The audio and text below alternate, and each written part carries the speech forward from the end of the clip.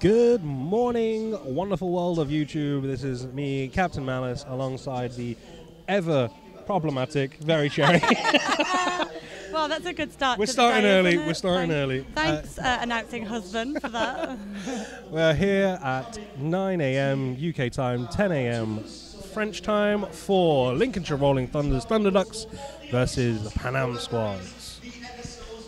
So we are ready to announce the team, and in yellow today, again, it is going to be Panam squad. And let's go to the roster.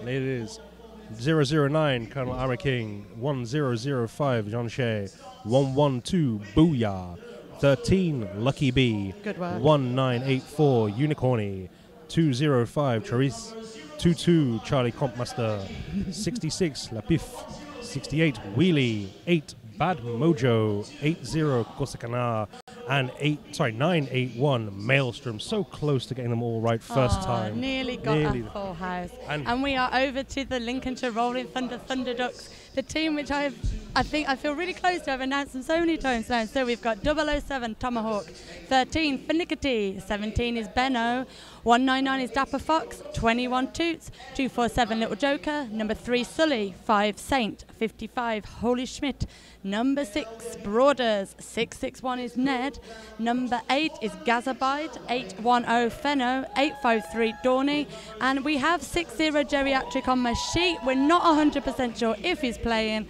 but you will probably see it with your eyes before I see it with mine. I can see him through a crack in the referees, not in uniform, eating a banana on the bench. Oh, okay. Well, I mean, that could mean anything, to be fair. It could just be a late addition. I can also see a lot of refs eating bananas. It is a banana frenzy in the house this morning.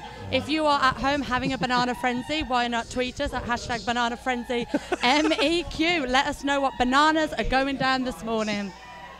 Do you want to hear a very stupid banana fact? Go for it, babe. You know, artificial banana taste is different from real bananas. Okay. So it's based on a type of banana that's dead, doesn't exist anymore. It exists. The Cavendish banana. Oh. I know. That's why banana sweets taste amazing. So if they made like a version of like your granddad, but he's dead, that type of thing. It's a bit dark. Thanks for that. I am a bit dark, if you not noticed. You are a goth. Good morning, everybody. Hope you're having a lovely family day. And if you are seeing your grandparents later, give them a cuddle. All right, so let's look at the outs we've got here, because this is very important. To have a chance at going to Wales for the MRD Championships, Lincoln have to win. Have to win. Have to win. No messing. Gotta win. And to be safe in case of a possibility of Lincoln, New World Order, and Toulouse all ending up on 3 wins and 1 loss. They need to rack them points up. They need that differential. So here's the question for the Thunder Ducks here. If they go 100% all out ducking hard, just for that differential, are they going to gas themselves out for the game against New World Order, who've looked very impressive today? Risky, innit? It's risky business, babe. Risky business. Risky business. That's why we're not doing the skating. We're just doing the sitting down and chatting about stuff. Just the sitting on our bums bit. I mean, we've not even had a banana because we don't need one. No. But we have had a lot of coffee, which I think already explains why you can't be trusted. I can't be trusted, to be honest. Let's be honest. I mean, we learned what some of the Panam squad names actually mean in like real English words. You mean French words aren't real? No, I did not say that. Everyone calm down. But number 22, I won't be able to look you in the eye. Yeah. any of them. Too much for confusion. Le Pif, no one knows what it means. No one's told us anyway. But joncher is a vulgar French term for being constipated, but it's often used to mean that's very difficult. Aww. So, and the games he's had have been very joncher. This is, I am very joncher, let's be honest. Poor Ratty. I found my spirit animal. Okay, on track though, we do have, I think that is Fenno, who's looked very impressive so far this weekend. He has indeed. For Lincoln against La Pif. And Lincoln are in the red and white today, so they look a little bit like England, which is good because they are English and there's English team players in there. And Lincoln, I'm going to say it again, in Lincoln is from the north because I'm from Birmingham and they are north of where I live. Chemical is very angry about this argument. He can chill his titties, man. Back on track, Fenno trying to find a way through the middle, but down the inside line, bundled to the floor. He does get lead jammer, is La Pif. And we are straight away into some penalty trouble for Lincoln as we have got... Dapper Fox. Thank you, Mr. Fox, having to sit down in the penalty box. But Fenno, God, Jerry, get a grip. Ooh. Fenno has made his way through the pack. He's now been awarded lead, so I don't think wrong. there must have been... The tweet must have been the penalty for Dapper, yes. Not for lead, but Fenno... That's right, babe. We all make mistakes. That's fine. And Fenno is knocked off, calls it off. I think we are going to see a lot of quick play, a lot of smart play, and a lot of I don't know, like not going in there to discuss not too much the risky jam business. Referee. Oh no, skating out of bounds penalty for Fenno. I thought that might be what's caught up in there. Homo, you did it straight from the outside, very very quick to the jam referee. Go, when did he call it and when did he go? So that's interesting there. They gets the point, but he also gets 30 seconds in the books. And Jean We're going Shea, into an official review now, just to make sure that we're all cleared up. Sorry, an official timeout. That means I don't have to get up. Yeah, stay sitting down. So now we've got two of Lincolnshire Rolling Thunder having a sit down in the penalty box. That is Dapper Fox, who got a penalty right at the start of the jam, and it is Fenno, who is now the jammer, sitting down, which means Panam have got a good start in this second jam to rack up some points for them, because points are really important for everybody today. Yep. Very, very good to see OPR communicating fantastically well with the inside referees to confirm these details and make a very strong call there. Indeed, and a little bit like I am always talking about how great the blockers are. The refs, OPR is not the rookie position. Oh no, they are so well needed. So holler out to all my beautiful referees. Totes love my OPRs. I totes love all of them. Jean Shea not having a Jean Shea time here as he's going straight through for lead. He is lead as we've got Dapper Fox coming out of the box. So it is a bit of offense from Compmaster and Jean Shea for 5 points.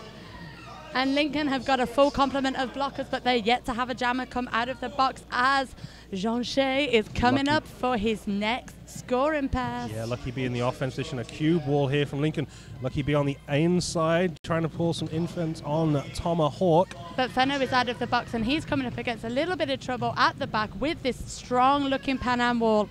Yeah. As I walked into the venue this morning... lovely shoulder check by Booyah. Sorry. It's fine. As I was going to say, walked in this morning, both teams doing a really quite vigorous warm-up. They both are going hammer and tongs to win this game. This is the thing. On paper, this was the game Panam had a chance of winning. And as it stands, this is the one Lincoln need to win. Jean Shea on another scoring. Oh! They could do nothing to stop Jean Shea there. He went through like a bullet. He was not having any backup problems. Oh, no. Good 10 points for Jean Shea there and Panam squad in that second jam. Is it only the second jam? It's only the second jam. Sitting next to you feels like a lifetime. I'm only joking. It's sad but true. Sad but true. That's a bit of Metallica for the morning. back on track. Looks like we've got Saint there with the star. I'm glad you can see the jammers. I can just see his face. I can't see anything from here. He's one of the few who's clean shaven, so that's my best no, way. Sully, he looks like he's had a shave. I mean, I'm not keeping up to date particularly with everybody's hygiene, but I did notice a fresh-faced Sully this morning in warm-up. Aerodynamics. It's for aerodynamics. Good work. Oh. Is that what all that Vaseline's for as well? Perhaps. And we have got penalty trouble for Panam as Chorizo goes for a sit-down in the box, which means the Saint is the only active jammer on the track. We may well get a lead change, and I think this is how this game is going to go.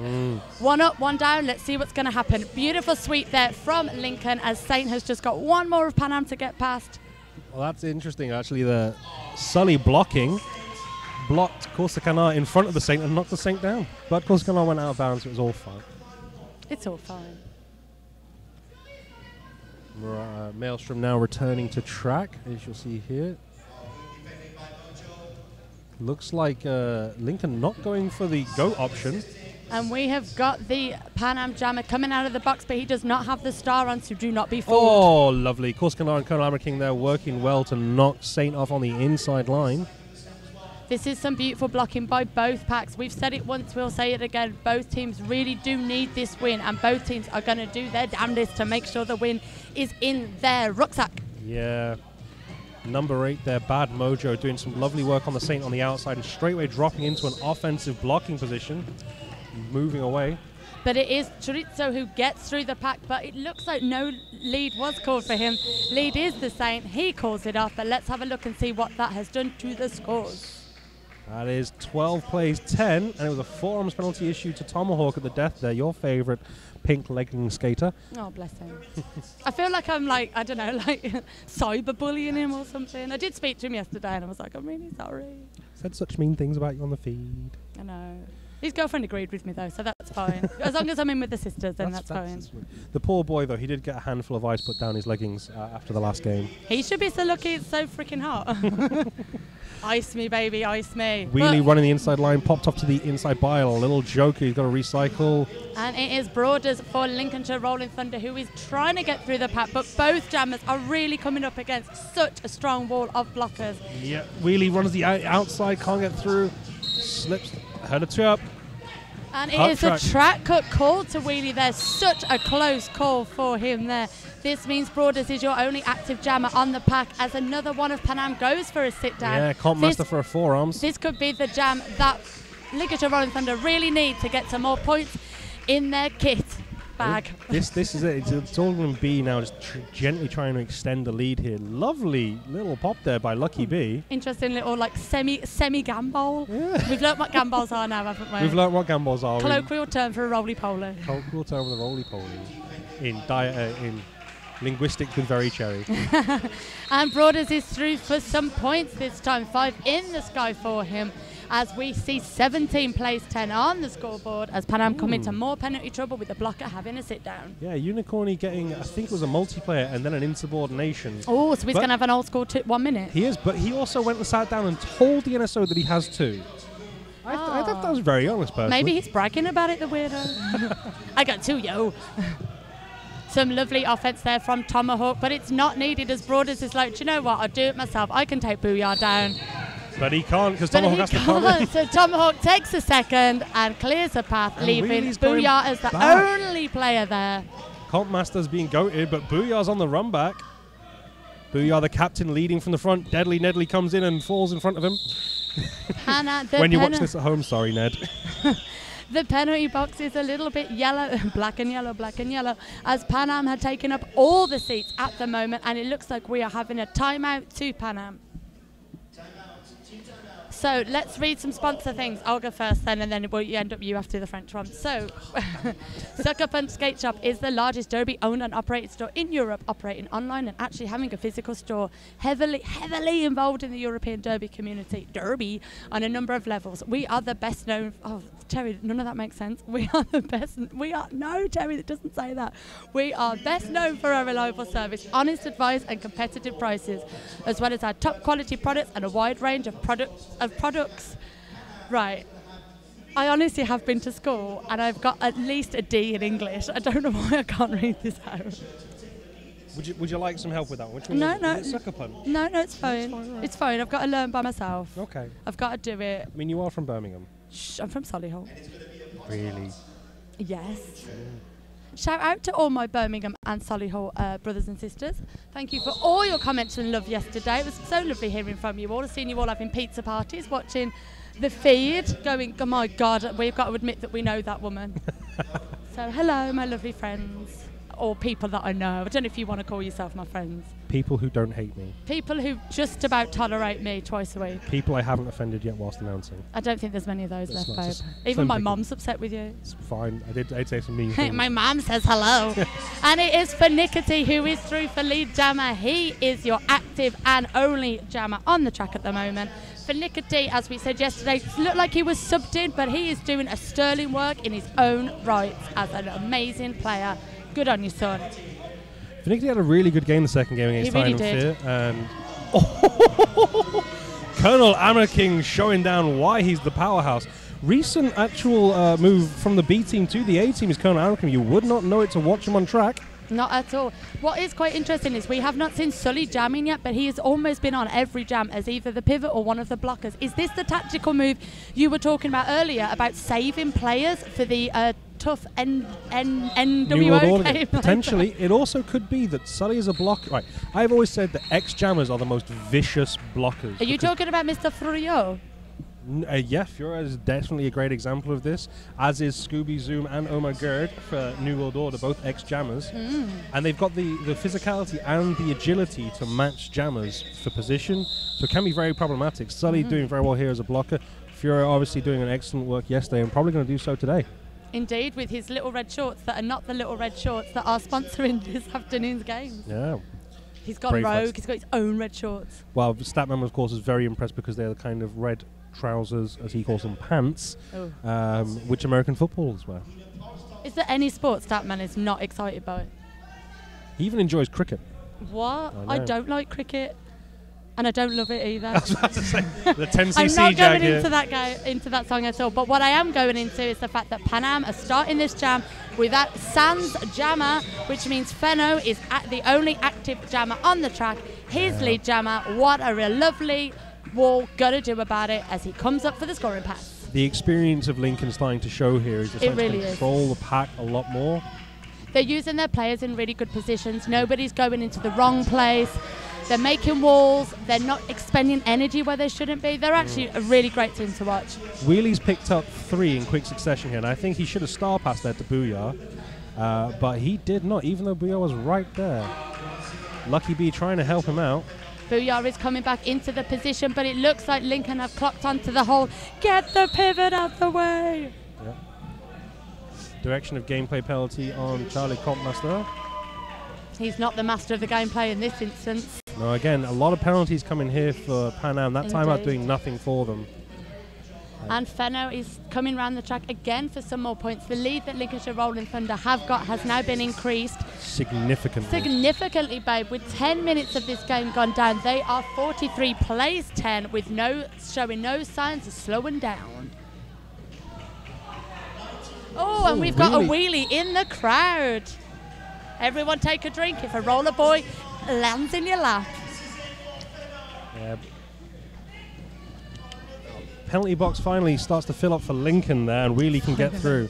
Well, in the sense that they've been very clean for quite a while. Not in the sense I'm hoping for them to get penalties. Yes, finally it's happened. Good. Sit down in the box and be naughty. Tomahawk here doing some amazing offense for Fenno as we go into the last couple of seconds of this jam. What will happen, is it looks like the Lincolnshire penalty box will empty, which means everyone can start with a full complement with the next jam. And more importantly for Panam, they can get Wheelie off track, who had Sit down. He had three bad penalties there. Although sometimes maybe it's just best to get them all out the way in one go. Well, this was it. Look at go to the buffet, fill your boots, Forbes, who and picked then up sit 6 within the first 33 minutes or so of the game against New World Order. He was clean for the rest of it. We've all done it. Yep. Oh, we're having an official review, it looks like it. Off your seat, Cherry, and in you go. Tatty buys. Oh. Score standing 56 points to Lincoln, 14 to Panam squad. Big 27-point jam there for Fenno. I think potentially one of the largest we've had this weekend. So Zero of High Roll tweets, nice to see Team Island Superstar for Nickety on track. He kicked me in the stomach at Sci-Fight, but he is actually the best guy. That's a bit harsh, kicking people in the stomach. Nickety again having a pretty good weekend in the 2 games he's played here so far. And let's see what we've got on the YouTube chats. I'm on the YouTube chats. Two people. Doug. Oh. It would be nice if the announcers could speak English. I'm fairly sure I am speaking English. I did have someone complain they couldn't understand my accent. It's correct. Cheers for that, Fatis. I'm just going to go and be sad now. Thanks. I'm not going to talk to you anymore. So, Panam Squad is asking an out-of-play block on Fedor, who for them impacted on the number 1-3 Lucky B out of the pack. So that's why they are asking for an out-of-play block on Fedor.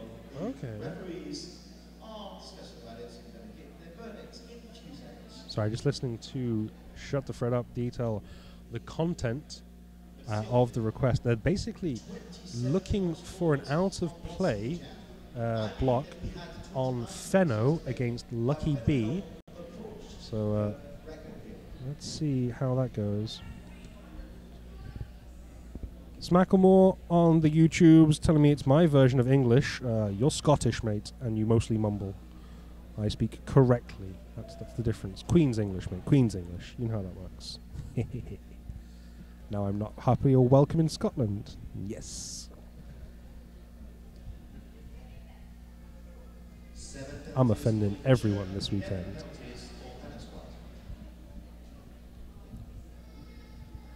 Very interesting couple of jams there. Very bad penalties for Panam. Definitely going to cause them some problems if that maintains. But trying to go for this here with trying to drag a penalty in another power jam. Jean Shea did very well the last time you had one. I'm going to give one to Le Pif. See if that helps. It's a long deliberation though from the referees. So let me tell you about, let's go with, well, we mentioned them earlier, My Little Red Shorts, the brand from Toulouse that makes well-designed sportswear, 100% made in France, conception, fabric and sublimation, and the workforce. Supplier of all the roller derby teams from Toulouse and of many cities in France and Europe. If you're interested for your own derby team or for any other sport, then ask for Braveheart and he will give you all the advice in the world. With My Little Red Shorts, you'll be dressed whatever your gender or size. Little Red Shorts is 100% South France made. Maybe. Looks like we're getting the decision coming in from Egomaniac.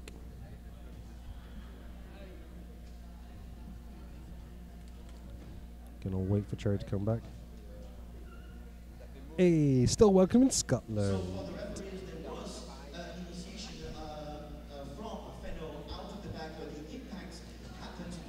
Cherry's coming running in with the news, Cherry's coming running in. Gonna tell me all about the official review. Hang on, let me put my ears on. Put your ears on. How much have you explained? I told them they wanted the out-of-play blocking penalty against Fenno on Lucky B. Yep. What was the result of that call? It was a hit, but the pack had been reformed, so it was all good. No penalties. The official review is lost. Everyone move on into the next 19 minutes of this half. As we can see, Lincolnshire have got 56 points. Panam have got 14. What are they going to do with this? As we've got a full complement of everybody on the track. And as I say that, a penalty is issued. Nice work, Chaz. Against Dory. Dory, I didn't even see what he did. I think it was a forearms. We have some track rats in front of us desperately cutting up some tape, so we're missing nearly a whole third of the track. Yep, so if anything happens on that corner, we really can't see. Another penalty for Panam, but there's already 2 in the box for Lincoln. The Piff at the front, all by himself with Sully and Gazabite in the way. And there goes Le Pif, lead jammer to Panam. Oh, we can see again now. Roller derby's in front of us. As the Saint takes a little hop, skip and a jump into the middle. As he is taken off the start, Sully is in a good position to take it. Yeah, but Sully wasn't paying attention, and the Saint got clattered by Corsa Canar. Oh, Colonel American just enough on the hip check at corner 4 to knock the Saint off. As Le Pif comes back round the track now, ready to score against what looks like a really tough Lincolnshire wall. Sully with a beautiful shoulder charge there, taking him out, recycling the jammer back round, leaving the Saint to be the hatless jammer at the front. Yeah, well, Le Pif may have been recycled. He does get bad mojo into offense for him. Sully and Mojo having a little bit of a scrabble at the back. I think I would want Bad Mojo coming to do some offense for me. He is killing it. He's very impressive this weekend, Mojo, as is Booyah for Panam, but there is Lapif picking up 5 points. 5 much-needed points. As we have said 1,000 times, points are so important, even if they do not. They do need a win today. They certainly do need a win. Well, Lincoln need the win to remain in contention. Panam possibly looking to win here, if anything, just for their own pride. They yet to win a game this weekend. But they had the 2 difficult games early on. Sully with the star pass now, but he has been given an out of play penalty. He is not penalty. the jammer. It was a failed star pass. Yeah. Even Statman is doing the hand signals. Hit the rumba. No. Ooh, went to leave the box. So that's going to be 2 minutes for... a minute for Sully now. He went to leave the box, so he should have been given a second 30-second jobby. And it looks like a little bit of arguing there from Bad Mojo as he's given a penalty. Maelstrom is given a penalty. Dapper Fox is given a penalty. But Lapif is picking up points, and that's what matters. This is very true. Everyone is going for a sit-down in the penalty box. This is what we discussed before the game, that the styles might make this very, very fractured and individual, and this works in Lapif's favour with a lovely bit of footwork here. He's certainly making the most of this rather fractured jam. But we do have the Lincolnshire Rolling Thunder Saint Jammer back on track. Oh, Colonel Amraking with the big shoulder. The big shoulder. The big shoulder at corner 3. And Gazabite and Dory trying to run back. Lapif is also hurting the Saint. As the whistle goes there, the penalty box has been emptied. It just leaves Rolling Rat sat there as the alternate ref, looking like he's in trouble. Gazabite's gone to join him for a failure-free form. Gazabite going for a sit-down, and it looks like we are having a timeout. Not an official review, I don't think, just a timeout. Timeout, but of course, we've got Toots coming in to query something here, you can see, but this is not an official review. That's fine. I don't have to go and be part of that just yet. No. Chin wagging with the head referee, Igor Maniac. There's a lot of ginger beards talking in the middle. I don't need to join that. No one needs I'm a bit scared of that. So that jam did wonders for Panam. Not so many wonders for their penalty board, which I did go and have a quick check on while that official review was happening. I think 3 was the most anybody had. So, okay, a little bit worrying as we're still in the first quarter of the game, but nobody's striking up as much as we did have yesterday. Wheatley picked up 3 and 2 jams, I think. He did indeed, but again, with the numbers are still not too high to worry about. Oh, here we go. Here's the penalty board. Let's have a nosy. Yeah, we've got 2 skaters on 3 for Panam, and I think... Move your hips, Mr. Official. Move your hips. Oh, just in the way. I think it's a 2. Maybe someone for Lincoln's on 2, or maybe 3. Yeah, so as I said, no one in so much of a worry, and Panam really racking up some lovely points there as we see 56 plays 34. First quarter of the game is almost over. Still plenty to play for. So hopefully you've had your potassium hit with eating your bananas, you've had an espresso, and you are with us all the way for today's roller derby extraordinaire. I'm going to continue calling him Dory because I like Finding Nemo. What is it meant to Apparently it's Dorney with an N. Dorney. Dorney. Hey, Dorney. Dorney. Dorney. Hey, Dorney, will you take out the trash? Is he from Dawn in Game of Thrones? Is that the joke? Maybe he works for, like, B&Q and in the door section. Perhaps. Apparently it's a reference to Donnie Darko, but there we go. That's Dorney. Hey, Dorney. Anyway, what is Brothers happening at the front. On track? Ooh, it is Brothers with the lead jam, but he has been closely followed by... Jean Shea, who was having a little bit of trouble. Getting a cut track. So much trouble, so he is having a sit down in the box next to one of his blockers, which means that Brothers has got the track to himself. Tomahawk is saying, calm down, everybody. It's still early. Even Torime Skidmore is, woe to the penalties, everyone calm yourselves. Which is true.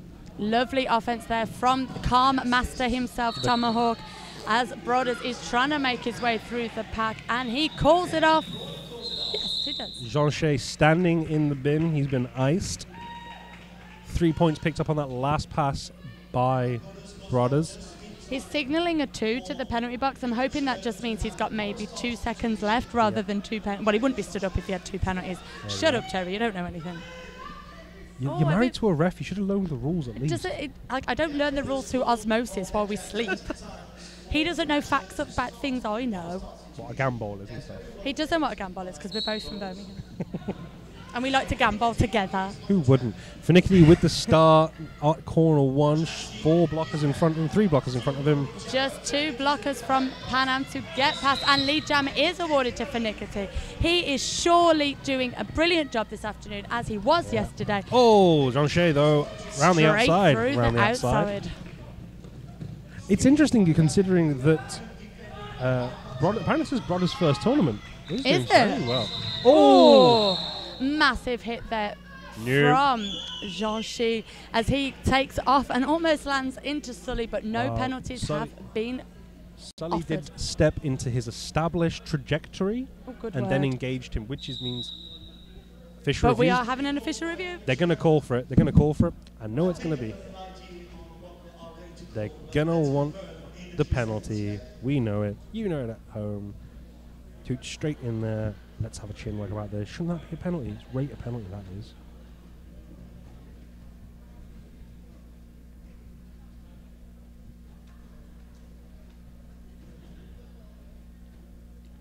The schedule has not changed. Yeah, I'm going to screw that up. I'm going to go with Mika Takari and hopefully get that right.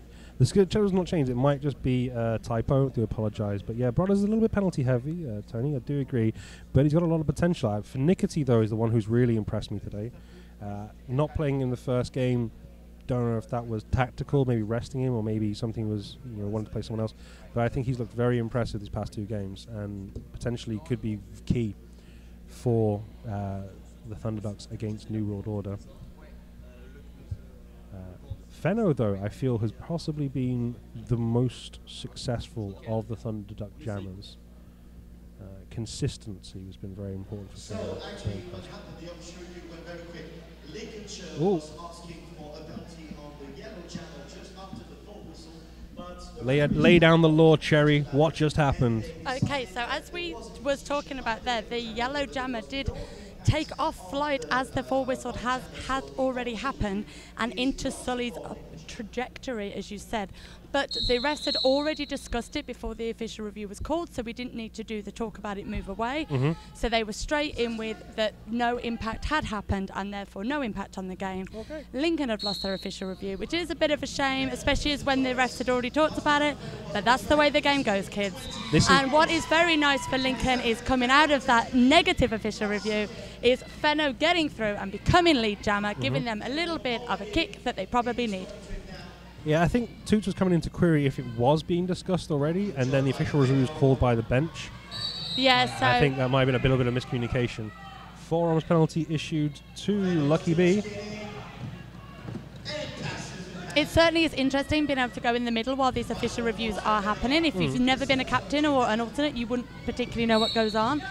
Panam wanted to talk, and they're not allowed. It's not their official view. They don't get to put their 2 pence in. This is the way it is. It's as a bench manager and former team captain, I always wonder if I'm invited here, why can't I say anything? Because it's not your party. Sharice going straight through a little joker here on the outside edge. Thank you. We're getting a lot of rosters delivered here. They're coming through thick and fast. We know who's playing every game now. Am I playing? No. Story of my life. And Panam have got a little bit of penalty trouble here. Again, come on guys, got it together. Get those pigeons in line as we see Fenno coming up against the 2 wall of Panam. Wheelie puts the shoulder in but can't wheel him off track. Hey! Nice. And Tomahawk doing what Tomahawk does best, which is some tessellating offense, wearing those striking pink legs. And we can see that Lincolnshire Rolling Thunder are up to 88 points, playing 34 at the moment. Sneaky little joker. Just draws the cut on Sharice, who's now sat in the box. With the panty in hand, I think we do need to mention. It is in hand, but he will be iced at the end of this jam and back for the next one. As this jam is about to end. It's Flo who's talking to me. Definitely agrees with me that Finicky has definitely stepped up his game. It's Sully's big sister. Aww. Former bench manager of LRT. Hello, Hi, Miss Flo. Sully. Miss Sully. Miss Sully. I assume that's her name. The last time I talked about Sully's family relationships. I got in a lot of trouble for getting it all wrong. Is that because you talked about his mom again? No, I got it wrong. You look like a man who can get in trouble with mums. Hi, Mrs. Sully. Miss Sully. It was legitimately his mother who tweeted in, because I thought that he and Giggity were brothers.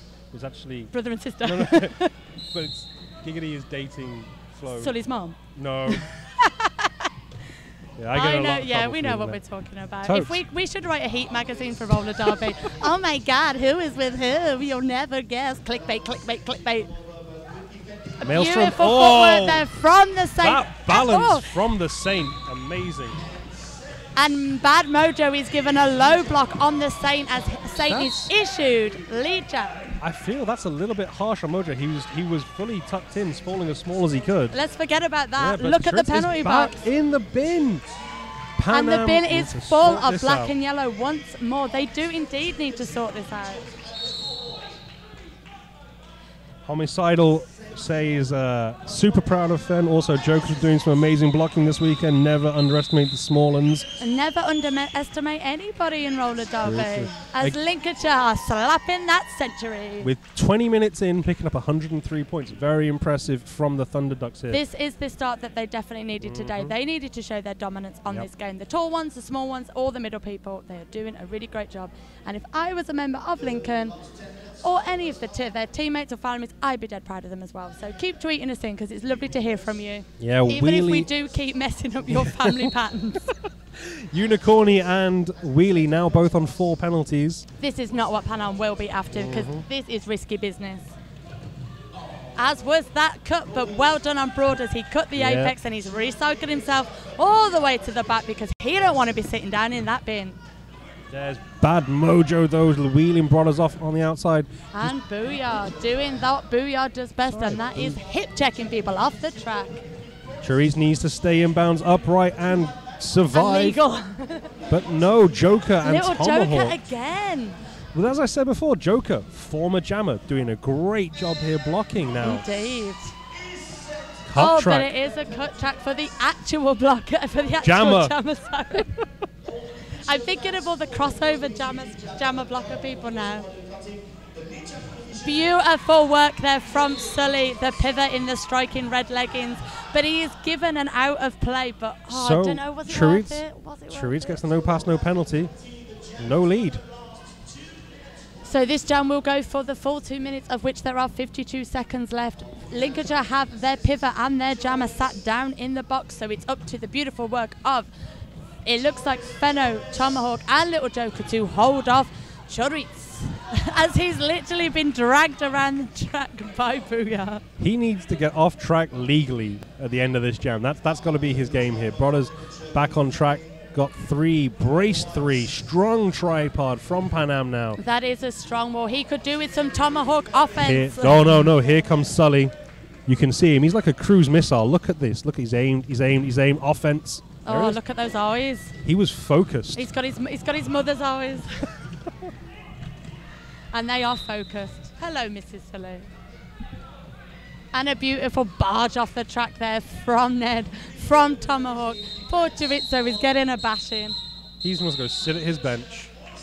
And it looks like we might be having a little bit of medical attention needed for the Saint, as he's on his knees at the side of the track. Brothers, my apologies. Bless Panam coming to check that he's okay. Head ref Eagle Maniac checking that he's okay, but he's going back to his bench. He probably just needs a little sit down and a sip of some Ribena. Other pops are available. I do like Ribena. I do as well. You know, if you're hungover, strawberry Ribena every time. I'm all about the Lucasade personally. There we go.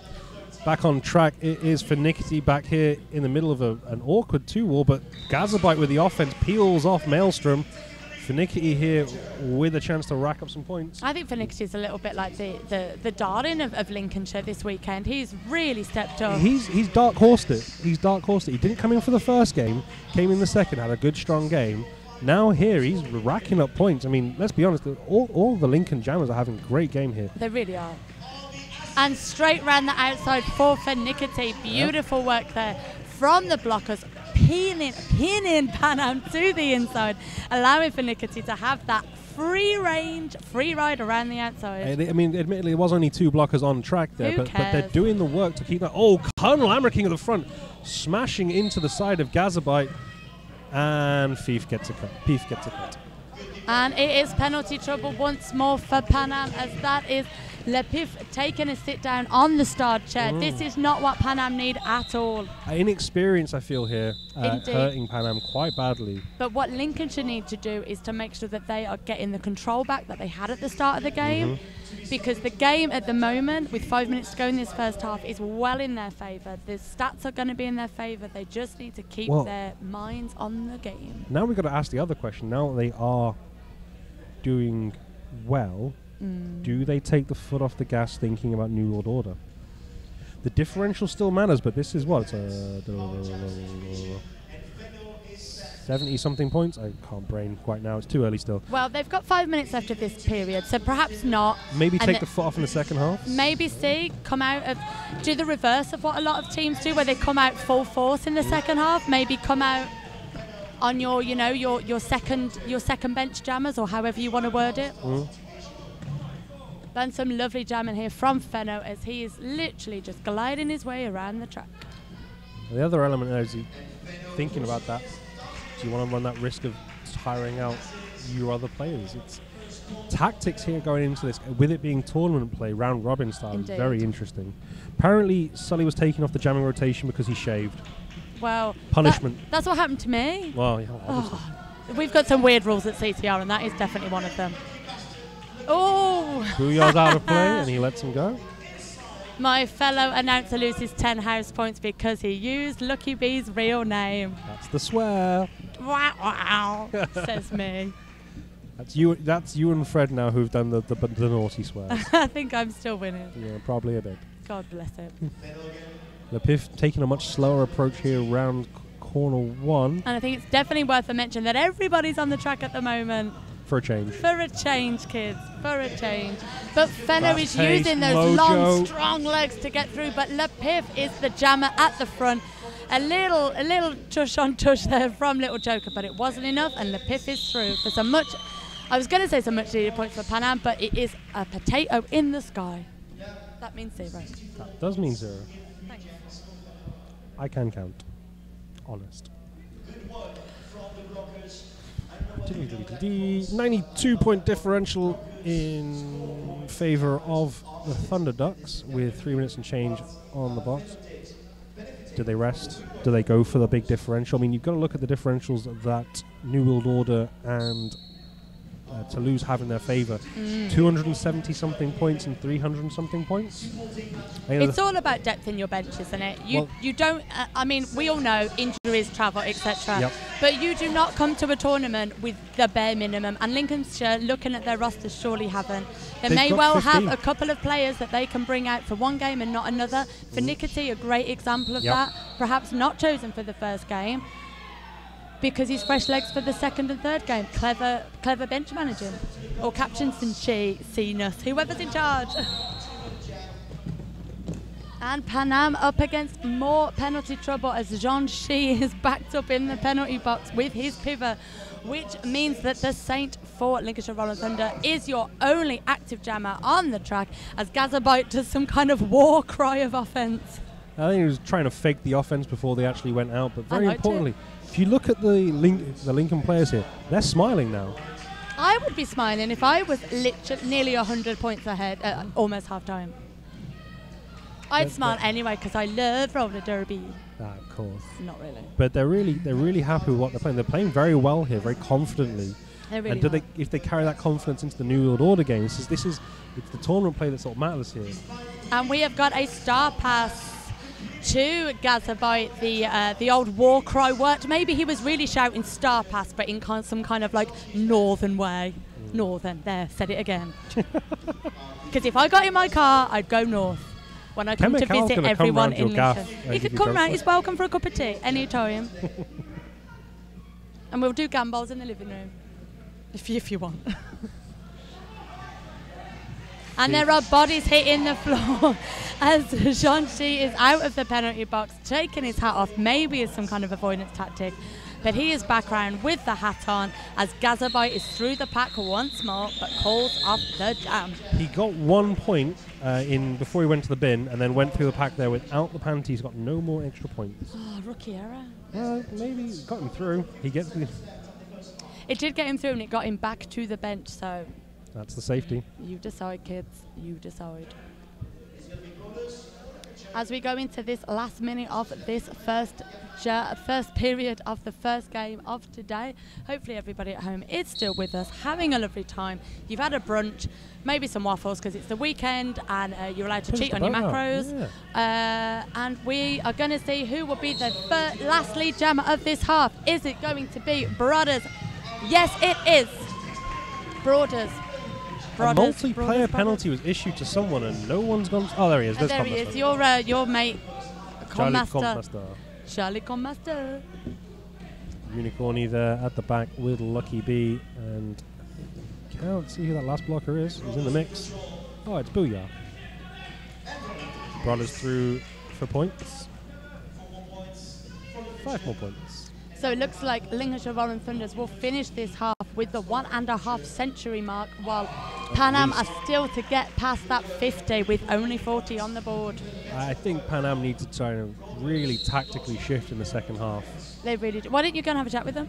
I'm not allowed to. I have to be impartial. That is very true. And we are having a little bit of penalty trouble for Lincolnshire as Tomahawk is going for a little sit down in the penalty box, as we have had a star pass to Lucky B, who hockey stops right in front of Benno, and that ends the half. We are now at half time. We'll be back with you in approximately 14 minutes to carry on with this very, very intense game. See you in a bit. Tatty buys.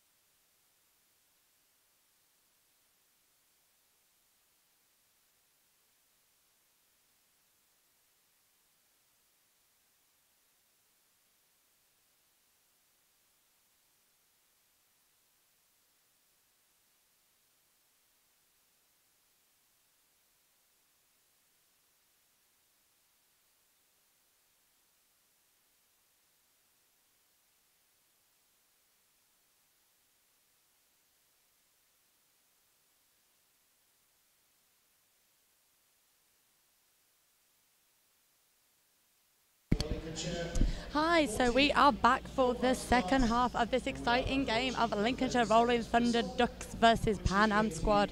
The score is 158 to Lincolnshire and 40 to Panam.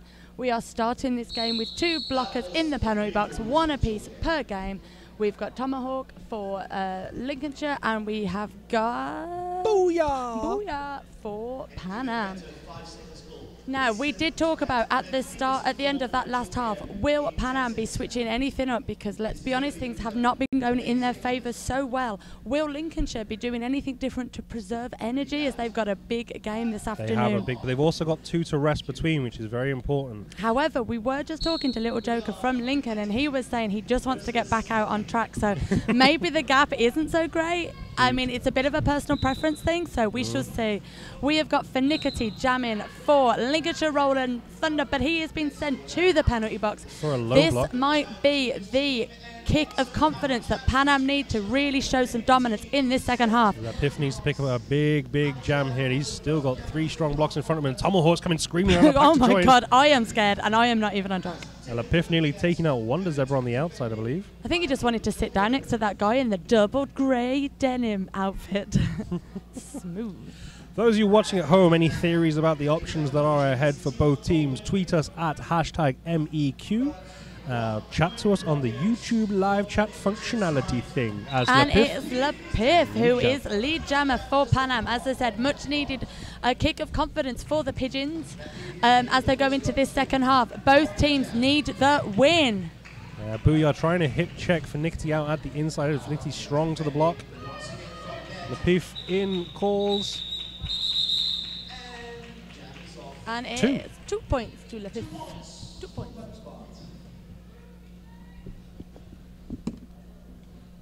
The refs are having a chat in the middle. What's it about? If they don't do the love heart, it means I can't run in the middle. Zero of Hyrule says no one puts Finnicity in the corner. Nice. But they do put him on the penalty box when he gets a low block. That did happen. Well, because them are the rules. I've realised who I think Finnicity looks like. Okay. He looks a little bit like Duff from Guns N' Roses, but a much healthier version. Because let's be honest, Duff's had a few shandies in his life. Just a few. He's turned it around, God bless him. But that's who he reminds me of. So please take that as a compliment, because it was meant that way. And we have got a misconduct to Jean-Chi, as he is sitting down as the Panam jammer. This is not the start that they were after, as Fenno, who has been doing a fantastic jam-o job for the Lincolnshire Rolling Thunder Ducks. I believe his previous 3 jams got a combined 64 points. So close to that 69 that we're all after. It's the gag. You don't want to be gagging. Oh. PG show. Good morning, everybody. I'm Very Terry. Doug Hisgrave on the YouTube chat wants LRT to roll heavy and get that differential up. Roll heavy, I roll like it. Heavy. Tyne and Fear are playing twice today. Yes. You may need to double check the timings that are on the board, but if anyone has any queries, they're not playing the next game. They're playing games 3 and game 5. Hi Frida, thanks for loving our work. We appreciate your kind comments. I'm pretty sure that Sutton Impact will have updated the world with some kind of like multinational time zone map. So go check him out. And Fenno calls off the jam there. It is 5 in the sky for Fenno, potatoes for Panam squad. Jean-Che gets the potato. I'd love a potato, I'm so hungry. And whilst we are talking about being hungry, a shout out to Chile Ofrochete, who are not only selling beautiful paleo-inspired food here today, they have been looking after all of the officials, all of everybody, making sure that we are all fed very well. No, Zero, I have never seen Finnicity and Duff at the same time.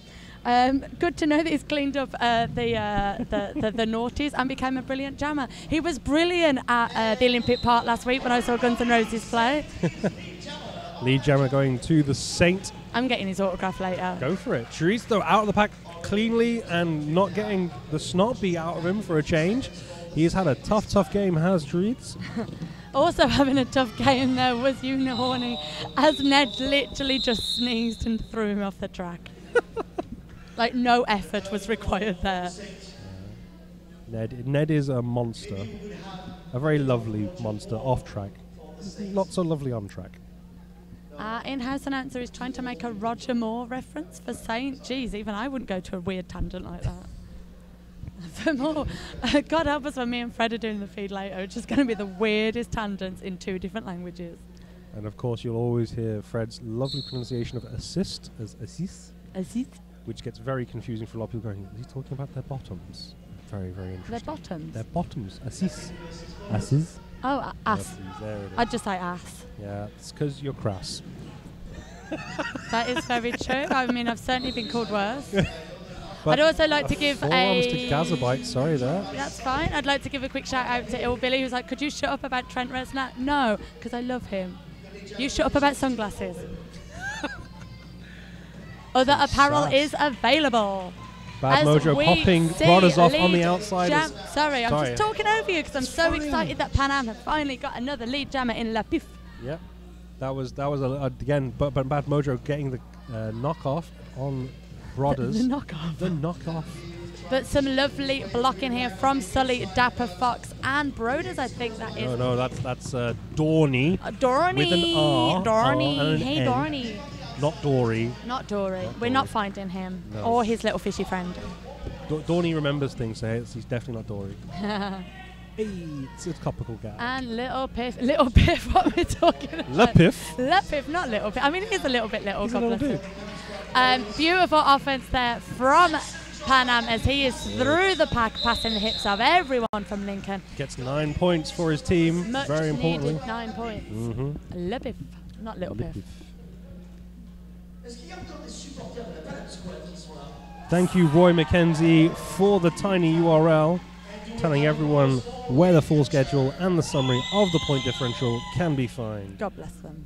Thank you, Roy McKenzie, doing our hard work for us. Roy McKenzie the Tyne and Fear jammer? No, that's just Cammy McKenzie. Oh. Cammy Kenzie. I don't know what his Who knows? He could be a Dave. Probably a Dave or a Kevin.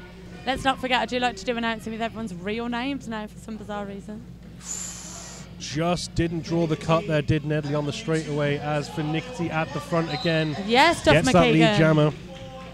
And Little Joker straight through the pack, ready in a defensive position, takes Jean-Chi off the track, recycles himself a background. He's having a stormer of a game. Joker? Yeah. Oh, yeah. What a powerhouse he's turning into as a blocker. Always where he needs to be. Finicky here being now dragged he's being back cuddled by Jean-Chi. Gentle lean. Gentle lean, big cuddles. Oh, beautiful offense by the Lovely. captain. Booyah. Saw Tomahawk focused on the hold and just cleaned him and Joker out for Jean-Chi. Such good offense that even Statman gave him the unbiased clap. You can appreciate good derby without picking sides. You can indeed. Yes, you can. But yeah, Finicky having a cracking game as Holly Terra tweets, generally so incredibly proud of the Mister at this weekend's MEQ tournament. He's worked so hard and it's really showing. Go on Fen and LRT. Is Finicky a Team Island player? He is Team Island, as was tweeted earlier by Zero of Hyrule. Very nice. Yeah. So we are seeing international roller derby this afternoon. Well, this is, you've got to take into account almost every team here has an international rostered player. Indeed. I think that's where I'm getting a little bit confused with Toulouse and Panam, because I'm like, Team France or France. We don't need to call them team. We know they're a team. Some beautiful twisty turnies there from Fenno. He is lead jammer, but he has been recycled to the back of the pack thanks to some lovely blocking from the Pigeons. Just has to get through really to force a call, but Sully shutting him down the inside edge of the corner. Bad Mojo again using those bad shoulders, really holding off the jammer. Joins there by Wheelie and Unicorny at the front. Sorry, not Unicorny, I do apologise. Maelstrom's there. Maelstrom. Sully just doing the bridging. If in doubt, babe, just put your arms out and bridge. I'm big. I'm a bridge. Oh, star pass to Colonel Hammer King. Nice. This is what we want to see. But he track. has been cut. He is having a sit down. He's asking the ref, am I the jammer? Yeah. Yes, you are. Well, no, he's asking if he cut before he was given the star, which is a fair question. It is. No, it's good. And it's nice of the ref to answer the question and not faff about with insubordinations. He's asking a proper question to help with the game. And that's this is the conversation now as Homo didn't going in to confirm. Yep, that's fine. And this is what we like to see. The good, honest communication between refs and players, because we all just want the game to move on correctly. Facilitating gameplay correctly. And now what we're also seeing is two very bearded tall men hugging each other. If that's your thing, ladies and gentlemen, check out my Google history. That's pretty much just roller derby, men's roller derby, large bearded men hugging each other and sweating everywhere. It could be said for the same for the women's, let's be honest. That's your comment, not mine. Hey. Look, if you shave, you don't have to jam. We know the rules, but if you want to that jam, is how the rules work in Lincoln. Out. Only people with mustaches can jam unless they're the Saint, who is clean shaven. Oh, and he is cleanly hit by Booyah off the track. A lovely recycling job from the Panam blocker, who is having a bit of a storm of a game this afternoon, or this morning. It's still only 11 a.m. Apparently Roy Mackenzie, it sounds very much like an Anglican name. It's plays the Mannequin Beast in Brussels. I love the Mannequin Beast, one of my favourite logos. Yes. There's that lovely wireframe bear. Oh, it's beautiful. All really right, chill out. All right, I've got appreciation for a good logo. Yeah. It's very lovely. Mannequin Beasts are lovely, as are Brussels. They came to play us once, the ladies team. Very, very lovely bunch of people. And it is a forearm given to Booyah after we just gave him some props. So that means we must stop being nice to people. The Saints struggling here, getting beaten around by Comp Master and Lucky Bee and Unicorny at the front. It's a 3-on-2. Star pass to Tomahawk. Yes, this is what we want to see. Use those pink legs. Yeah, lovely work. The Saints star passing and instantly going on offense for Tomahawk. And that's what you want to see. It's so annoying when you see a star pass and then the jammer's just like, phew, glad I've got no more responsibility. Well, I've done my thing. My responsibility is done. I'm just going to have a sit down. And Tomahawk is giving us the fingers. The guns. We've had the Tomahawk finger guns at corner 2. This is what we all want, kids. This is what we paid our entry fee for. Finger guns or nothing. And let's not forget we have got, what's his name now? It's Colonel Amerking racking up all the points. He is racking up the points for Panam. Obviously been in the blocking position for most of this tournament. As I said before as well, sorry to interrupt you. He recently transferred from the B team to the A team. He is a killer bee. He's looking every bit the part of an A team skater here. He also looks every bit like the part of Caheed and Cambria. It's a beautiful, beautiful mane of hair that he has. I just nodded then. That's no use on a digital feed, is it? Verbal nods. Yes, I am nodding. Yes. I am nodding. Yes, indeed. Yeah. It is lovely hair. I wish to stroke it, perhaps. I don't know. He's probably a bit sweaty. Maybe if he put some Bestis in. Or just has a wash. Yeah, you know. But I would quite like to stroke a mane. 0 of Hyrule. I am not repeating that on the feed. What's he said? Let's have a look. It's not good. Is it not for my tender eyes? Oh, Lapeef takes lead jam, though. 0! I don't even know what that means, you dirty Gertie. We're so innocent. Burn my eyes, you dirty troll. At the front, Brothers makes his way out of the pack. And Maelstrom gets a forearms and a back block on Lapeef. Everything happening all at once. Everyone from Panam is going to the penalty box. It's all or nothing with Panam. I like their attitude, but not in a penalty sense. The team wins together, they lose together, they go to the box together. They all go for pizza together, because that's the only restaurant around here. We're in the middle of an industrial estate. Mackey's and a pizza place. God bless them all. The Saint at the front on the chest of Bad Mojo with Corsicanara in support. Brothers, not the Saint. They're so similar looking. I bet they're not really when they put their clothes on. Well, apart from their faces, they look just the same. Maybe they are the same. Just different faces. They might be brothers and sisters. Might be learning. Not sisters. And everyone from Panam has joined us back on the track. Lapeef has taken off the star. And Maelstrom is near him as the pivot, but now he's been recycled back round from Sully, clean shaven, blocking like a demon. Must be that extra Vaseline you've put on. Look how happy he is, smiling. Hiya, everyone's waving at us for some reason. Don't look at us, we're not going to help. In fact, we're probably a hindrance to roller derby. We don't even know what's going on. No, don't trust us. The Piff here stuck behind a bad 3-wall of Lincoln. Where's Bad Mojo doing your offense? That's what you need right now. Bad Mojo's having a sit down. He's worked hard. Oh, Bad Mojo. Sully's putting his hands in the air like he just don't care. Is there a party over here and a party over there? It's a bit early for a party, babes. I haven't even had a tequila yet. Oh, sorry, apologies. Bad Mojo was at the front doing all the blocking. That's where he was. All the blocking. And now Sully's at the front doing all the blocking, but it's in that bit that we can't quite see. This is nearly the differential that Toulouse put up against Panam in the earlier games. This is Very interesting. Very interesting considering the games that are coming up. Ooh, the tension is real. I'm just been distracted there by Shut the Fred Up, who was doing some weird audience interaction. He made a joke about Sully driving. Is he too young to drive? Potentially. Aww. I believe he drove down himself as well. He wasn't one of those who got on that fancy flying plane thing and flew I down. got on a flying plane thing. A flying plane? I got in the seat, you know, where you have to save everybody. Well, I'm so glad I wasn't on that plane. And then I got a gin and tonic. Whee, not for saving everyone like Ratty, but Are you allowed to have a drink if you've got to save everyone? it's only one. I look like a woman who can take on a double beefeater and still save the world. Or at least, you know, open the hatch if needs be. Still waiting for it. By the way, we're in the middle of an official review. Again, I think, to be honest, this official review might just be for everyone to hydrate, an official hydrate. Well, the referees have been instructed. They are now to hydrate themselves using isotonic drinks because of all the dehydration. And possibly, we've had a couple of refs, I think, we had one ref swap-a-roo. Yep. Which was, I think, due to basically being without salts. Get those electrolytes down, yeah. Have some salty crisps. I have got a big old bag of fake Pringles ready to go. Crack them out, I'm starving here. No one wants to hear that down the mic, they do that. Also, everyone at Manchester Royal Derby will tell you I do not share food. I'm hungry. I don't share food. I will wrestle you. You'll lose. I won't. You will. I'll tell you, Mum. The fight will be on after this game. On pay-per-view, because I need to buy some food. And the score is currently, let's go back to Roller Derby, you freak. It is 194 for Lincolnshire Rolling Thunder. Thunderducks, they are very close to double slapping the century, while Panam squad are still stuck with that 65. They really could do with racking up some more points. Even if they don't get the win, some more points would certainly help their confidence in this tournament.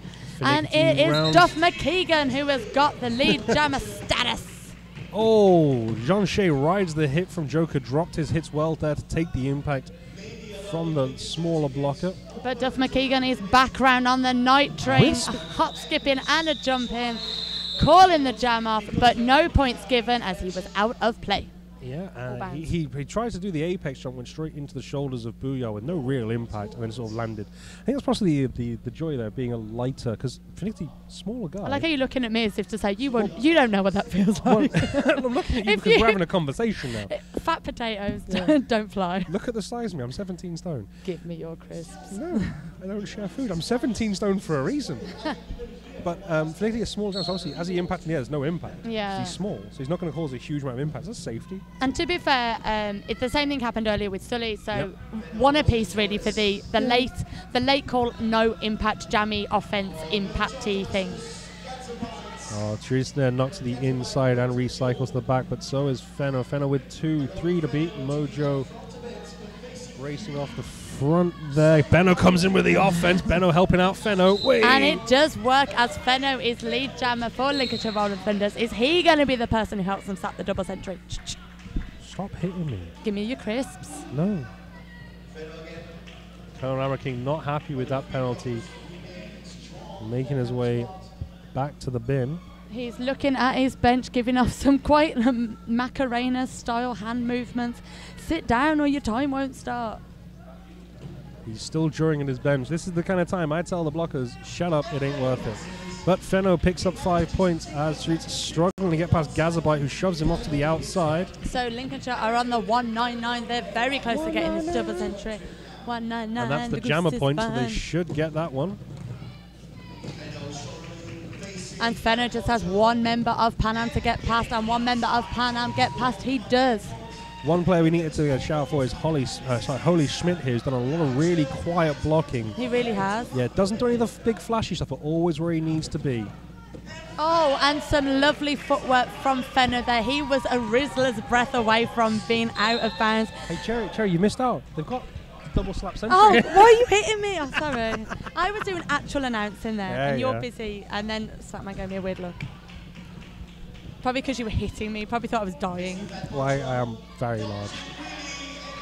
Another big score for Fenno here. Again, fantastic game, this one for Fenno. He's racked up. God, it's got to be nearly 100 points himself at this rate. He's got a big rack. There is, walking past, we have one of the famous Shref Made Me Do It t-shirts. Oh, I hate those t-shirts. Because Shref made you do it? No, because Ratty's got one, and then I just hate it when I see it. It just makes me think of all those times where I've been like, oh, boys. Hi, Shref, by the way. Thanks for almost making my husband get arrested, or, you know, some kind of STI or something. Zero of Hyrule coming in now with the PG gags with Knock Knock Knocking on Panam's War for Nickety's Guns N' Roses songs. God bless you. I do like it. People who are getting my references. I know they're all from like the late 80s, early 90s. I thought you were really young, Cherry. Yeah, but my reference, like, you can still reference. And also, good music is timeless. Tomahawk doing some really great defense there. Which is totally Ned illegal. Doing some really great defense. I didn't say it was legal, I just said it was really great. As we see Lepif lead Jammer with the Saint through as well. Is Lepif going to just run through and call it, or is he going to keep on going? And he calls it off before the Saint has opportunity to score, which means Lepif has got to the 69th point for Panam. Way! Everyone out for the tequila and snog the person next to you. I believe Fat Raz asking you to tell that Shref story. No. No. Cherry's just looked at me like shell-shocked and gone, no. No. I've heard enough story about Fat Rat as well to know never to let Fat Rat tell stories. And never to go out drinking with him again. Or even in the same country. Yeah, probably just avoid being in country. Yeah. It's probably wise. So Panam are starting this jam with the blocker advantage. Significant 2-on-1. What are they going to do with it as Jean-Chi is being recycled to the back, which means Fenickety of Duff McEgan is at the front, but still coming up against an amazing wall as we see Jean-Chi rewarded as lead jammer. Credit where credit shows there. Fenickety doing some good defensive jamming, holding off Jean-Chi early, but couldn't manage to take full advantage of the run back. But Fenickety is through the pack now, but Jean-Chi has made his way through for the scoring pass.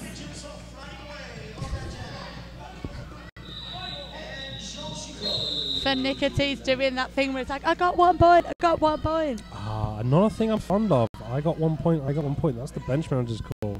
You take that to the bench manager and ask him, did I get that point? I don't care enough about 1 point, go away. Well, every point does matter. It does look like Lincolnshire are coming into the middle. Beth Lord is in the middle having a chit-chat. It may well be about that 1 point, but I think she's been told to go away. Like, do you want to make an official review about this? Yeah? No.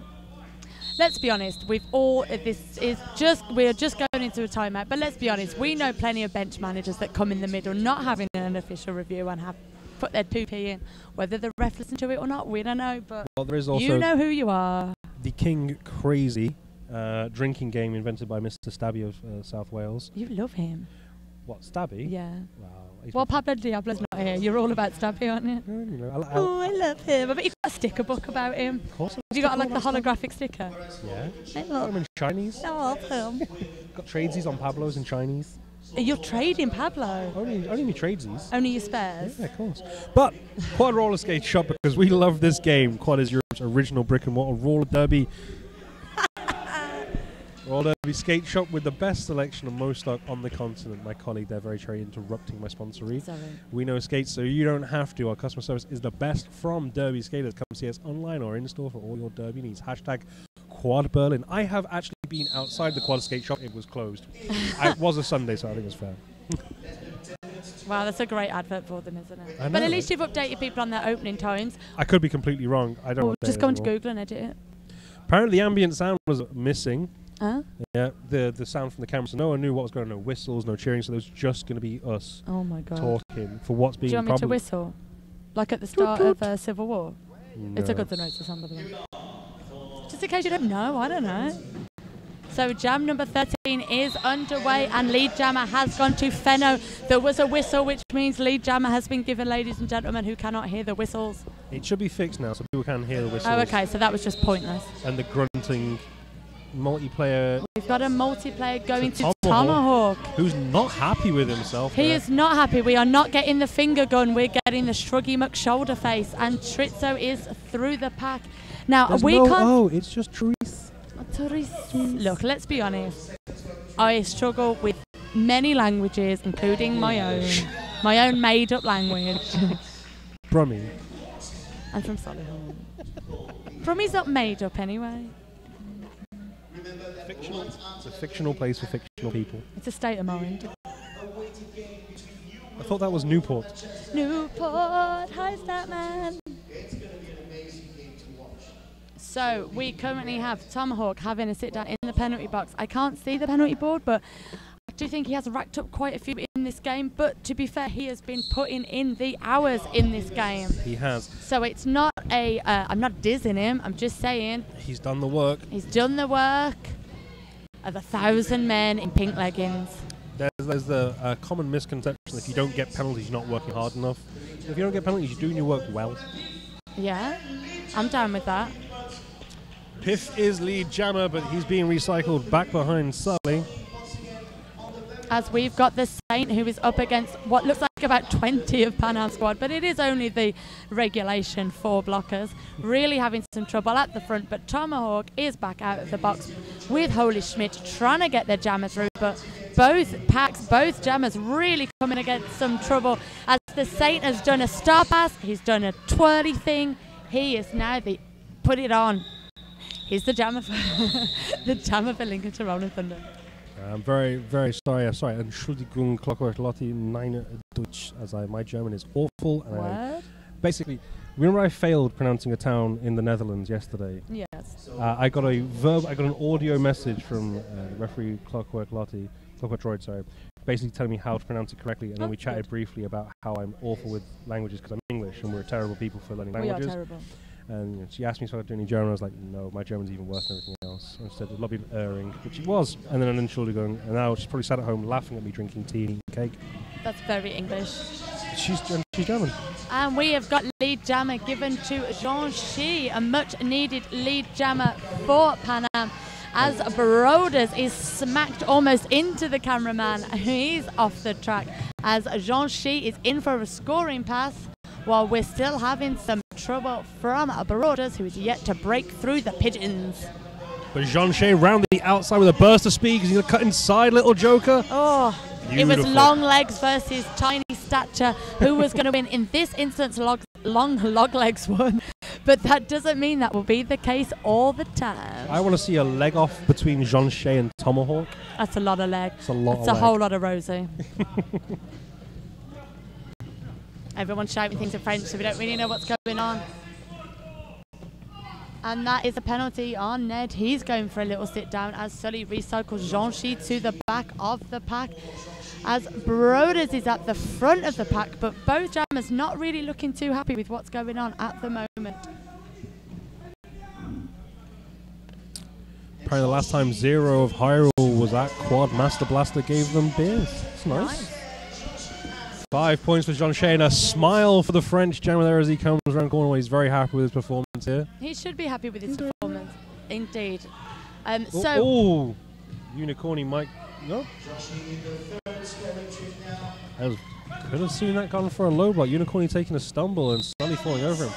And a big hit there on Little Joker from Booyah, but that doesn't stop Little Joker still going in and trying to do some offense, but some defense, sorry, but he was out of play. He's going for a sit down in the penalty box, but I think it is worth noting the score for Panam, 87. Yep. I do think they were at about 60 for quite a while as we go into the last 5 minutes of this game. Will they be able to slap the century and give themselves a little boost of confidence as they go into another game this afternoon? Decrease the Lincolnshire difference. The only thing I want to point out, I think this might be Joker's first penalty of the weekend. I can't remember seeing him sit down for a penalty previously. He's a very clean player, he is very indeed. Clean. Even if it isn't his first, it's one of the few. And it was worth it. Like, I'd have gone for that off that defense. Worth it penalties are the best kind. Well, yeah. For Nicotine coming up against a little bit of trouble at the back of the Packers. Chisto is lead jammer, but he's been recycled to the back of the pack, and he just calls this show to an end. Up in Scotland, Katie Gordon is enjoying our tweets. Sorry, our chat on Twitter. Says, loving your chats. Oh, thanks, babes. Thanks, babes. I feel like you're going to get me saying babes all weekend now. I do it now. Like, when I'm with people, they're like, we don't know who you're talking to. And I'm like, if I'm calling everyone babe, you know if I'm talking to Steve. Because he'd be like, Steve. Everyone else is babe. Right. All right, babes. I'm just a friendly person. Like hugs and stuff. Like, hugs. Yeah, we're going to have a hug. Hugs and babes. Hugs and babes. I'm just a giver. What can I say? running the inside line. Fenno, beautiful work. Piffet on the hips of Tomahawk. Good offense from Booyah. Gets Piffet out. Booyah and Tomahawk have certainly been like, what's the reverse of like brothers in arms? I don't want to say rivals because I don't think you really have rivals, but they've certainly been going like they've been going at it like brothers fighting. They have like rough and tumble. You know when you get two gerbils? I've never had two gerbils. But two very long-legged gerbils. Two incredibly long-legged, sweaty gerbils. Give them a toilet roll tube to play with and that'll sort it out. In a gerbil, you know. Everyone's got gerbils, you know what I'm talking about. So it's just sacks of them. Sacks of gerbils, that sounds a bit weird. As we go into the you'll be very happy about this, ladies and gentlemen. There's only 3 minutes left of me and Malice. Malice. I did know your name and I went for your real name instead. I didn't know whether you want people out there to know your real name. God, no. I'm on my real name on the YouTube channel. Oh, Alan. I know. So the last 3 minutes of this game and lead jammer goes to the Saint, who's having a nice casual stroll around the apex. He's had a very difficult second half, has the Saint. He's really struggled to make as much impact as Fenn or Finnicity have. Sure. He's been in the bin a fair few times as well. So it's, let's not forget that that is not always a reflection on him. It depends which pack the opposition very put out. true. You might get the easier pack, if you will. There are no easy packs at MEQ. There's no easy packs in life. Some lovely footwork there from Jean-Chi, showing that if in doubt, just stomp your way up the straight. Stomp your way up the straight. Oh!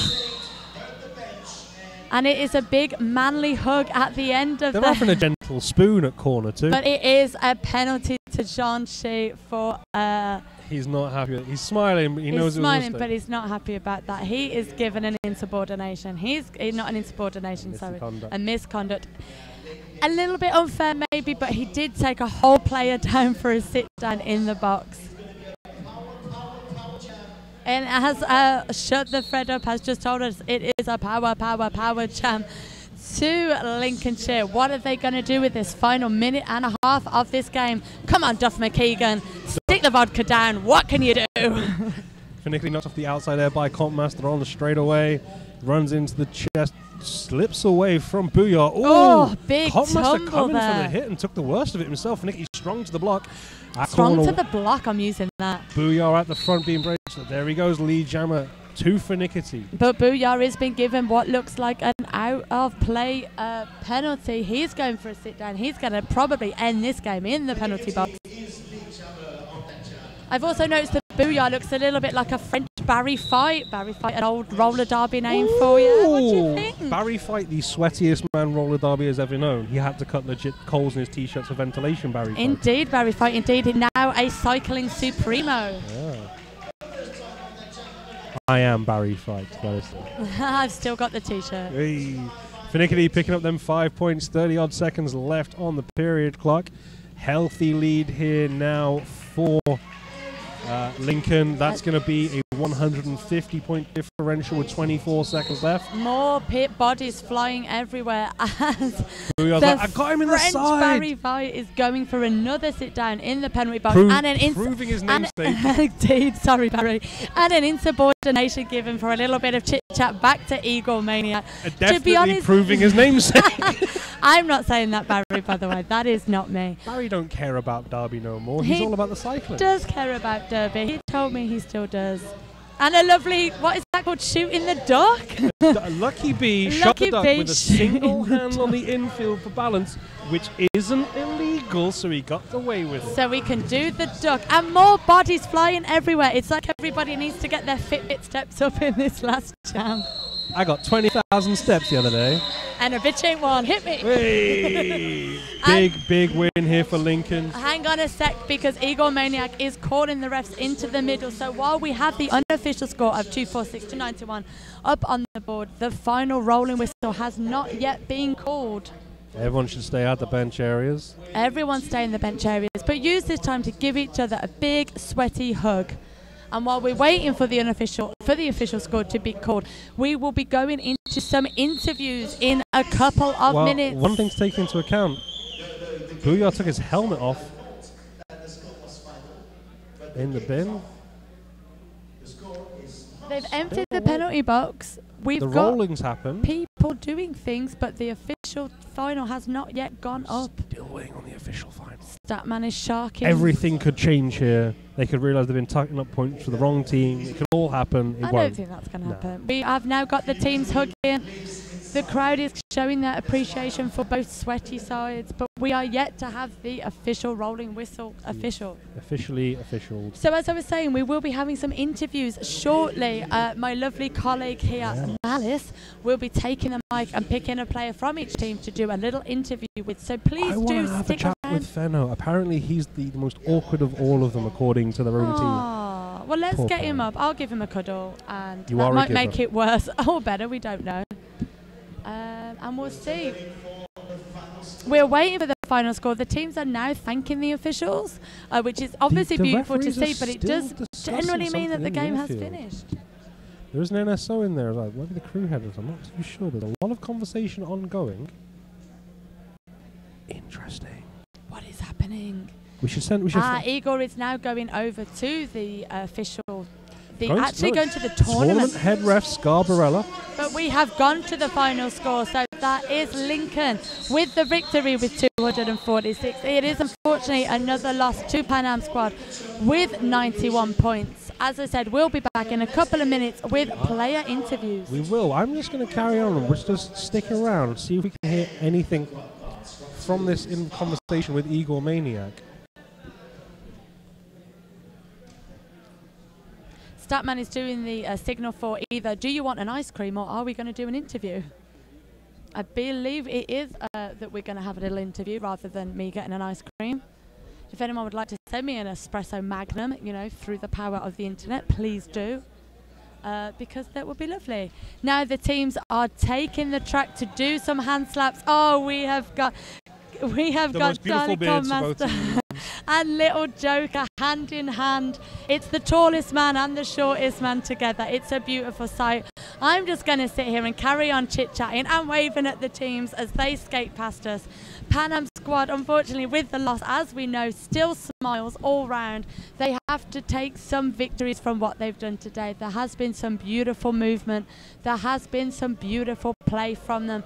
And the Lincolnshire Rolling Thunder Ducks are now arms in the air, waving them like they just don't care, showing some much love and appreciation to the Panam squad.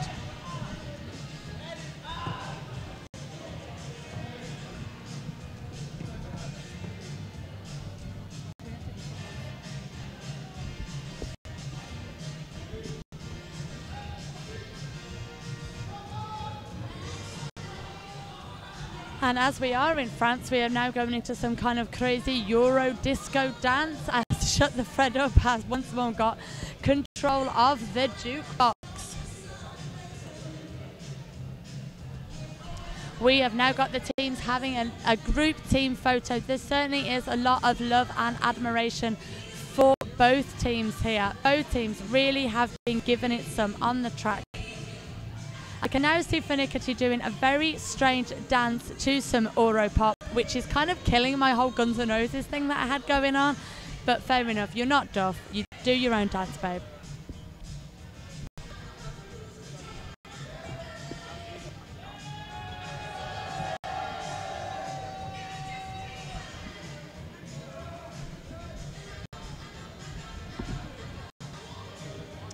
So the next game we have here on the track, which will be in about half an hour, we have Roller Derby Toulouse taking on Manchester Roller Derby. I am not Statman, so I don't actually know the official ins and outs of this, but I do believe this is as close to probably a final as we are going to get.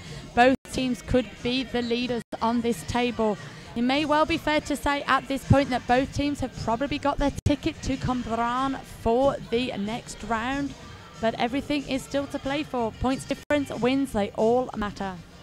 I've got the teams in front of me, but it's not my place to read them out, so I will let my fellow announcers do that momentarily. Now it looks like we are ready to do some interviews.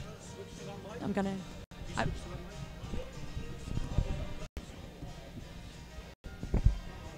So we are going to go into some interviews now, as we have my lovely colleague Captain Malice on the track. He is going to be interviewing 199 Dapper Fox for Lincolnshire Rolling Thunder, and everybody's favourite offensive player, it is Bad Mojo for Panam squad. So Captain Malice, over to you. Okay, I am here with Bad Mojo of Panam squad, Dapper Fox of Lincolnshire Rolling Thunder. Tough game? Tough game? Yeah, I think getting up early and not managing to eat right well and trying to get a load of fluids on board is always hard, and especially in this heat you're always going to struggle. Yep. But I think we did as professional as we could do on that one, and we're just looking forward to the second game now. Okay, the guys said it was a very tough game, and the environment caused problems. They felt they played very professionally. And how was that game for you and the rest of Panam? It was for us too a difficult game, because in Paris it is winter too. So yeah, we have not a big roster, so we try to go professionally too, but they are more professional. Did you feel that especially in the second half, the penalties really started to rack up for you guys, and did that really hurt you carrying on towards the end of that game? No, we don't think so, because we make penalties, a lot of penalties in each half. So we try. Some players succeed to have less, and the others go crazy. But we have a lot of fun. This is a lovely team, and we choose a very nice bird for. So the battle of the birds. It's ducks versus pigeons. The ducks won this round. But Dapper, was trying to draw penalties part of the game plan going forward? Not really. We kind of thought that Panam would be a bit scrappy, because we try and play quite a nice, neat game, and sometimes when teams get a bit frantic around us, we go back a bit. But I think we did a good job of drawing ourselves back, and we got scrappy at very many times, and we got a lot of penalties, and we just had to go back to the bench, reset, and then we were just on with it again. And then I think in the second half it really showed, because we hardly got any penalties in that second half. I do believe Joker only got one the entire game, and he had a great game. Looking forwards, you have now your final game against Tyne and Fear in Game 3. Currently, both of you yet to win. Are you going to go out there and take a win back to Paris? yes, we will try to make the win. But we are a traditional team, so we always lose against Tyne and Fear. So we don't know if we have to break tradition now. 5 years Lincoln took to defeat Tyne and Fear. You have potentially one of the toughest games of the tournament against a very disciplined New World Order. How confident are you? Very confident. I think we're very slow starters, and I think that showed yesterday, because we always play better in the second half. And the second game of the day against Tyne and Fear was like a second half for us, and we come out all guns blazing. And now we've kind of got us first half out of the way against Panam. We're just looking to kick on in that second half. So you feel you'll be even stronger in your game in Game 4? Yeah. Okay. Well, best of luck, Mojo. Thank you. Good luck, and best of luck to you, Dapper. I'll see you later on. Well played, both teams. Thank you much. This has been Captain Malice. Back to the ads. So that is everything from us this afternoon. We have got about 20 minutes to go until our next game. We have Manchester New World Order warming up on track. We have the Toulouse Quad Guards getting ready for their warm-up. I'm going to have a break now, have a cup of tea, reevaluate my life options, and I will see you guys soon. So come back in 20 minutes.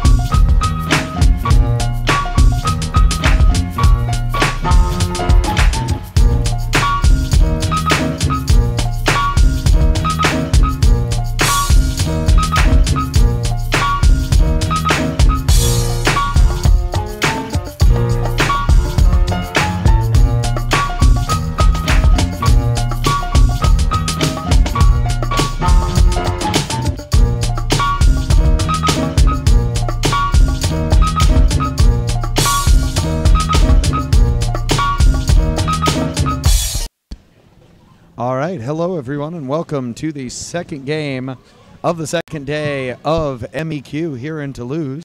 My name is Statman, and I'm here with Holly. Hey, Holly. Hello, Statman. How are you doing? I'm good. I'm good. I'm enjoying this heat, this oppressive heat that we have in front of us. Oh, it's beautiful. It's like 25 out. And it's about 48 in. Yeah, it feels like it. So right now we're going to have the Quad Guards up against Manchester's New Wheeled Order. Both these teams currently undefeated. If Toulouse wins, then they will be 3-0 and have to defeat Tyne and Fear to advance. If Manchester win, then they will be in a strong position at 3-0, and they will have to play Lincolnshire this afternoon to advance. Yes. So it's still all to play for, but both of these teams very much in the hunt and very much on the top of the leaderboard. Yeah, I mean, it is everything to play for. We've got the wins as well, but as we were discussing earlier, whichever team loses, we're then going to be looking at the points differential, because there's going to be fights for that second place position as well. And with Manchester playing Lincolnshire, that points differential is going to come into play. Lincolnshire already have a win on their card from this morning, so it's going to get exciting. It is. Either way, we're glad you stick around to catch day 2 of the MRDA Men's European Qualifiers. Please do keep in touch with us, hashtag MEQ on Twitter. Anything exciting and interesting, and it may be read out. Ooh. Ooh. Ooh. I doubt it will, though, because I'm assuming the action in this game is going to be just non-stop, and we won't have time to breathe, let alone check our tweets. But do send them through. Reading with the eyes is good if speaking with the mouth doesn't happen.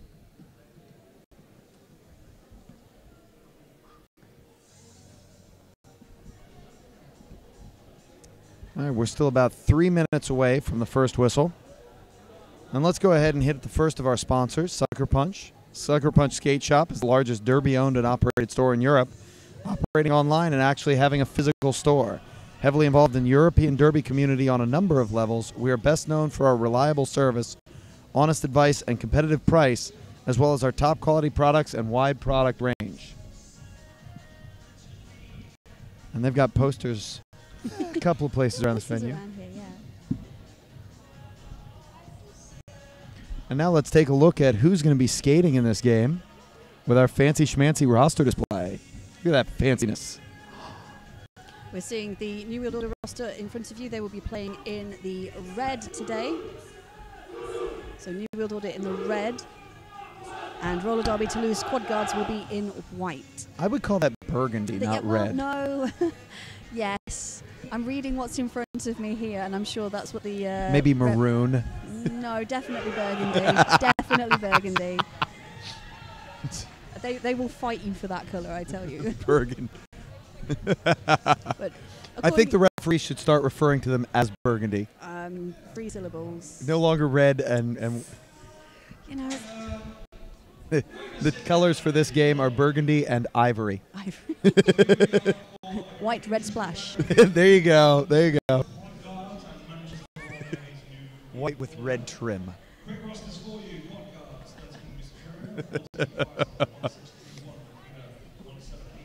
About a minute and a half now left to go. Again, the winner of this game very much in the driver's seat to go to champs. Yep. And the loser very much still in the hunt. Yes. That's what's going to make this game really fun.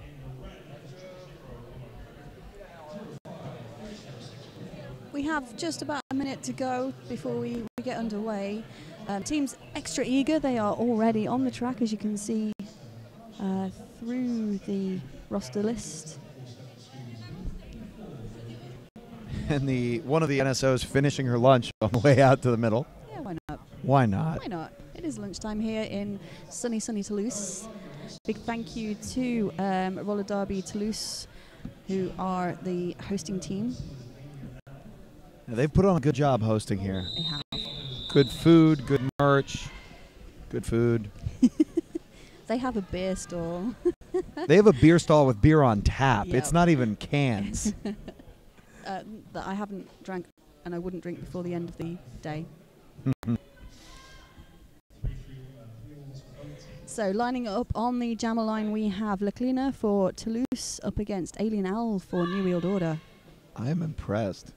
All I can see is a bunch of reps. And here we go. We're underway.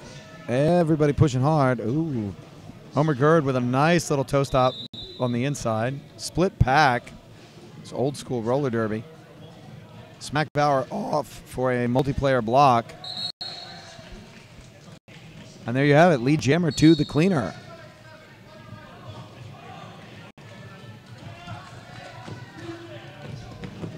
Ellie now just managing to dance his way past Laura Tesseur. Breaking from the pack, Leclerc's knocked out and taken back, and it is a low block penalty that Leclerc picks up, so it's now a power jam for New World Order's Alien Al. Recycled back by Furio and Laura Tesseur. I liked Rotesseur jumping in there to help. That was great. His reactions when there's a recycle are sublime. It almost looked like Furio was going to be out of play there to allow an early recycle, but great job by Rotesseur. Alien Al being recycled massively by the Toulousian defense team, but managing to just sneak around, and there it is, a 5-point pass. That's the first points on the board. Of course, Alien Al not lead, so he is unable to call. This will be a full 2-minute jam. And it's going to be a 4-on-2 pack advantage. A couple of blocker penalties are coming down on Toulouse. Very solid 3-wall at the back, but Furia with a good knock at the front, taking Alien Al off the track. Rotesseur jumping across the infield to help recycle. He did forfeit his relative position, but nonetheless got in there and blocked. Yep. You've just got to make good with whatever the game throws at you. The cleaner now back on the track. That's right, penalty box empty now, in fact.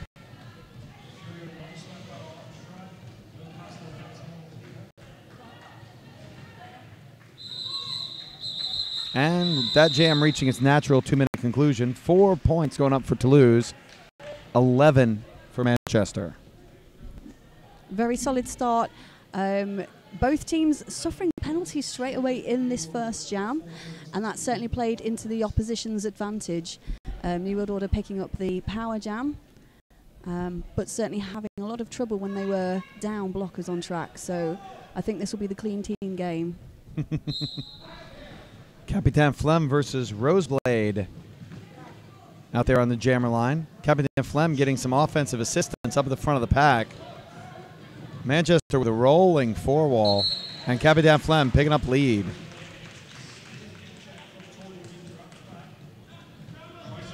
Roseblade trying to work his way through. A little bit of offense from Asselhoff, trying to get Capitan Flem through. Big recycle back by Quadrikill. Roseblade just pushing at the front. Angry Bear holding solid. Great blocking there by Angry Bear. Bonjour Jean there with your bridge.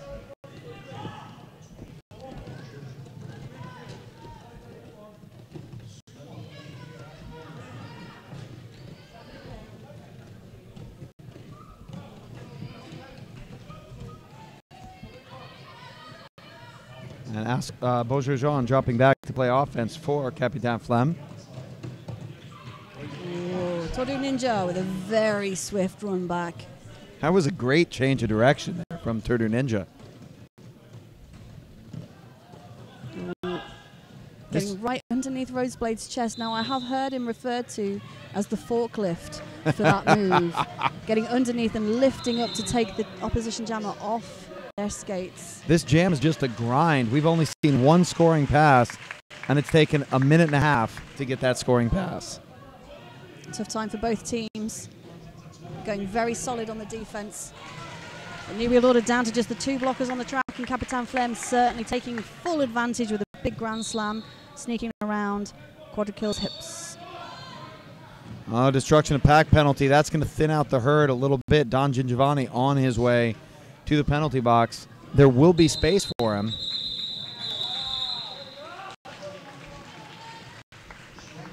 So Manchester are going to start with only 2 blockers on the track. They do have the 3rd standing. And of course the penalty box is behind the jammer line, which does play some advantage to that standing penalty. It sure does. Quad guards on 18 points. New World Order on 11. We've only had 5 minutes slip away in this game. And sort of what we expected, a very close scoreline to start this game off. Firestarter, massive chest block to him. He is out. Rufio's through. Lead jammer, Firestarter now through.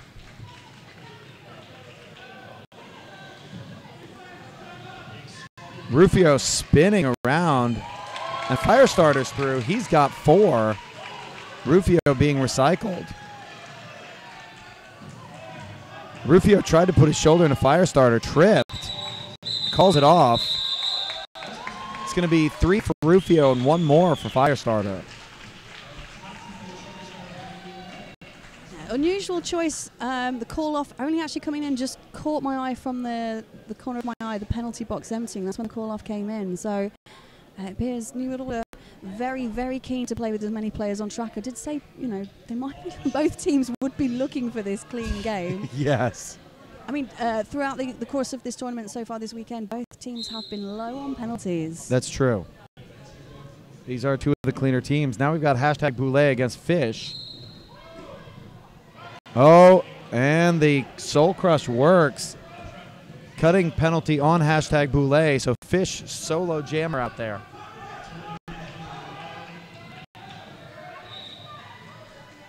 A little bit of pack definition game there from New World Order. It's up here, it's back there. Oh, yeah. And here comes Fish with lead jammer status. Don Gingiovanni and Gazuka throwing some offense. Fish with a big smile on his face. I don't know if you can pick it up on the feed. Oh, Fish picking up a cutting penalty. Re-entered a little bit too soon. Yeah, again, that pullback by Toulouse is lethal to the jammers. They are so swift at that reaction. New World Order setting up at the back. Toulouse now coming in to crowd around.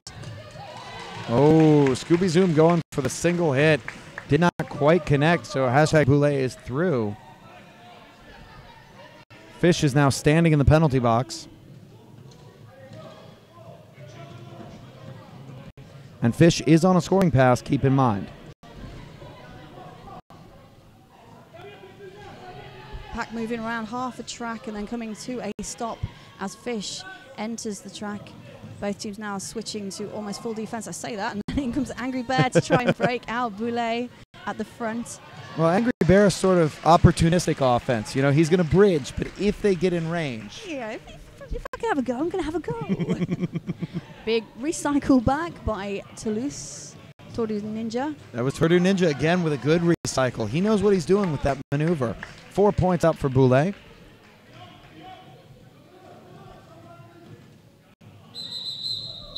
That jam reaching its 2-minute conclusion.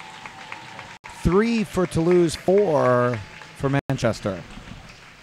Wow, that a 9-point jam for Toulouse in total. Sorry, 12-point jam for Toulouse in total. I was going to say 9 points. It felt more than that. 12-point jam, bringing them up to 35. 18 for New World Order. A quick shout out to the MRDA Toulouse Gymnase. www.toulouse.fr. Thanks to them, Toulouse have venues to train and to welcome sports events such as the one we are in. And now we've got Yas Le Mans versus Alien Al. Yas Le Mans, completely agile skater. Alien Al also one known for the moves. So 2 very similar jammer styles. Yas Le Mans out of the front. Oh, that shoulder. Veggie Cray just bringing the hammer down on Yas Le Mans.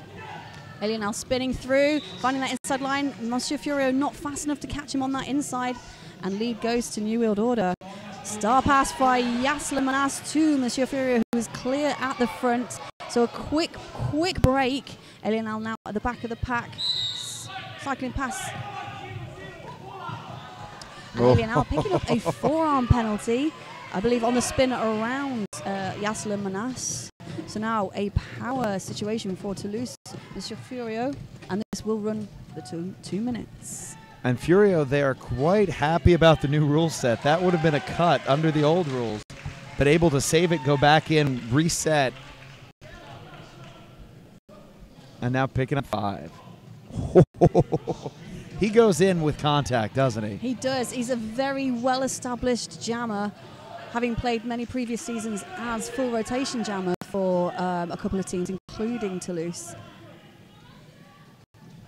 And Alien Al now going jammer on jammer against Furio for a moment there.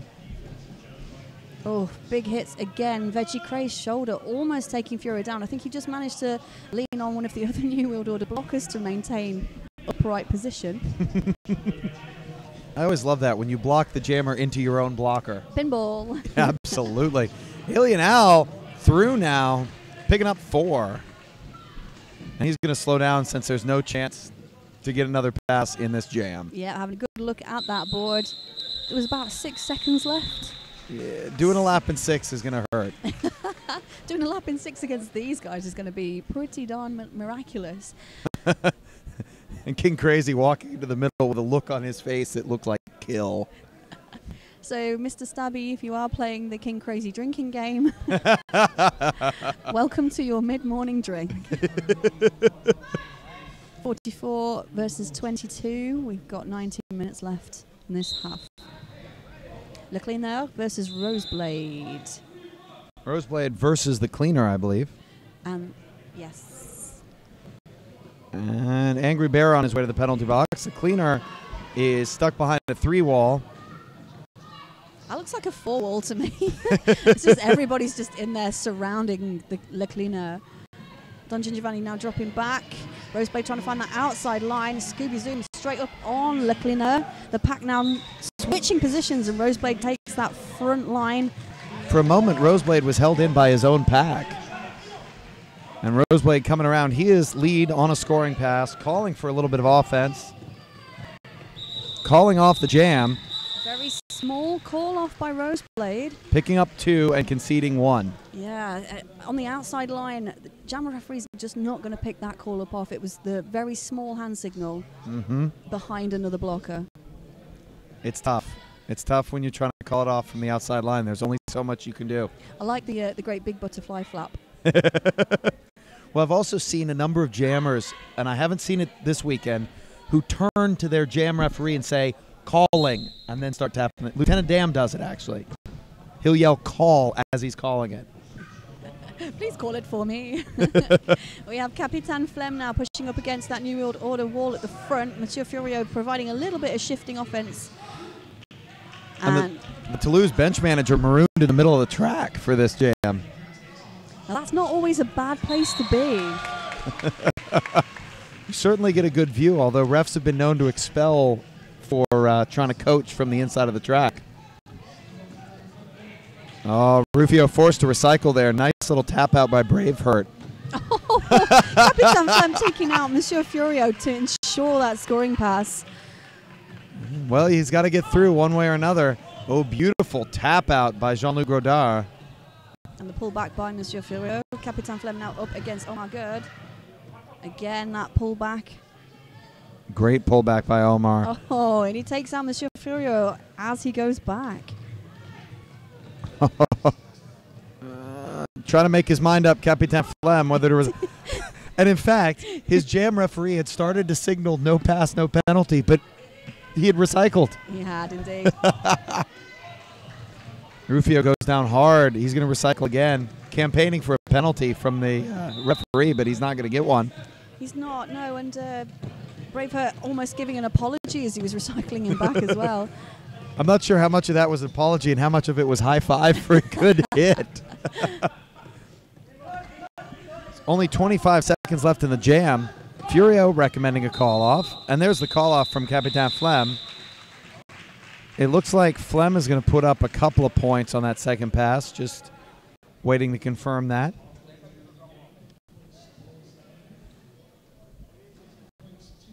And as we do, we'll give a quick shout out to Roller Derby Pibrac, the league who is the neighbour league for Roller Derby Toulouse, who thanked them to allow their favourite men's team to train during the month of July. Roller Derby Toulouse wish you a great season next year, and so do all of the Roller Derby community. All right, we're underway with Firestarter versus Fish. It was going to be 9 points at the end of that last jam. Oh, great drawback there on Fish.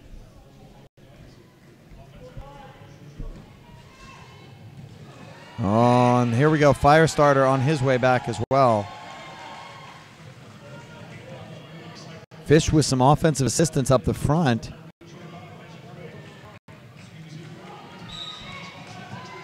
Oh, Yep. oh no! I thought that was the most elaborate apex jump to lead I ever saw. But sadly, Firestarter picking up cutting penalty, which means lead goes to Fish of New World Order. Toulouse down to 3 blockers on the track. I saw one wheel hit on the infield, and that was it. Out of 8, one wheel. But, you know, a good 5.8 landing. Fish now having a tough time shouldering up against Angry Bear. In comes Veggie Cray, taking Angry Bear out of the equation. And Fish gets through a 5-point Grand Slam. Well, and Veggie Cray very cleverly crossing his arms in the middle of his chest so that you could not be given a forearms penalty. And I like that. Turns and shows it to the ref. Here comes Fish on the second scoring pass. Oh, Firestarter dancing his way through, though. Really making those, splitting apart the New World Order wall. Very sensibly done. Fish calling it off. He's going to pick up 3 on the second pass.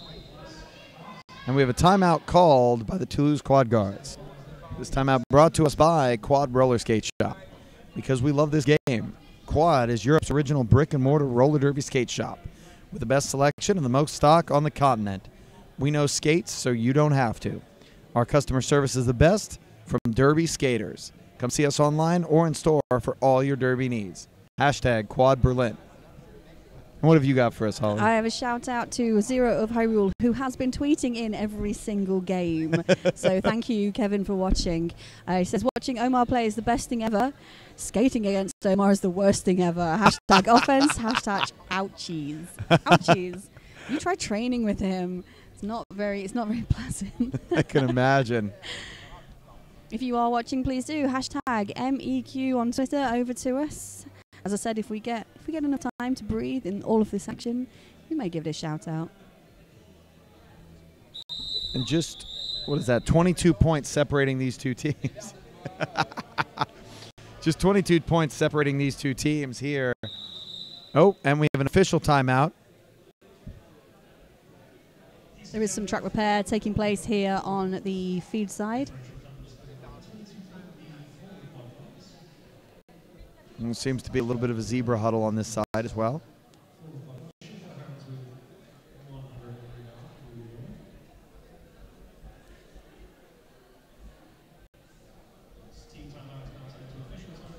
So that's just going to extend this timeout a little bit. Which I'm sure Toulouse will be quite happy for, as they did want a timeout. A little bit of rest for both teams. A bit of a respite. Both teams working very hard. such a defensive game, but you can't say there's no offense happening. It's visible on both sides.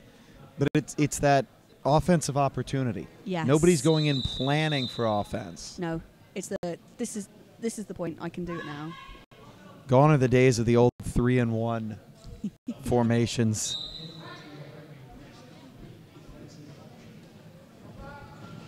And we have hashtag Boulet against Alien Al. Am I supposed to pronounce that hashtag? You are. I got told off for dropping it earlier. So Okay. hashtag Boulet. Oh, and hashtag Boulet is almost hashtag lead jammer. Oh no, it's a cutting penalty, so he is hashtag power jam. He is, yep. That was a very clever play by New World Order. Veggie Cray running forwards just in case the cut wasn't called, but the rest of the team running back to pull that call. It was clever play, absolutely. Here comes the cavalry in the form of Omar Gerd. Try to break Alien Al out. Big hits from Toulouse, taking Alien Al down. Veggie Cray going in, holds his hands up with that back block. And a massive recycle job on Alien Al. This power jam has expired. It has. New World Order sitting solid, waiting for hashtag Boulet to re-enter. And Alien Al waiting for Furio to go out of play, and so that he took him out of play. And now we have both jammers out and scoring. Neither is lead.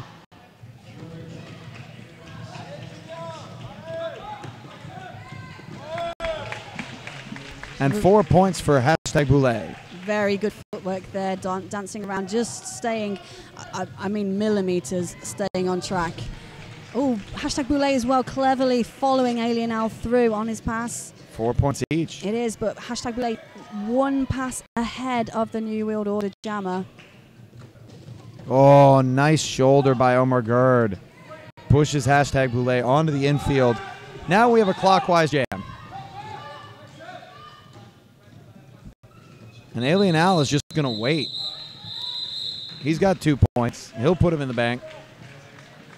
We had a reversing pack there, which I'm sure is what's being currently discussed infield with Righteous Oxide.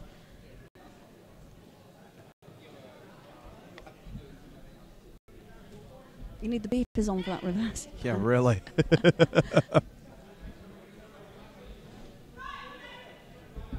I love the reverse pack. We need more of those. Well, they're a lot trickier with the rules as they currently state, and I believe that may be the discussion taking place in the field. If you are, if there is a no pack situation and you are skating reverse, or not to reform a pack, or if you skate reverse and create a no pack, you're going to be picking up a penalty. That's correct. I think they're possibly currently discussing whether every effort was made by both teams to reform that pack. Have you ever done a reverse scrim? No. Those are fun. Everybody's turning right, and they're like, "What? Wait, what?" Not a scrim. Is that an option? No. A very, very long time ago with a league, I did do a full training session in reverse. Ooh. Yeah, that was unbelievably difficult. There's still a little bit of discussion going on about in play, out of play. Righteous Oxide filling bench manager King Crazy in. What have we got? Chasing Katie says, "Hi, Holly and Statman. See you in Wales." Hello. See you in Wales. See you in Wales. Unless you're banned. That is always a possibility. It is very much. Shout out to Dangles, who says, "Who are these people in my ears? It's been hashtag too long." Oh, that is hashtag too true. And Minx says, hashtag MEQ, "I'm watching this and listening to my teamie do some awesome speaking whilst at work. Hashtag on the edge of my seat. Hashtag tense." You may have paid for the whole seat, but you'll only use the edge. Is that a derby bingo? That needs to be a derby bingo. I think it is now.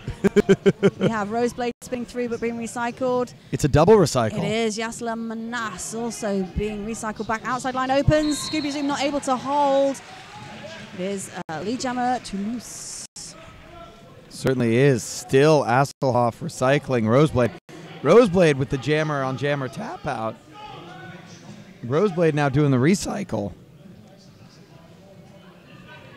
Very interesting. I think Roseblade campaigning there a little bit for a high block. Oh, maybe he's got a cold. The subtle rubbing of the nose. Yeah.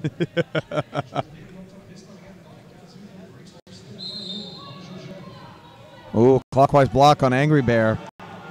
In the meantime, Quadkill doing some really good one-on-one jamming against Yasla Manas, just slowing him down before the approach to the 3-wall, which he has now joined.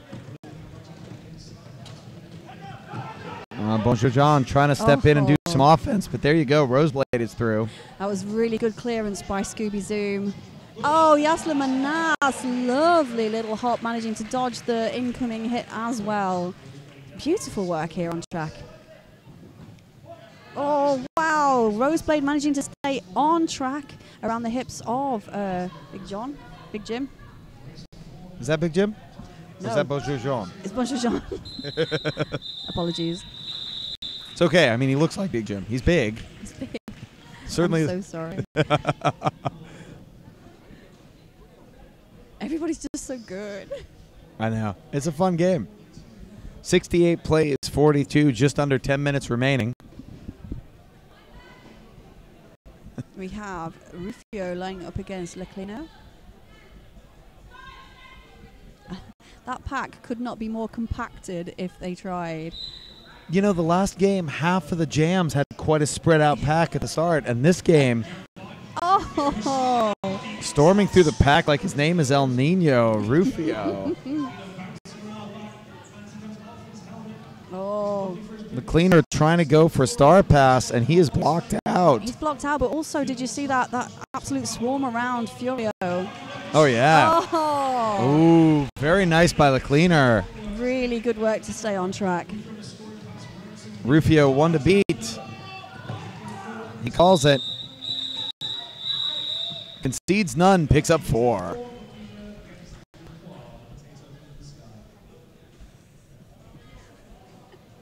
I heard that too.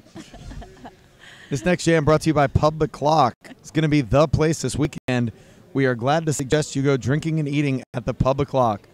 I am not going to try to correct the translations because I like it. No, Public Clock is brilliant. Go to the city center next to Jean Jaurès to meet your friends and enjoy your time in Toulouse there. A big thank you to them, and we will be able to work together again soon. Capitan Flem zooming up that outside line. Really quick start. That was in reply to the previous jam, but Fish barreling his way through, knocking Hatzeloff and Angry Bear out of the way. Capitan Flem coming around the outside line, cleared by Furio. Close out by Kazuka, and that call off. Only 2 points for Toulouse Quad Guards. Does take them up to a nice round number though, and I do like those round numbers.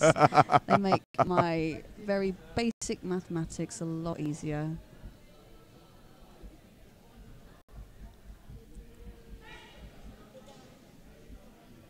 So we have right now both bench managers in the middle, and yet, oh, we have an official review called by Toulouse. And we're going to lose that man for the next few minutes, who's going to go into this centre to have a listen in on that official review. And whilst they're having a discussion, I'll give you another shout out from one of our sponsors. So we'd like to say hello to Select et Fourchette, who are based in Toulouse but currently have a stall outside the venue. Select et Fourchette takes its inspiration from the paleo way of eating, healthy and simple, fresh products without gluten or lactose and non-transformed by the food industry. An atypical and nice place for a healthy food in the city centre. From the nutrition-aware athlete and desire to optimise their performances, to the persons looking for natural food to the gourmet, Select et Fourchette is overall about health and gustative pleasure. So if you are in Toulouse, please do check out Select et Fourchette and grab yourself some clean, healthy paleo food. I'm getting an indication from Statman in the middle of an elbows or forearm penalty that's being discussed currently. The official review was called by the Toulouse Quad Guards. I'm going to give a quick shout out as well, listening in from the United Kingdom to Snuggins. Snuggins, who we would love to have joining us here, but we're glad that you are watching from far away, and I hope you get better soon.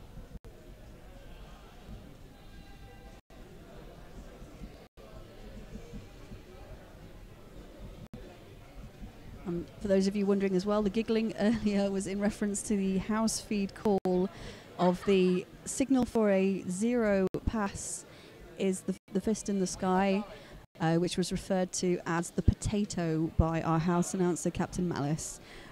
So, yeah, tickled me a little bit, so hence the giggling. So the response being fed back to the bench managers, who are now returning to their benches. And Statman will be rejoining us.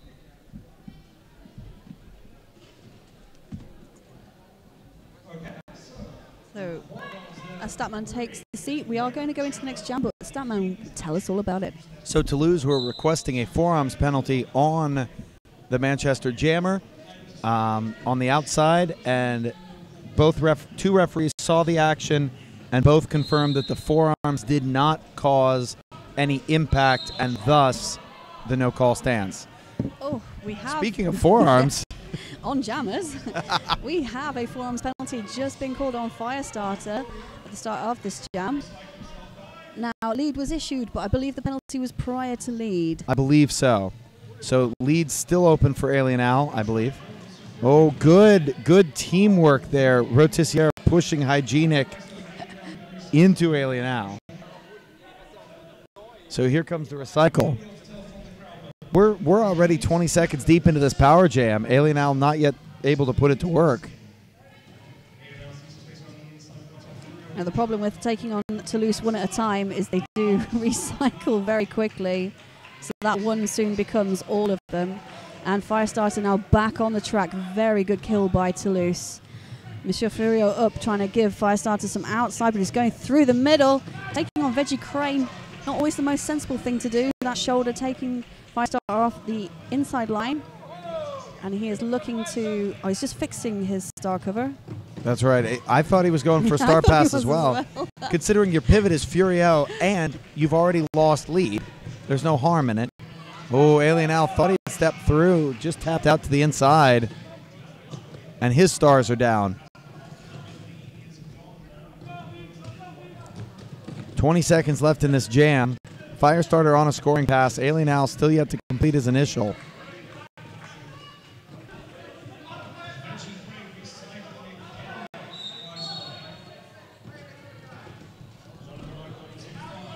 A very good pullback. Oh, Alien Al going in solid with that shoulder just at the end of this jam. Taking Lortisero straight down onto the ground, getting around Hygienic. Not quite getting through the pack at the end. And a little bit of a discussion there between refs, potentially a forearms penalty coming in. A little bit of a chit chat. Let's see if it's issued.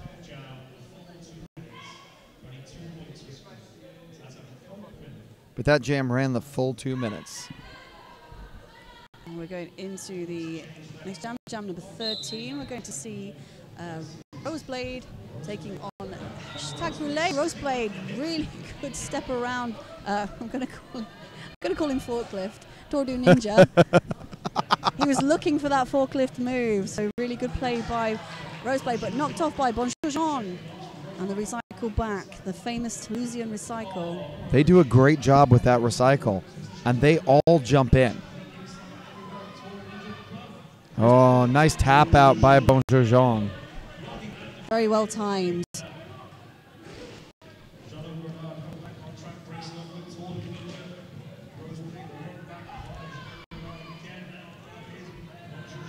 It's still a lockdown pack. You know, we don't have a lot of movement in this game. We don't know. Again, solid defense from both teams. Angry Bear just having to stand there and bridge between the two ends of that pack. But you wait, if these two segments get too close together, Angry Bear will jump in. It, yeah. Oh, here we go. You could see his hungry eyes there. Enough space. Sorry, if Roseblade calls it, he probably has at least 3 points now. There's the call. He's going to take all 5, actually. I was going to say some really good moves there by #Brûlé, just forcing that push as he ran around the outside line to break free on his initial pass.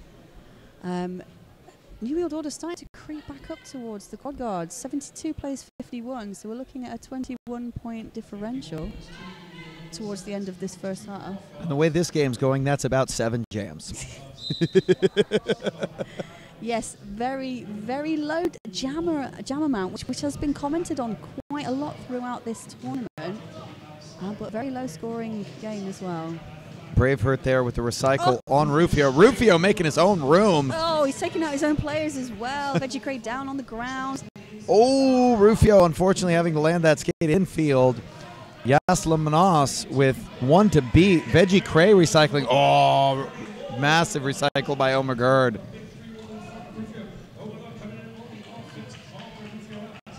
Omer Gerd trying to throw some offense there. Rufio now spinning up the inside. Can he? No, he runs into...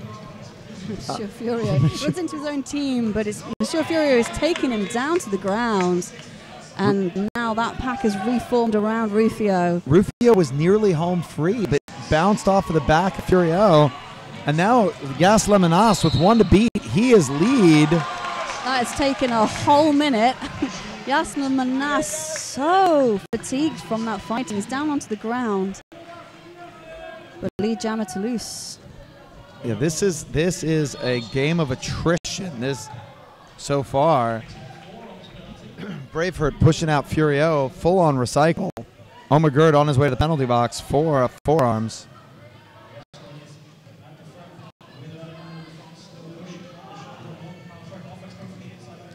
Monsieur Furio going in for that offensive play on Smack Bauer. Tried it a couple of times and was unable to do so. Smack Bauer with that takeout. Rotissier picking up a multiplayer block. Starts to look unhappy, and Braveheart says, no, no, just go, just go. It's fine. It's fine. Don't worry about it. This jam has got barely seconds left. That is unbelievable. A full 2-minute jam with only a single scoring pass, picking up 3 points. Not even a full scoring pass. Whoa. That is a tough game out there for the jammers. This is a meat grinder. With only 40 seconds remaining in the first half. So we will have one last jam. And it's going to be Fish up against Le Clineur.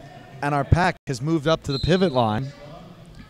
Monsieur Furio aiming to get a couple of false starts, but New World Order dropping back onto Le Clineur. Somebody's truck has come. It's, in fact, it's Le Clineurs' It's an entire truck. Le Clineurs' truck has fallen off of his skate, and he is now passed straight to Monsieur Furio and returned to his bench. Yep, he's pulled himself off the track for equipment, which just means that Toulouse are down to 4 skaters for the remainder of this jam. Furio going airborne to get out of the pack.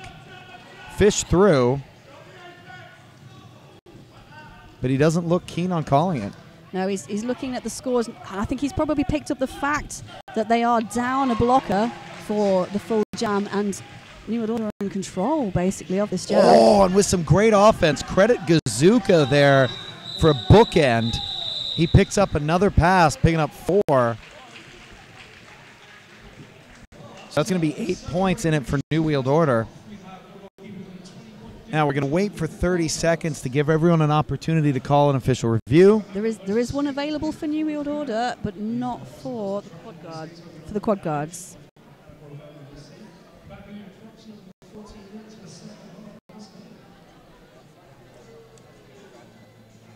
And there we go. We're going to halftime. Halftime score, 79 plays 59. Even my meager math says that's 20 points. We'll catch you back here in a few moments' time.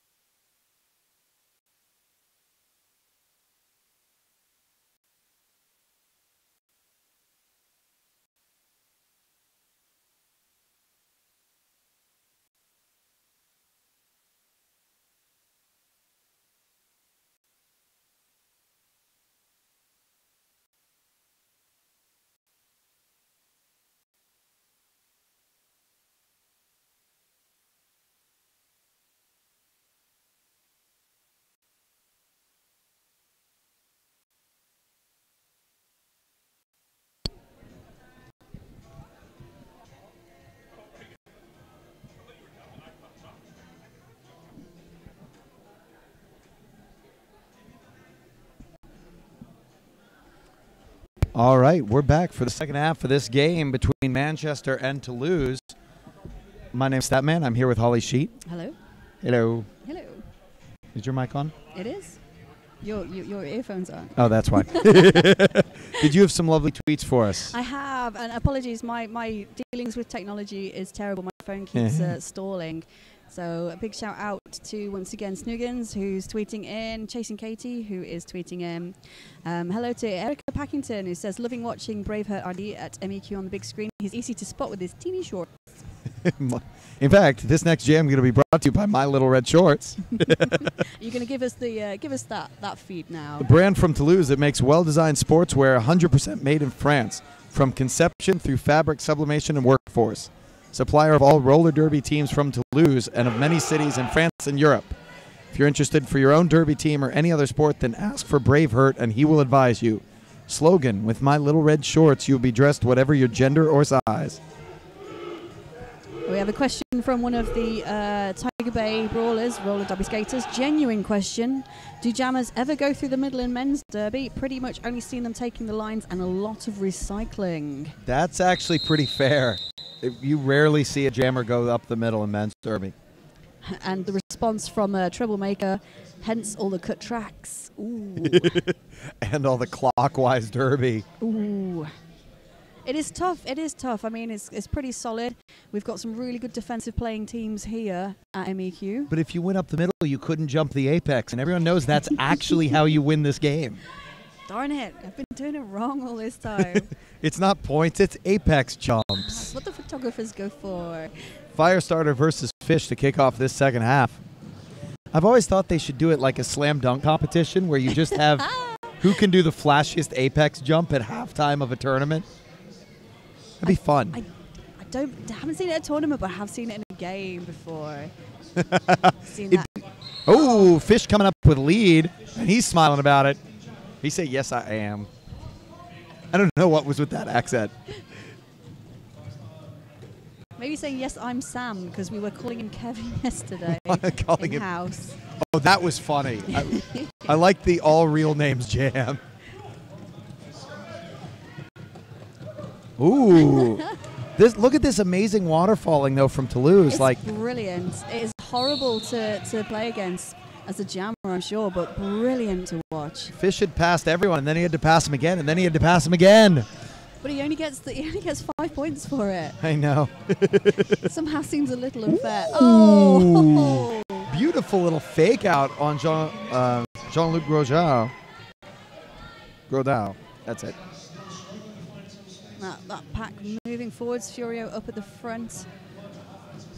Fish around the outside line. And can we talk about Furio's excellent choice in American football trousers? It's a good look. Furio now carrying the stars, only 5 points separating these teams. And now that there's been a star pass, the Grand Slam is out of play. Oh. Fish is going to pick up 4. Which is going to make this a tasty 1 point game. Tasty. My word.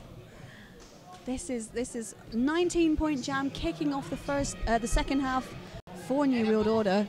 So again, if Toulouse win, then they have to win against Tyne and Fear or get some help from other games. Yes. And I won't go into more detail.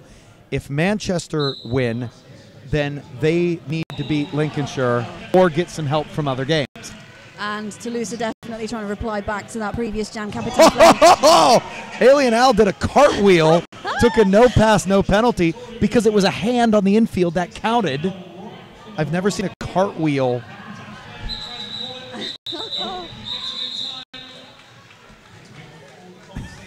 Wow.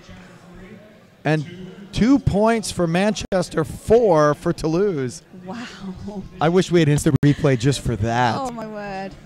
And I hope you're all glad you're tuning in. For those of you at home, could somebody screen capture that moment? So tweet it to me, please. Or just #MEQ.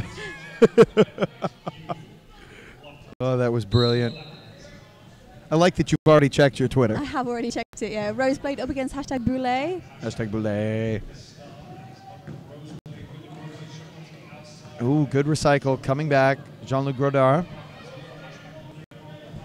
Up Up at the front, we've got Furio trying to push Gazuka aside to give #Boulay a bit of space.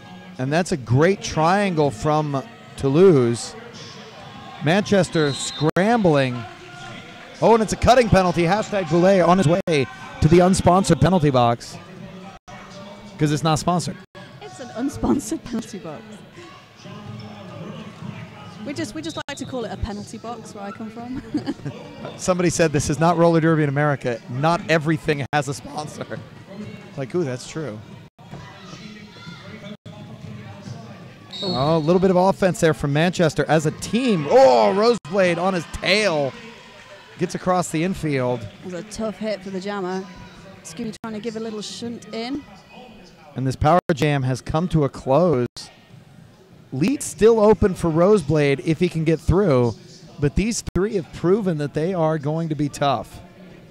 I think they proved that in the first half, but certainly digging that into its solidity here. Braveheart picking up a direction of gameplay penalty. And #Boulay is through. He is now on a scoring pass. Roseblade still working on his initial. Oh, Boulay goes airborne. Wow. That didn't look possible, but he landed that just on the inside, carried on running, and his momentum and those long legs kept him in bounds. Ooh, knocked to the inside is Roseblade, and #Boulay also going to be recycled up the inside. Toulouse down to just 2 blockers on the track as that jam comes to an end, natural end. And 2 more points on it for #Boulay. Toulouse now stretching their differential to 11 points. Oh my word. I know. It's going to be a 4-on-3 pack advantage to Manchester to start this jam. We're going to see Rufio taking on... that's Jas Lemonas. That is, in fact, Jas Lemonas. Ooh, jammer on jammer, RG Bargy to start this jam. RG Bargy? I know, I'm sure it sounds funny in my accent. 2 all at the front. New World Order smack Bauer with a huge hit, and the recycle taking all the way back. Oh, and Bonjour John sent off for destruction of pack, Oh. which meant Rufio didn't have to fully recycle. Rufio picking up lead. No pass, no penalty on Jas Lemonas, and now it's jammer on jammer match race. Rufio calls it off. Holy cow, sudden speed. Massive amount of speed there. Rufio going in for the hit on Jas Lemonas, taking himself out. Calling it, obviously, when Jas Lemonas had full advantage, track advantage on them, but both very fast skaters. Still 11 points separating these two teams. What great speed. That was so much fun. Jas Lemonas, is he from the speed skating background? I'm not sure. I know Firestarter is. We've got Fish now up against Lecliner. Oh, Scooby Zoom's going to start throwing some O. Fish 2 to beat, out of play, and Fish is through. No, it's a cutting. It's a cutting. Interesting. You don't often see a blocker cut the jammer. It's a very sneaky move. If your foot goes out of bounds and you replace it back onto the track. Oh! Fish says, Rotisier, sit down. We've had a star pass. Oh! That was incredible. Apex jump on the release of the Apex. Oh, Fish going 360. Furio cleared for takeoff, but Fish with the 360 spin.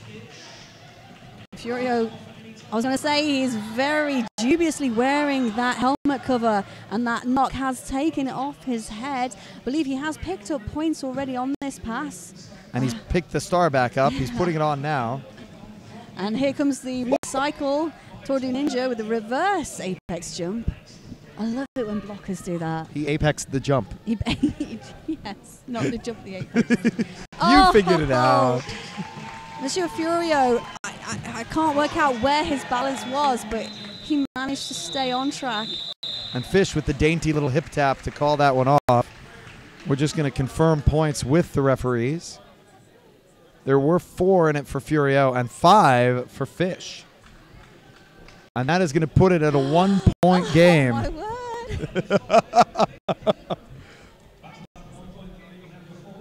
I love the very polite exclamations.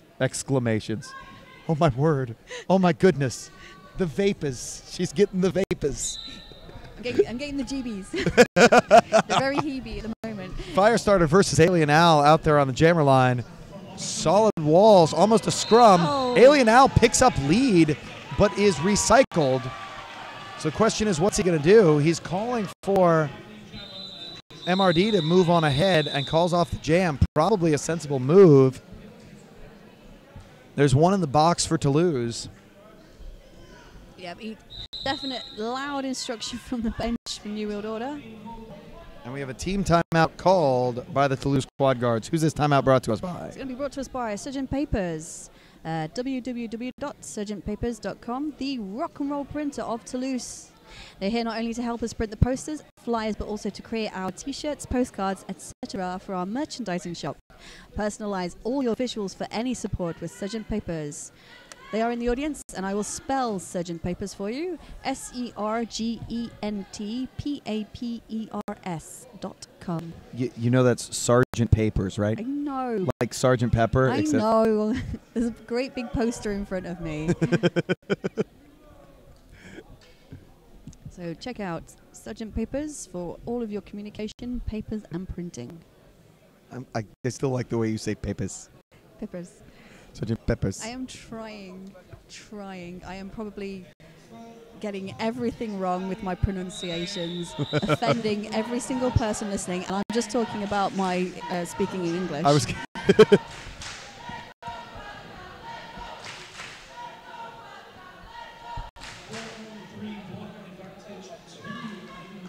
It's going to be a 4-on-3 pack advantage to Manchester with a 1-point game. Capitan Flem versus Roseblade. A little bit of offense taking advantage of that 4-on-3 advantage. Roseblade stuck behind Braveheart. Those little red shorts doing their job. You know exactly which one's Braveheart. And I like how this triangle from Toulouse continually rotates. Yes. There you go, Roseblade picking up lead. But it's never the same person in the back with the contact. As soon as they get fatigued, somebody else takes over. We have had a break by Capitan Flem. Roseblade is on a scoring pass, I'm sorry. Calls it off. Oh, we know what this means. And we're going to take a sip of our hydration fluids. Lead change. Yeah, we still keep the old gods. Yeah, I'm definitely a veteran of this game. In other words, I am old. We're heading into our 20-minute marker. As Fred says it, this is the jam number 7. The jam number 7. I'm going to see #Boulet up against Rufio. Rufio dancing up that inside line. Toulouse, however, resized so fast. Oh, lovely push through on Jean. With some of these skaters, I'm surprised they don't have to replace their toe stops every single game. They're doing more on the toes than on the wheels. Oh, smack! Bauer says sit down and goes to the penalty box for a high block. But I stand by my excitement. Yes.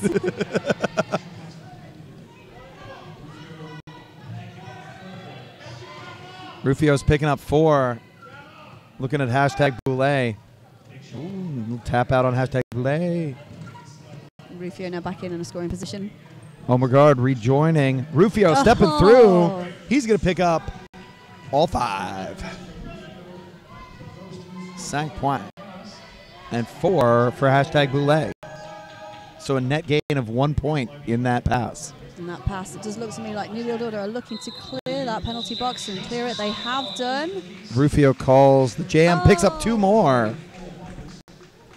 It's a creeping game, Statman.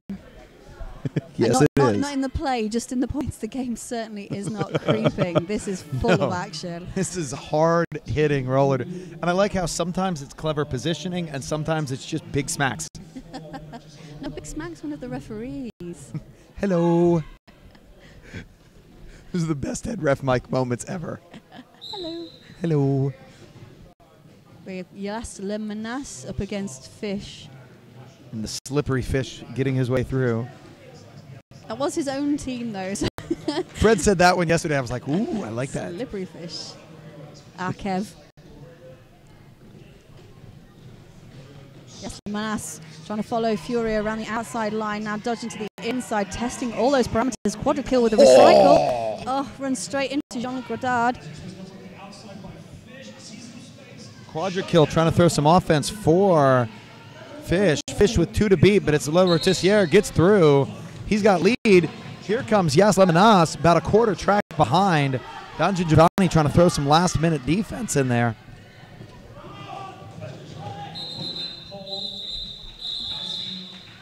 Well, that's held to a neutral for New World Order. Double check on the points. 2 points. Again, with the creep. This game is taking my breath away. I don't think it's the heat. I think it's the game. It was little column A, little column B. Maybe it's the high altitude. So we're close to the Pyrenees, aren't we? I'm wearing big shoes. Alien Hal versus Leclerc. Leclerc just pushing on that New World Order line. Oh, lead jammer status goes to the quad guards. And it's Leclerc. I don't know if that's a change of skates he's wearing or if he has managed to repair his trucks. I think that's why he hasn't been on for a while. This is when we need the trackside commentator. Where are you, Derby nerd? We need you. Lots of contact. Oh, there we go. Lots of contact in the pack. The pack just really solid. Tough on these jammers. It's a clockwise block, though. Oh, and it's a cutting penalty on Alien Al, so this will be a power jam to the quad guards. And this is exactly what they were looking for. 5 going up. And crowd definitely getting into this. New World Order with just the 2 blockers on the track. That offense comes flying in. That pack's picking up speed. Just Veggie Cray. No pack called, and that's another grand slam for Leclerc. 2 points in the game, separating these 2 teams. We are still on a power jam for Leclerc.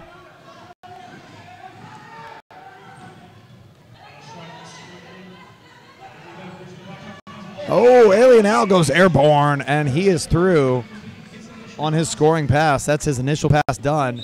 The cleaner calls it. Picked up 5 on his 3rd pass. So we have a lead change. Nice harmony. 1:11 plays 1:14, and we are into the last quarter of this game. King Crazy is in the middle. He's going to be calling something. Timeout. It's just a timeout. Timeout. You can still drink, though, Mr. Stabby. You're welcome. You can drink twice because we had a lead change and a King Crazy appearance. Okay, Mr. Stabby. This next jam brought to you by Silex et Fourchette. Silex et Fourchette takes its inspiration from the paleo way of eating, healthy and simple. Fresh products without gluten or lactose and non-transformed by the food industry. An atypical and nice place for a healthy food in the city center. From the nutrition-aware athlete in desire to optimize their performances, to the persons looking for natural food, to the gourmet, Silex and Fourchette is overall about health and gustative pleasure. And I love the use of the word gustative. Also, reading these reminds you just how weird English grammar is. That, like, it sounds funny, and then you're like, no, wait, it sounds funny because I have to do everything backwards in my language to do it naturally. Well, I think too much conversations in purely in meme form at the moment. So for me, words no. Words no. Words no. Does me a heckin'. I'm bamboozled. Bamboozled. Yes, Erica Packington, this is a close game. This is the closest game I think you're right. I think you're right. For the amount of time it's been at this close stage. Yes, yes. We were talking 15 minutes with less than 20 points between the 2 teams. We have had other games that started close but broke well, they up. all start this close. one started broken up and got close. They all start on a 0-0 stat, man. We give them a level playing field. Okay, we do have an official timeout. Stat manager is going to go in to confirm the discussion taking place between Righteous Oxide, the head referee, and the two benches. And of course, when we get some clarification, we'll let you guys know what that's all about. In the meantime, do please keep sending your tweets to us. Hashtag MEQ. You said Smack has sent, I believe that's a picture. Is that? Oh, yes. We've had a photo of the cartwheel. Thank you so much. That's a great photo. That was just a little conversation about positionally blocking with the head, a little preventative officiating, putting both benches on notice at the same time. Ooh. Oh, no. It is cutting to Firestarter, so he will be the twisted Firestarter in the box. Had cutting on Roseblade as well. So it's a jammer switcheroo in the box. And a 2-minute jam. Uh-oh. This is going to be full of fire. Here comes the Firestarter. Firestarter back in. Roseblade on his way. So he's setting up out the back. New World Order running out towards the front. And a fairly good pack pace. Firestarter through. Roseblade getting a little bit of offense. He's got a friendly side. But, you know, giving a friendly side in this style of defense doesn't always help, especially when Hygienic just rides you out of bounds. Firestarter's got 2 to beat.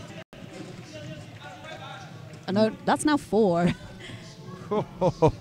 New World Order picking up on the Toulouse recycling game. Keep in mind, Roseblade on his initial pass, Firestarter on his first scoring pass. And Quadkill is in there to try and provide some offensive play. The distraction comes in, but Toulouse already recycled back around the New World Order jammer. The thing with Toulouse is if they get that first almost lap of control on a jammer, they are not going to release it. You have to beat their wall early in this game, or you're just not going to. Both teams just working their way around the track. Gazuka knocking Firestarter out, but picking up a penalty. I believe that was a clockwise penalty. And Roseblade forced to recycle himself, so we had a moment of clockwise roller derby. Firestarter putting up points this jam, and those will be the only points. 4 of them. It's back to the creep. This time, Quad Guards on the point creep away. 1-1-8 plays 1-1-1 in jam number 1-1. I believe you mean the jam number 11? The jam number 11. Hi, Fred. We now have Capitan Flem facing up against Rufio. 7 points between these two teams, and the fastest photographer I've ever seen sprinting out of that track. Yep. Ooh, big recycle job on Rufio. Thank you. Oh, Capitan Flem going straight through Cloud Strike, vice captain for New World Order. Capitan Flem saying, get out of my way. Rufio trying to spin move, tapped out to the inside. Oh. Good, very last minute catch by Cloud Strike on Capitan Flem. Angry Bear in with a push on Omar Gerd to try and clear the space. Inside line has some space through. Capitan Flem has a quick look behind, sees Rufio coming in, calls it quickly, very quickly. No points for New World Order, 4 points for the Quad Guards. 122 plays all the ones. When I liked Bonjour Jean right there, as soon as he heard the whistle, put his hands up, not just to say he wasn't hitting, but to show where he was, and thus the points had not been conceded. Sneaky but clever. Now it's 11 points between these teams. We have Fish versus #Brule. Fish racing around the outside line. Slippery Fish. Very slippery Fish. #Brule taking a knock by Scooby Zoom. And we have got a lap point already up for New World Order.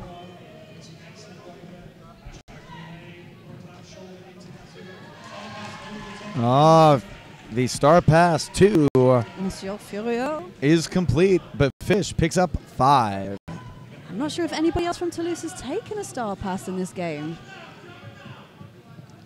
No, I think you're right. I think Furio is the only one who's received the star pass.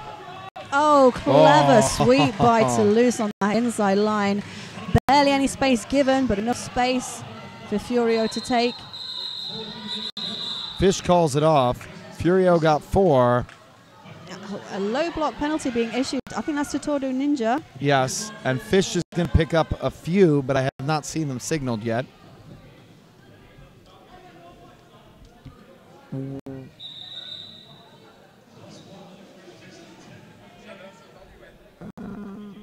Kid Crazy has gone into the middle. I think it's to ask about the points. 3 points on that second pass. So it's 5 on the first, 3 on the second, 8-point jam for Fish. And a 7-point differential. And Turdu Ninja dancing the penalty box. I don't think I've seen that in a long time. He's got grooves, too. Catch him down at the after party, which is taking place at Pub O'Clock. It's going to be the place to be this weekend. If you're in Toulouse, go down drinking and eating at Pub O'Clock. City Centre next to Jean Jaurès, to meet your friends and enjoy your time in Toulouse here. Big thank you to Pub O'Clock. And Toulouse, hope to be working with you again very soon. Very soon, maybe this evening. Maybe this evening. Maybe this evening, maybe. I've heard rumors that there might be karaoke. Oh, give over. No, I'll have lost my voice by then. What a shame. I know. We'll miss out on it. No, you really won't. the sigh of relief from everybody here will be incredible. This is an official timeout. A discussion by the referees taking place currently in the middle of the track.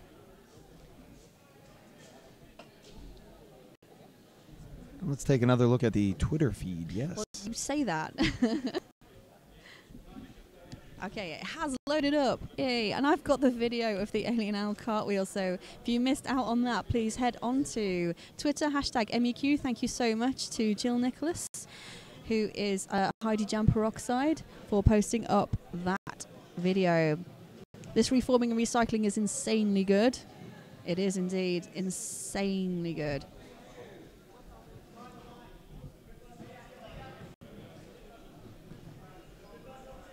It's one of those funny moments in this sport, you know, all of this commentary, and at the end of it, there's still the same guy in the penalty box and nobody else. It's just the way it is. just you know, everyone just has to deal with it.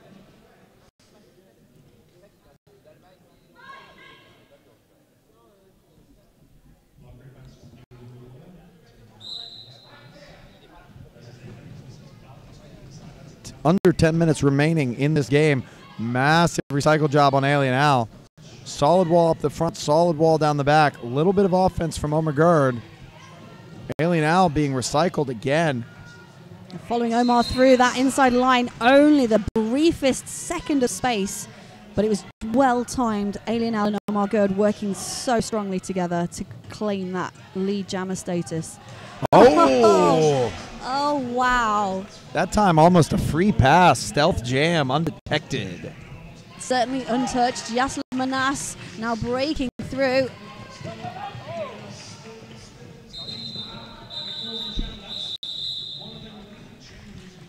And 4 points, which no. means lead change. I don't think my heart can take this. This is an unbelievable game to watch. 2 points difference now. 126 plays 128.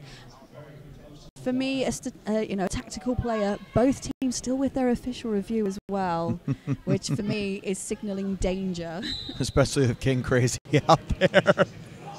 Ooh, massive hit on Fish. Hygienic. Credit him with that block. The cleaner working up the front. Furio throwing some offense. Furio throwing great offense. You would order playing a 4 defensive wall, allowing Fish just to his own devices. The cleaner, oh, the star has been dropped. So, yeah, lead closed now for the quad guards. That's right. Fish, though, hop, skip, and jump up the inside line.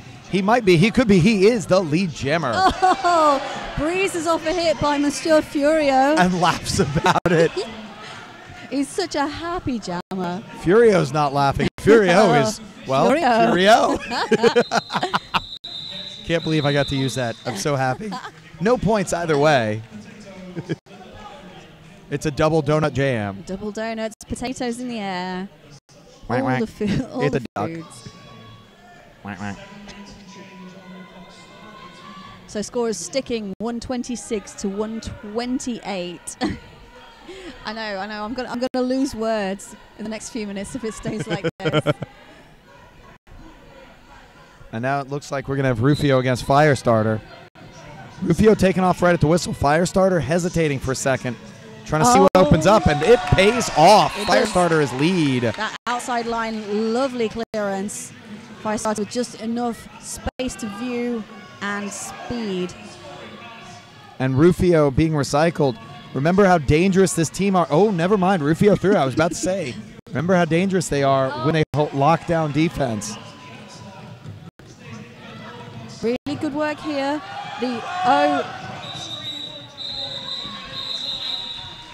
No points for Rufio, all 5 for Firestarter.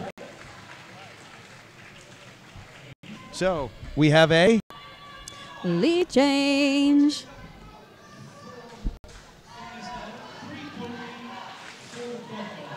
So it's only 3 points separating these two teams. And 6.5 You're minutes. giggling. I can't help it. It's so exciting. This is a brilliant game to be watching. Alien Al now up against Capitan Flem. Alien Al pushing up at the front. Capitan Flem finding that inside line. Inside line is open. Lead going to Capitan Flem, and Alien Al is being recycled back. Hygienic looks like he's on his way to the penalty box. I didn't see what that was for. Yep, multiplayer block. Toulouse down to just 2 blockers. They're now rejoined by Tordu Ninja. Capitan Flem spinning around the outside. Calls that jam to an end. Multiplayer going now to New World Order. And Tordu Ninja on his way back to the penalty box. Oh, wow. He's had a couple of trips this game. He might be on the in the danger zone. He might be in the danger zone. I wish we had musical cues. That'd be perfect. I'm not sure if that's a signal from the penalty box manager. I did see a finger across the chest, which is normally their indication that somebody is on 6. Mm-hmm. We have Fish against #Boulet, I believe. And it's a little bit of a diet pack out there. Pack light. Somebody called it a polo pack because they'd all fit into a Volkswagen Polo. Other cars are available. I thought you were going to say it's a polo pack because there's a couple of holes. Ooh, that's even better. Thanks. I like it. #Boulet just dancing around the outside line. Fish already in the pack. Pack being split apart by New World Order. Fish had Furio to beat. He had already picked up 3 points by beating Asshole off, thanks to Ghost Points, or whatever they call them these days. Not points. Yes, not on track points. Oh, Fish with that spin through the min. Just throws that shoulder in. And #Boulet having a real tough time up against Don Gingiovanni. That's right. It's a good multi-pass jam for Fish. Normally, you know, those end up with a fewer than 4-point differential. But as it is, Fish picked up 4, then 5. He has conceded points, which we won't know until #Boulet finishes a pass. But Fish is on a 3rd scoring pass. So definitely advantage at the moment to New World Order. They use that advantage by calling. Fish picked up 4, concedes 4. So that's a 9-point gain, a net 9-point gain on that jam. Once they're all totaled, there we go. And we have a lead change. Oh. Yay! My goodness, I'm going to be so hydrated by the end of this game. We only have 3 minutes and 54 seconds. Team timeout has been called by the quad guards. Oh my word. Stat man. What is going on? We knew this was going to be a game to play for. Both teams going in strong, knowing that the other was undefeated. It's just, the gameplay is sublime. That's right. The winner of this game would need, like, the stars to align to not go through. The loser of this game can still go through. As long as they win their following game. Exactly. So this is an exciting game. This is great. And both these two teams now are seeing Cardiff in their future. Yes, Defcon John, it is an amazing game. Yes, Bryn Pritchard is such a good game. I'm not going to use old terminology. It is a good game. You can tweet us at #MEQ. They're getting the slow clap going. Now that's some old school cheering that I love. There is not enough slow clap in this world. Just the awkward clap from Tyne and Fear. Oh, God. Which is awkward. Really awkward. Capitan, Flem, and Rufio on the jammer lines for their teams.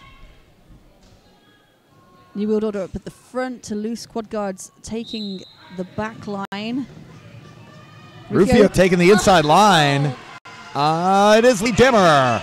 And we've had an instant star pass over to Monsieur Furio. That was the fastest star pass I have literally ever seen. Oh, Rufio with a big hit at slowing him down from Yaslan Manas, who now tries to cannonball through for Monsieur Furio. Rufio's going to take, it looks like a no pass, no penalty. Oh, Furio, no. Jammer on Jammer. He's taking him back by Yaslan Manas. So a good recycle. And Furio now looking to play fifth blocker. He's certainly playing patient jammer. But you know what this is? This is killing clock. Manchester are quite happy to let this one ride.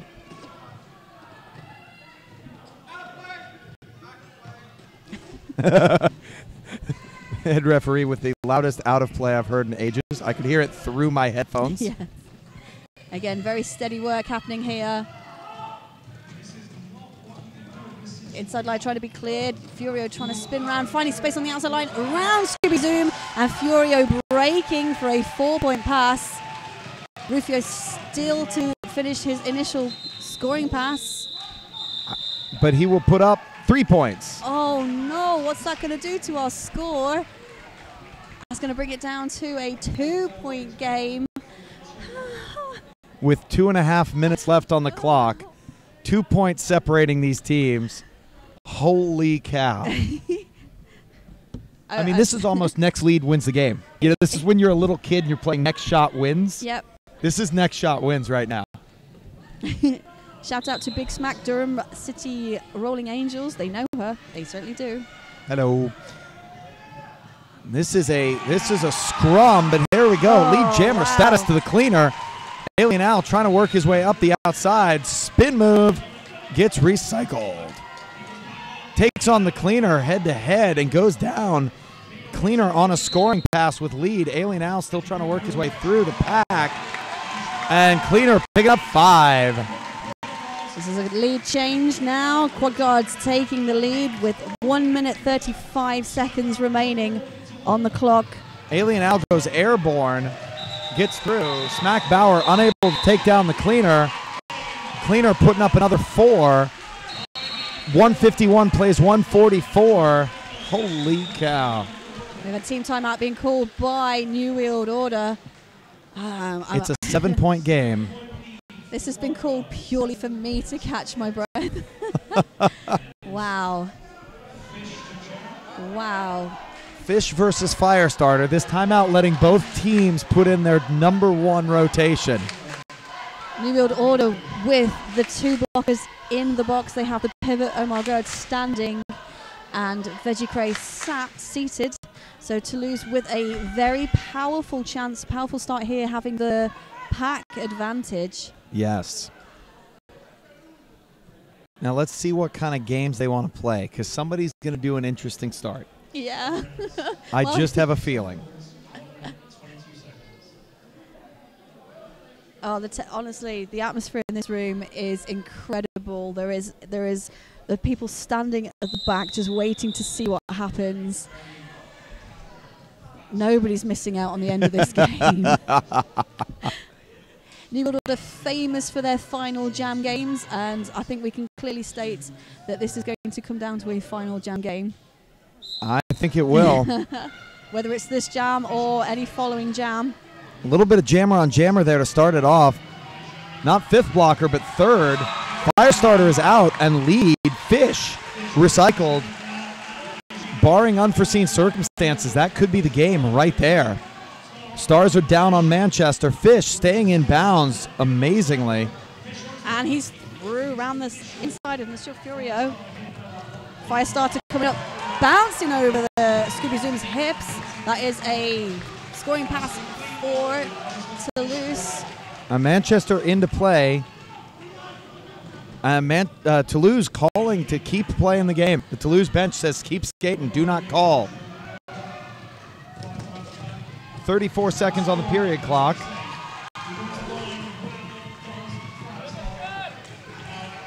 Firestarter is now through for 4. Toulouse currently a scoring pass ahead. New World Order currently 11 points behind.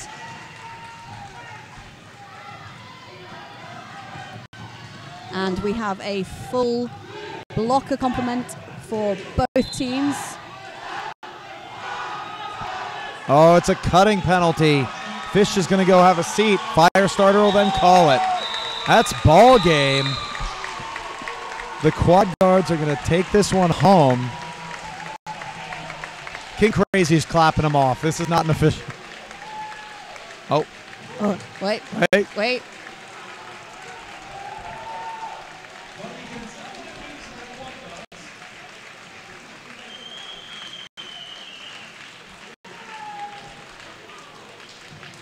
And he's returning back. We're going to hit the end of the 30 seconds very shortly. Quad guard's already celebrating the end of this game.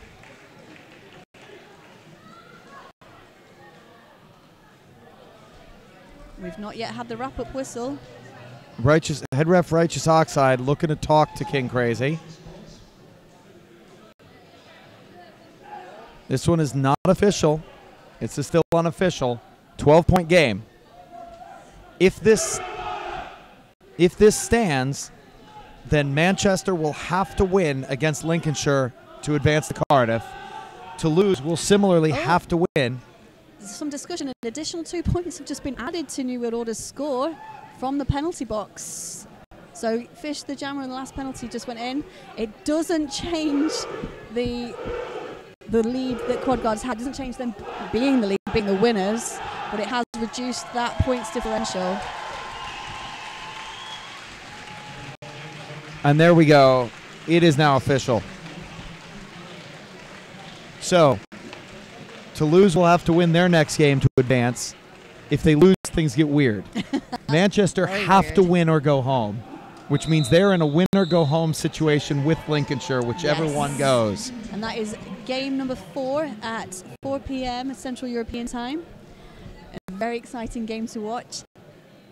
Make sure you tune in here. Hashtag MEQ. Keep on with what's happening here.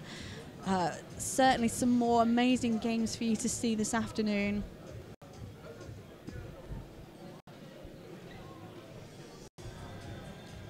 Thank you all so much for keeping an eye on our stream. Who do we have coming up next, Statman? Oh, you had to ask, didn't you? I did. Well, it's going to be Panam Squad. Panam Squad up. They will be facing up against Tyne and Fear. Yes, who have not yet played today. Panam playing the first game this morning. And Tyne and Fear, both of those teams, I'm sorry, unwon. They are, yes. Both in the hunt for their first win in this tournament. Yeah. So Manchester Roller Derby now officially 2-1 in this tournament. Roller Derby Toulouse in first place, 3-0 with a plus 321. Manchester Roller Derby 2-1 with a plus 262. Lincolnshire Rolling Thunder with 2-1 with a plus 118. Tyne and Fear 0-2 with a minus 170. And Panam Squad 0-3 with a minus 531. Which means Roller Derby Toulouse have officially qualified. They cannot miss out on qualification. Fantastic work by Roller Derby Toulouse in this brilliant game. Breathtaking, just unbelievable action. Thank you all so much for tuning in. Do keep tuned in. We've still got 3 amazing games here. I'm Holly. I've been joined by Statman. Thank you all for watching, and we'll see you in the next few games.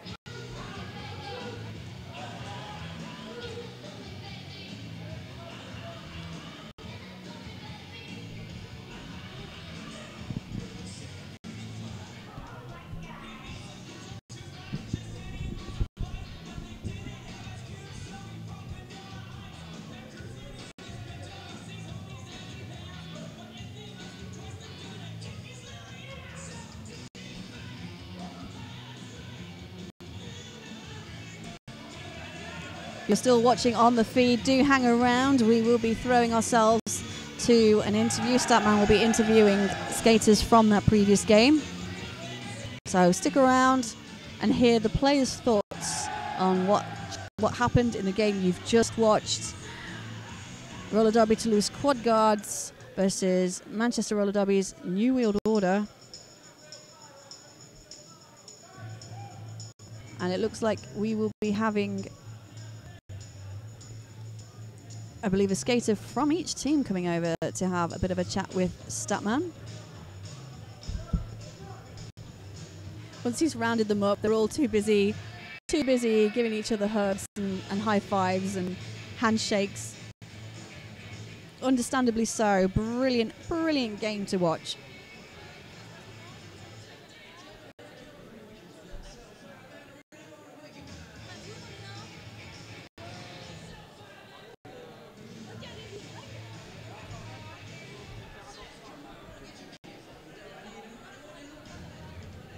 If you're having a viewing party for the men's European qualifiers, take yourself a picture and show it over to us.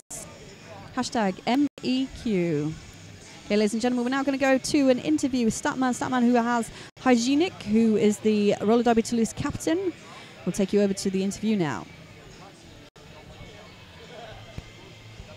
All right, I'm standing here with Hygienic. You are the captain of the Quad Guards, yes? And I'm proud of it, yeah.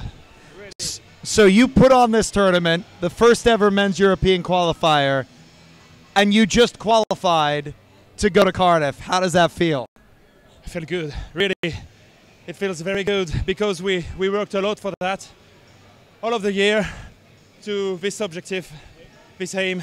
And yeah, that's not finished because we have another game, and we will be very good if we won the fourth game.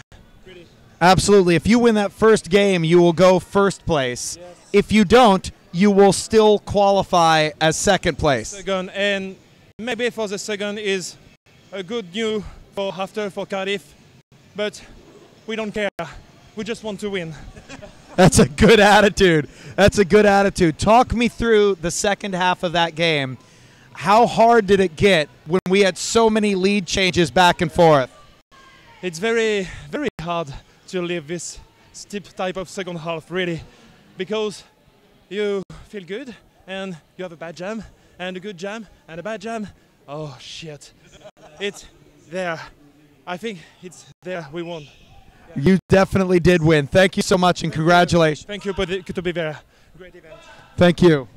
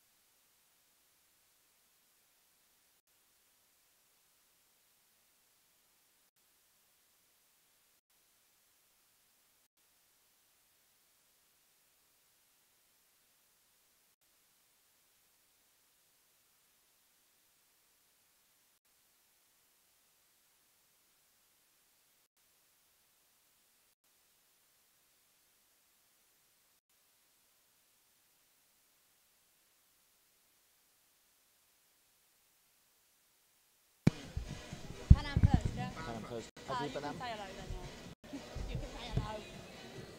Oh, so hot. We're on. Oh, am I?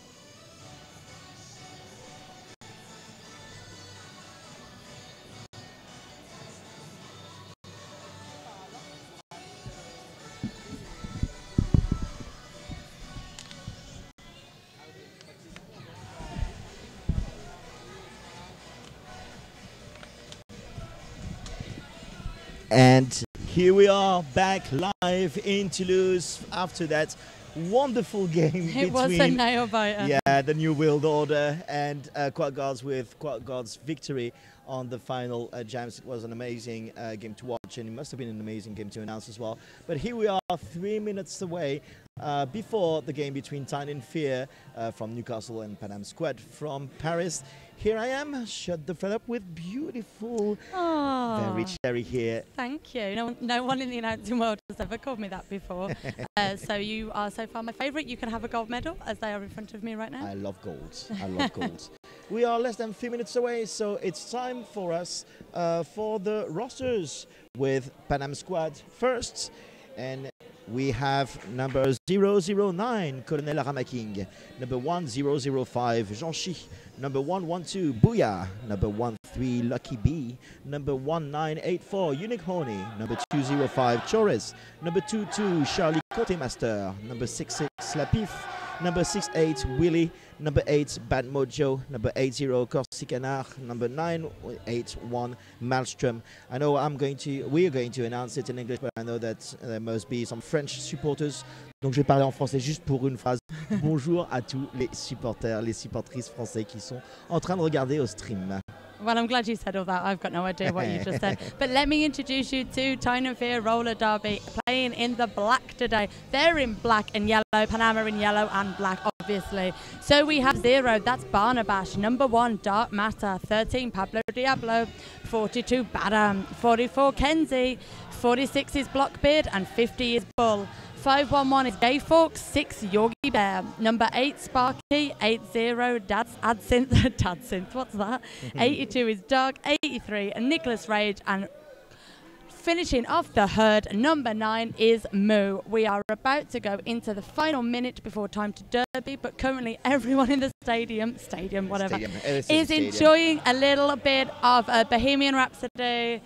The song that probably unites everybody, because everyone in the world knows it.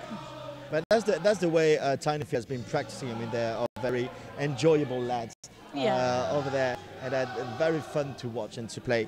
Don't forget to send your love and support for the players or whoever you wanna. Or for me. Oh yeah, or for Very Cherry, exactly. On hashtag MEQ on Twitter.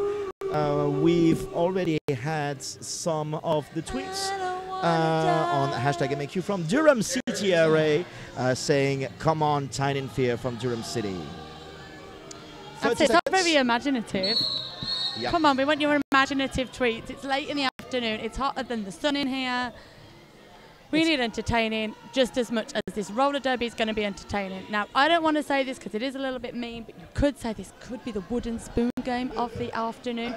Both of these teams are still at a loss, but it does mean that one team will have a win. So take that, kids. One of you will get a win. Hi, someone is taking my photograph again, which is lovely because I put my makeup on. It's going to be Dark Matter for Tyne and Fear versus La Pip for the first jam, and let's start with it. We know that the first jam is always quite important to set up the pace and the rhythm of the game. So who's going to win that first jam? Is it going to be Dark Matter or La Pip? For the moment, very strong defending from Panam Squad. Panam Squad are down one player as they have had penalty trouble from the get-go, but it is Mr. Dark Matter who is lead jammer for this first jam of the game. Is this a sign of things to come, or is this just a lucky strike for old Mr. Dark? Dark Matter in the scoring trip and the beautiful apex jump right from the first jam of the game. Dark Matter is showing off a bit on the track. Showing off. I think he's just doing his day job, babe. He's just talented. He's just a talented player. It's weird because yesterday I got mistaken for Dark Matter. Yeah. Like, I'm all for, like, you know, gender fluidity and all that type of stuff, but we look quite different. Even in, like, you know, even after a long day in this hot sun, I'm pretty sure we are not similar. But yeah. There we go. There's worse people I could be mistaken for. 4-0 before the start of the second jam, with Mu jamming for Tyne versus Chores for Panam squad. Now, Torres, I can't even say his name properly, so please keep correcting me. I don't want to offend him or his whole sausage family. And Mu is having the second lead jammer position in a row for Tyne already in his scoring trip now, approaching the back, ready to score more points for Tyne Tyne lost their first 2 games yesterday, so they are eager to winning that game with Panam. Panam has already also lost their games, and so we are having a game between 2 kind of underdogs, and I'm sure that they're going to give their best on that game. Yes. Your voice is so captivating. It's a little bit like the safety announcement in an aeroplane, like, because, you know, they do it in all the different languages, which I know you did just speak in English, but it was a little bit like, oh. I feel like I should put a seatbelt on and have a gin and tonic, which would be lovely, but it's not going to happen. What is going to happen is an empty penalty box, which is one of the first times we've seen in this game already, and Mu coming up against that fantastic wall of Lucky B and... Oh, I'm not even going to go there with his name. You know, Charlie Conmaster. It's Conte Master, the master of cheese, the Conte from France. That's not what you told us earlier. That's what it meant. Yeah, no, but you misheard it. You misheard it. But in the meantime, let's get back to roller derby. What I heard. And Mu is having another 5 in the pocket. It's been the 3rd scoring trip for Tyne. Mu has already scored 10 points for Newcastle, leading 14-0. Newcastle, 40-0. I like the way you say things. I will, as I told you the other day, I would probably adopt your accent. I've already been Statman this afternoon. I will now be Shut the Fred Up as well. Or just shut up, Jerry. It's probably the better way of looking at it. And Mu is going that off with 5 more points. I believe this is, 15 points. So far, it's been the highest point scored on the single jam of that game. 19-0 for Tyne. Panam squad are ready to score points, but it's been quite an interesting start for Tyne. Not ready to give away any points. It's going to be La Pif for Panam squad versus Pablo Diablo. I believe this is Captain Malice's favorite player, I've been told. I do think it is worth mentioning, though, that this is Tyne first game of the day, whereas Panam squad have already had a belter of a game this morning. So they might be a little bit more tired. They might be having to play some of their reserve players. I don't know. I'm just speculating, because what I know about roller derby, you could write on a stamp. But I'm not sure about this argument, because we've seen yesterday that the team which played earlier was in the pace, was ready to fight, and they were quite into the game. And let's see Pablo Diablo taking the lead for Tyne. It's been the 3rd lead jammer position in a row since the beginning of the game. Clearly, this is quite a start for Tyne. And it looks like Le Pif is round the back of the pack now. He's looking to finally get some scores on the board for Panam squad, as both teams are having a little touch of penalty trouble, with blockers having a sit down. For those who are seeing Panam squad for the first time on this weekend, we have to say something that Panam squad is missing 4 of the key players. Pupatest is not here. I'm so sad he's not here. I just wanted to say his name. Yeah, so exactly. Hey Pupatest, thanks for, you know, not being here when I really wanted you to be. But it's all right. I'm sure you've got your reasons. Panam squad has scored points, even if they were not lead jammer position. 4 points for Panam squad, 3 points for Tyne. And I do think, even though Tyne have definitely dominated the start of this game, we are only 6 minutes into the game. There is still everything to play for. And as we've said many times, both teams are going to want to go away from this tournament with 1 win in their handbags. Chores versus Kamikenzi, and Kamikenzi is taking the lead for Tyne. Since the beginning of the game, all the jams were controlled by Tyne, and Kamikenzi is in his first scoring trip now, trying to dodge against Booyah. Booyah, quite a talented, and look at that, just right in front of our eyes. Booyah recycling Kamikenzi here. But Rolling has Rat been just calling sent a to the penalty box. there Yeah. right in front of me. That's called the announcer's curse. Every time it happens. Also, brilliant to hear our OPRs putting some dominance into the game as well. Well done to all the officials. Cami Kenzie has already scored 5 points. He's in the second scoring trip now, but look at the defense from Panam squad. The number 82 Dog is assisting Cami Kenzie, ready to pass on the third scoring trip now. 10 points for Cami Kenzie and Tyne. Good job by Colonel Aramaking. I have to say that I've been amazed by Colonel Aramaking potential, and also plays all of that weekend. It's his first season in the A team of Panam squads, and he keeps on rising and rising. And he's the gift that keeps giving. Yeah, and he's becoming a key player for the Panam squad. He really is. If nothing else, that hair is it should have its own team shirt.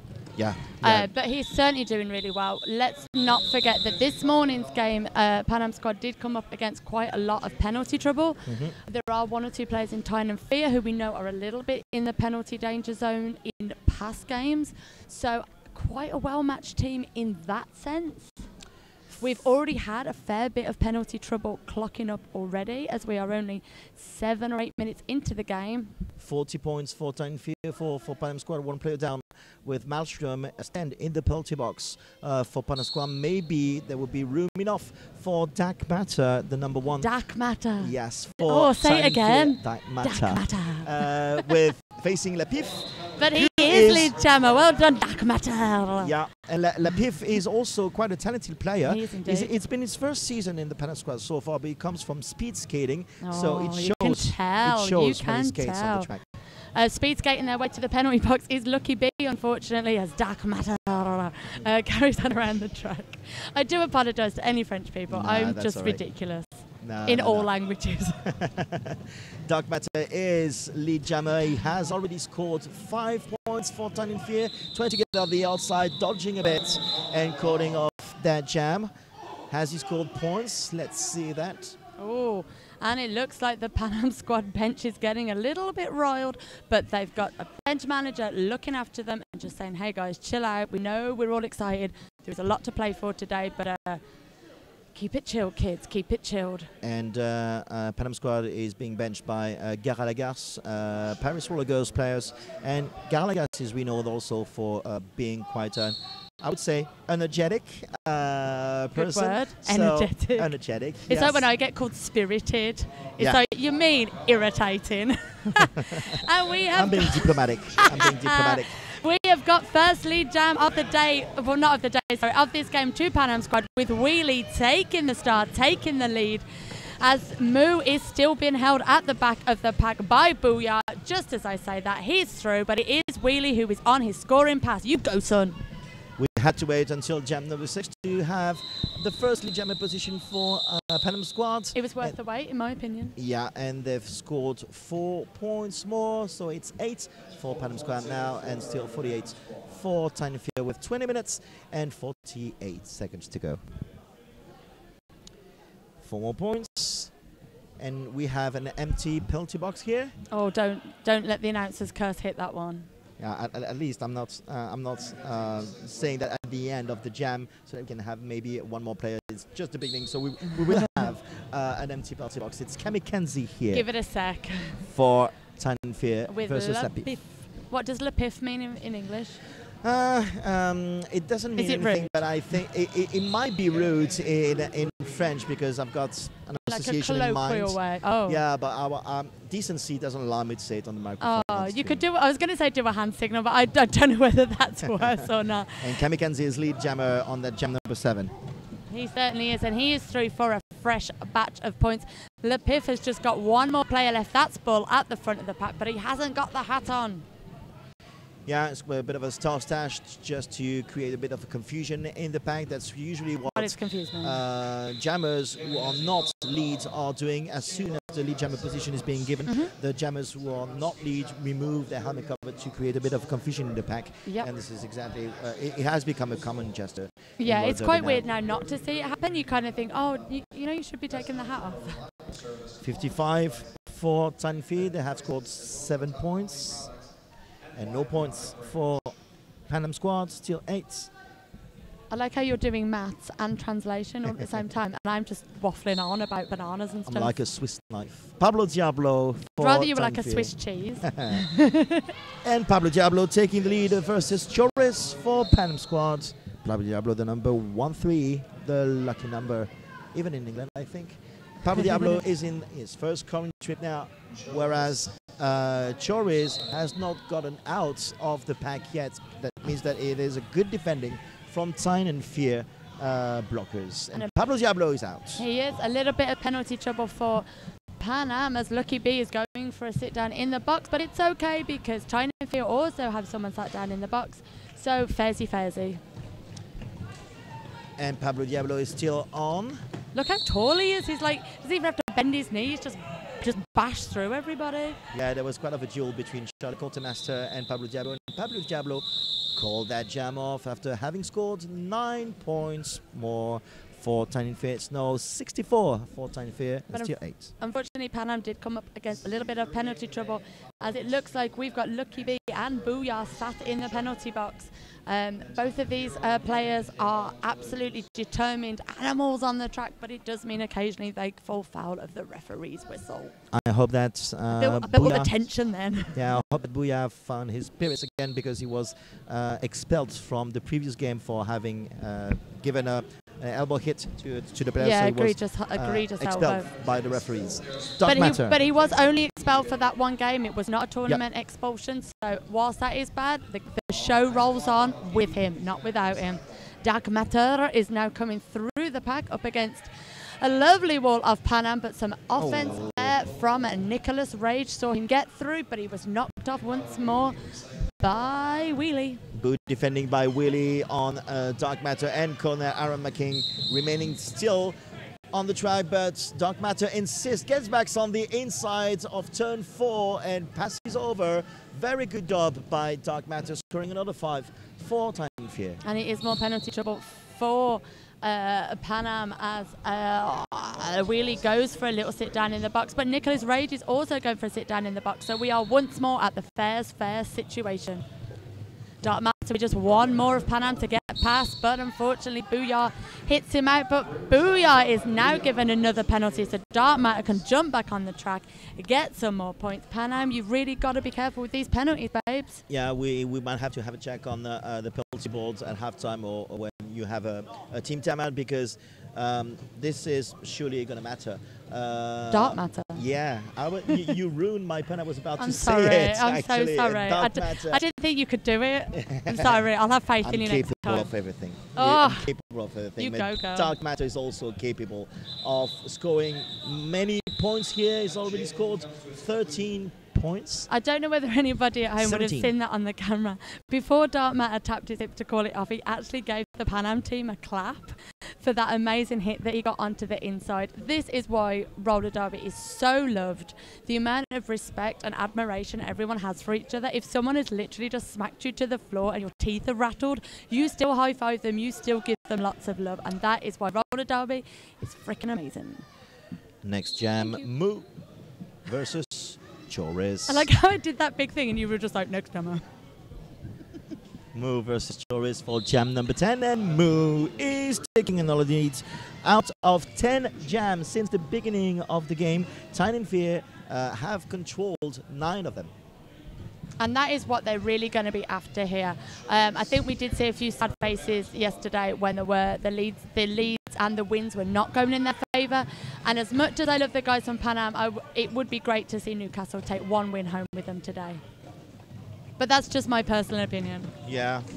And Charlie Quartermaster has taken the helmet cover after a star pass for Panam squads, but the jam is off as Moo, which was mostly been calling it out. No points scored by Panam squad, still stuck to 8 points and 4 more points for Tyne Fear. It's 85 for Tyne Fear, 8 for Panam squads. And we are going into an official timeout now. I'm going to read you some of our sponsors. So Quad Roller skate shop because we love this game as much as Very Cherry does. Quad is Europe's original brick and mortar roller derby skate shop with the best selection and most stock on the continent, like a continental breakfast. We know skates so you don't have to. Our customer service is the best from derby skaters. Come see us online or in store for your derby needs. Hashtag Quad Berlin. It looks like the penalty box is having a bit of a clean because so many sweaty men have got in there, which means I can read some more. Pub O'Clock is the place to be this weekend, and it's where the after party is tonight. We are glad and suggest that you go drinking at the Pub O'Clock. It's in the city centre next to Jean Jules. A big thank you, and we hope to work together soon. We have to say something also about the amount of jams. We have seen so far 10 jams on 15 minutes. That means that the jams are medium long. Actually, they seem to be quite realistic. As soon as they got the points, they fulfilled the objectives. They're calling that off. That might be a strategy. Actually, Malmström is jamming for the first time as a start for the whole weekend. Ooh, Malmström is jamming for Panam squad. I don't think you need to specify who he's jamming for, but good to know in case anyone's not too sure. Everyone is in black and yellow. Pablo Diablo almost getting through there, but he realised he was going to do a massive track cut, so he cycles to the back. I've been told that we shouldn't say black and yellow because it was for Chicago or Pittsburgh or I don't know. We should say black and gold, apparently. Black and gold. I've been told that Tyne Fear was black and gold. They are, okay, fair enough. But Pablo Diablo is out of the pack and is lead jammer on that jam number 11. And Maelstrom is hot on his heels after an unsuccessful bit of defence there from Bull. It is great to see Maelstrom in the jamming capacity. I would like to see more of it, for sure. Maelstrom is quite also a key player in the Panam squad. He was W's this weekend. He has a kind of hamstring injury, but he seems to have recovered from it and gives his best on the track. 2 points still by Maelstrom, even if he wasn't lead jammer. Good Very performance. Good. Maybe that hamstring injury, that rub down that you gave him has helped. Yeah, can't say more about it. I'm just an announcer and an English teacher. I'm not a doctor about We are not professionals in any capacity. Anyway. Although if you're an English teacher, that's pretty impressive. Kamikaze for Tyne Fear versus Lepif, the number 6-6 for Panam squad. Oh, beautiful hop, skip and a jump round the inside there for Mackenzie.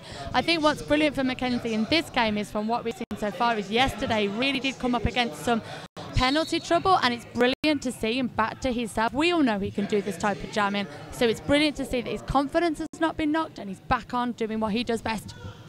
Kamikaze has entered the second scoring trip of that jam number 12 and is ready to collect more points for Tyne Fear as he approaches the pack right now. But you have Bad Mojo in front of him, and when you have Bad Mojo, it's quite even more difficult to pass the pack. But Kamikaze is giving his best and cutting that jam off, and he has scored more points, 4 points on the last scoring trips. That means 7 points for Tyne Fear and 4 points for Panam squads. So it's 92 for Tyne Fear and 14 for Panam squad. It's an official review now, and Very Cherry is out to check what this is all about. In the meantime, I'm just going to check on Twitter whether we have some tweets of supports. And we don't. So what are you doing, Derby peeps? Please feed the hashtag MEQ on Twitter to send your love and support to the players, the referees, whoever you want. We are eager to see you on Twitter, hashtag MEQ. So,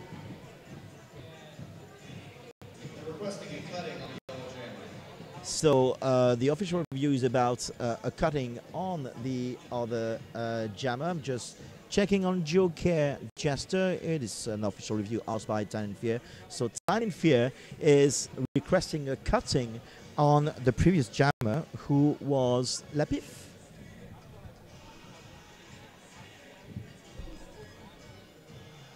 Or maybe we don't have that many people on the stream or on Twitter because it's 2:20 in France, so it's 1:20. People must have had their Sunday roasts and roasted potatoes. We are Sunday, so that might explain why we don't have that much support on Twitter. Hashtag MEQ, send your love on it. The referees are still talking about it, which might be a good sign for Tyne Fear. The longer they discuss, the better the outcome should be. Let's see that in a minute.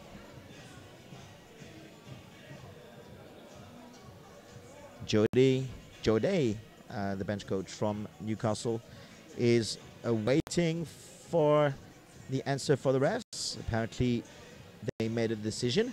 Duncan Disorderly is going to provide the referee's decision to the bench and captains.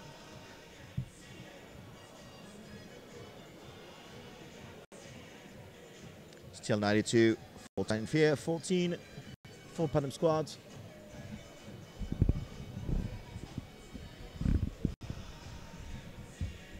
You may also wonder why Tyne Fear had so many difficulties also to win the game, since yesterday they are missing quite key players as well. So no call stands as the jammer didn't gain any relative position, so official review is lost by Tyne Fear. I'm sorry, Very Cherry, I heard I heard Statman on the house, so I've already said it. It's alright. On the feed. It was a bit of a boring one, to be honest. I mean, fair enough for calling it, but it wasn't like, oh my god, and then the roof was on fire. Dark Matter versus Chores. Dark Matter. And it is Torres, who is lead jammer for Panam. A much-needed lead jam, a much-needed confidence boost for them. It's only the second lead jammer position for Panam squad since the beginning of that game after 13 jams. But look at that, Dark Matter is having a duel with the number 205 from Panam squad, putting pressure on him and forcing him to call the end of that jam. We will never underline that much the necessity for a jammer when you're not in the lead jammer position to get out of the pack quite rapidly to put pressure on the lead jammer. Just because you haven't got lead doesn't mean your job is over. There are many things you could do. Old school, eat the baby. Of course. No points scored. Still 92 for Tyne Fear and 14 for Panam squad. Empty penalty box for the upcoming jam number 14. Of which there is just over 10 minutes left of this half to go. Both the teams at the back of the pack digging their heels in, stopping the opposing jammer getting through. But it is Moo who is lead jammer for Tyne Fear for about the fifth time this afternoon in this game. But Le Piv is hot on his heels. Just as you were saying, Fred, just because you are not the lead jammer doesn't mean you take a chill. You haul ass down there. Moo has started a jam 4 times since the beginning of that game, and he has controlled the jam 4 times. So it's a 100% success yep, rate. Exactly. Damn. Exactly. 3 points more for Moo and Tyne Fear, so now it's a 95 for Tyne Fear and 14 for Panam squad. I was quite disturbed by the naked man? No, by Statman's jokes actually. It's not a sell-off for from the quad guards from Toulouse that disturbed me. It's the official review from the official that Statman said that disturbed me a bit. So what disturbs you more is Statman, not a naked man? Yeah, I think I won't say more on that question. You're so diplomatic. Are you sure you're not like a politician? Yeah, maybe I should run for politics. Let's have a look. I'm going to leave French politics well alone. We have another tweet from Lawrence Vervost. Big shout to Nicholas Rage, captain of Team Netherlands and rocking on track with Tyne Fear right now. Team Netherlands have been representing very well today. As we said earlier, most of these teams have got at least a handful of international skaters on their teams, but it's not just France and England, it is Team Netherlands as well. We've got Team Ireland. I'm really sorry if I forget anyone. I'm sure we've probably got a Welshie in there. We've probably got a Scottish player. We've probably got a Japanese player. Who knows? Pablo Diablo is leading that jam with Jean-Chi right behind him. Is he the Japanese player? No. And yeah, Nicholas Rage was trying to organize the pack with quite difficulties with the blockers from Panam squad. It was a bit of Nicholas Rage against the machine of Panam squad, right? Were you trying to make a Rage against the machine joke? I did. I just did. Okay. Still 95, 14. Yeah, you get used to my wonderful sense of humor, actually. I'm enjoying it muchly, just as I will go for sense of humor and naked quad guards rather than French politics. Coming back to Derby, Panam squad has scored since three jams. And it's Kamikaze here versus Lapif on that jam number 16. But Lapif is going for a sit down in the penalty box. Such heartbreak for Panam, as it looks like Kenzie, whatever his name is, he will probably slap the century for Tyne. This is the first power jam of the game for Tyne, and the lead jammer position is still open. No, it's not. It is not. Never Kamikaze. speak. Never speak. Kamikaze has just taken the lead on that jam number 16, ready to score more points and maybe reaching the triple digit for Newcastle on that one, since they are 5 points away from the triple digit. 5 points more, exact 100 sharp for Kamikaze and Newcastle. You mean slap the century? Yeah. Thank you. And some beautiful blocking there from Panam squad. Good to see that no one is giving up on this game. They are digging their heels in. They are doing what they do best, day in, day out. Panam squad is not used to giving up. This is right into their slogan. What does Panam do? La bagarre, which means to fight in colloquial French. So they're not ready to give up anything. And the other person who's not ready to give up anything is Kamikaze, having scored another 5 for Tyne. Have you ever seen pigeons for it? No. No. Isn't that what the after party is? The after party is at pub o'clock. All right. I thought afterwards it'd be like some, like a cockfight, but with pigeons. 10 points for Tyne with now 105 for Newcastle and still 14 for Panam. Dark Matter's in the middle there, but there's no O's in the sky, so it doesn't look like we're going to an official review. Just looks like he wanted to drop off a bit of feedback. And now Panam hasn't scored since for 4 jams in a row. Let's have a look at what Dark Matter or Chora is going to do in that jam number 17. The number 1 versus the number 205. You are more stats than Statman, do you know that? And Dark Matter. I've learned for the best. I've learned for the best. Really, Indeed. Statman give everything. Dark Matter is your lead jammer in this jam, as the penalty box is now clear of everybody. And some beautiful shove there from Dark Matter, just using his players like bowling balls. It's not only from Dark Matter, it's also work from the blockers who basically stuck Panam squad pack on the outside, creating the gap on the inside, ready for Dark Matter to get into it. And once again, Dark Matter on the inside, finding the tiniest little hole and sneaking through it to score another 5. 10 points so far by Dark Matter. And now another 5, so it's 15 points so far, and Dark Matter doesn't seem ready to stop that jam. Sorry, I was just laughing because Rolling Rat slipped over, and if there's anything funny than a ref falling over, it's a ref that you know falling over. So, sorry, I just laughed. I don't see why you're mentioning Rolling Rat. I mean, do you know this guy? He's got, I do. He's got a lovely bum. Yeah. Not you, mate. 19 points for Dark Matter on that jam. It's now 124 for Tyne and still 14 for Panam Squad. Now we have 110-point difference and 6 minutes to go before the end of that first half. Really, Tyne didn't give up anything at the start of the first half and in the middle of it. Really, they are really strong side on this. But a lead jam, a much-needed lead jam, has gone to Jean-Chi of a Panam squad. What I was about to say is that whilst Panam have not had the best look this weekend with wins, etc., as we have said, they've got some new members in the team. They've lost some of their veteran members. Yep. I think they'll have so much that they can take away from this tournament to build on. Exactly. So do not discredit them for future things at all, no, because they are showing some grit and determination, like the eager pigeons that they are. And Joshi has just scored 5 more points. Lovely. And Got it's the been jammer the points. third lead jammer position for Panam Squad so far since the beginning of that game. And Joshi is ready to score another one in the second scoring trip of that jam number 18. But Barnabash has got a few things to say about that as he smacks him off the track, looking pretty chuffed with himself, I do have to say. And Joshi calls it off. How many points more? Oh, I don't know, jam refs are going for a chit-chat.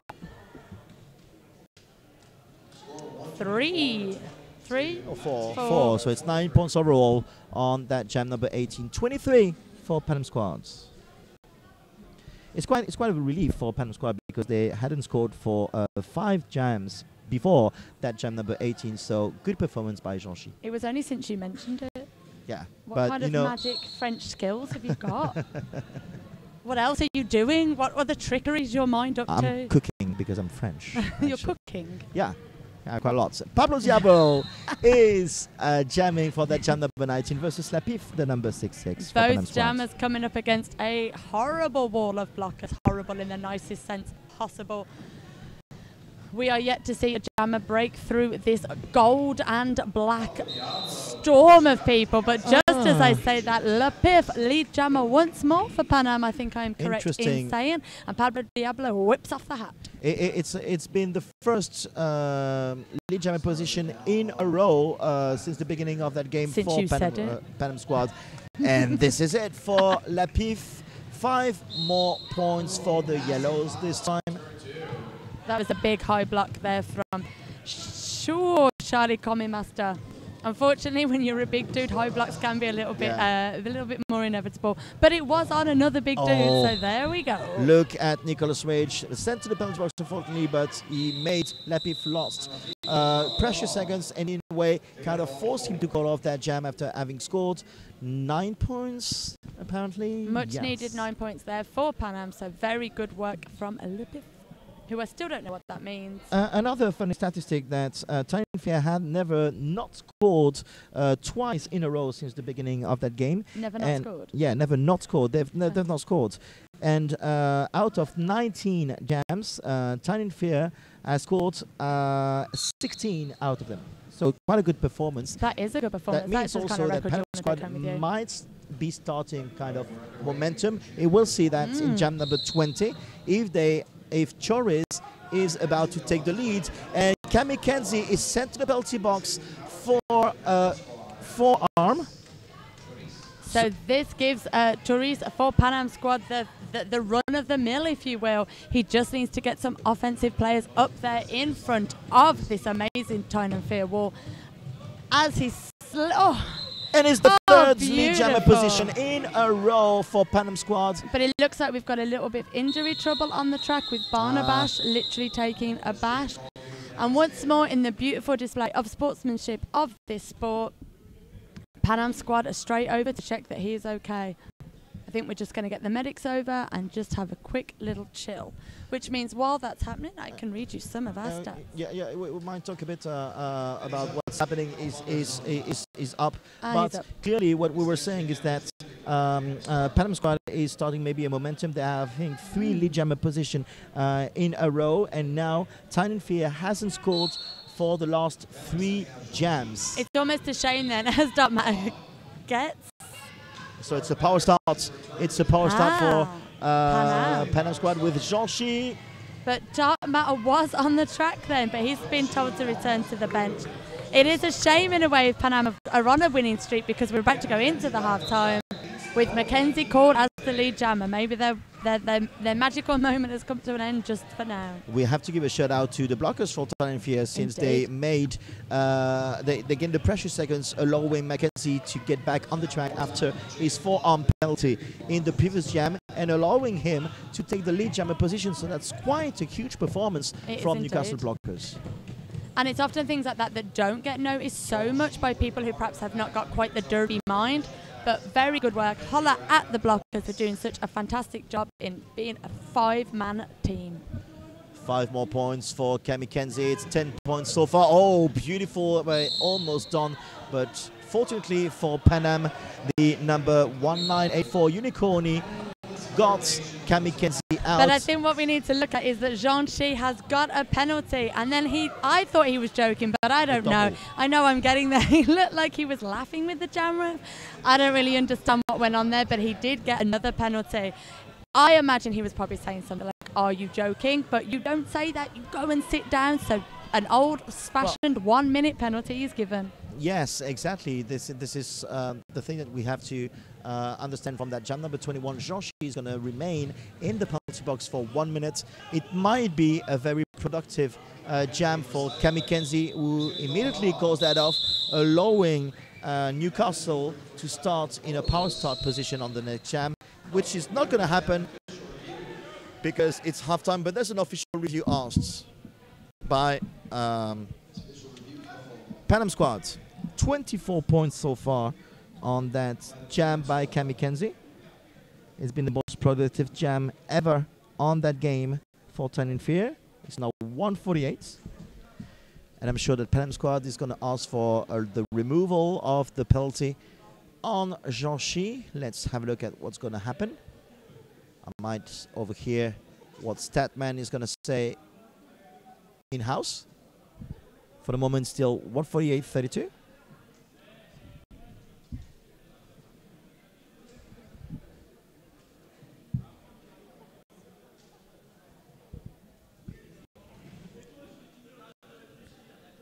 Let's have a look in the meantime at what's happening on Twitter. If there's something happening. No, no one is sending tweets.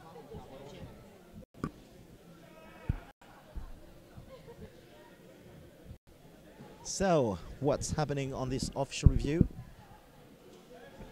Garalagar Sendori, another player from Paris Roller Girls B Team Les Quedelles, is explaining the contents of the official review, and Duncan Disorderly is listening to them. It is going to be halftime just right after this official review. There's not going to be any extra jam. So we're just waiting for the content of the official review here. I'm trying to fill the gap because the official review is taking a bit long. So things might be getting clearer. So the referees Squad are requesting that the cutting call be overturned. This is what I had anticipated. Panam squad is asking for the removal of the cutting call awarded to Jean-Chi,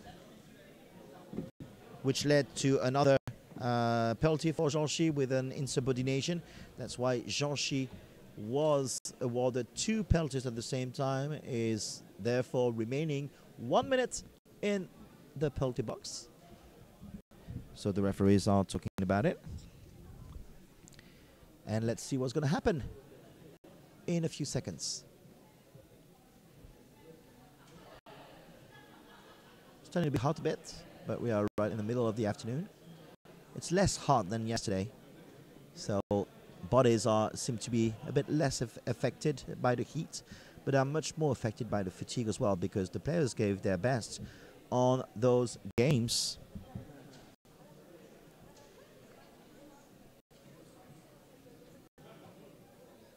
Remember that if people want to take a plane or a train on your car, and if you want to join us at the after party tonight, it's going to happen at pub o'clock in Toulouse, 21 Boulevard de Strasbourg in Toulouse. Very nice pub. And the referees had better give the decision, because I'm ready to give that jokes here. So it's half time.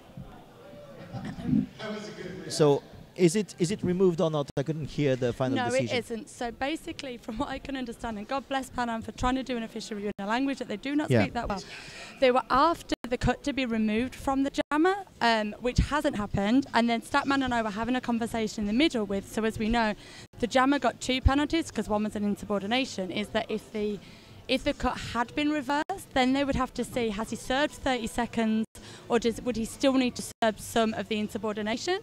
So a lot could have happened there, but what actually happened is, in good old official review world, nothing. All right, so this is halftime on that score, 148 for Tyne Fear and 32 for Panam Squad. Thank you very cherry for the report of the official review. You're very welcome. See each other a bit in a bit less than 15 minutes now. See you in a bit. See you in a bit. Whew, it's starting to be hot. Yeah. Oh God, I felt so bad for them. Because the girl in the grey doesn't really speak English. So the other girls having to do it, and it's stressful enough trying to like explain it all. Oh, we've got the one using MEQ as a hashtag, but it's nothing related to roller derby. Okay. Apparently this is his girlfriend or something like this. Well, that's nice. That's Give cute. them a shout out anyway. Yeah. He comes from Malaysia. Yeah, so it's got literally nothing to do Nothing with to do with it. We'll take it. And any fans we can get, we'll take.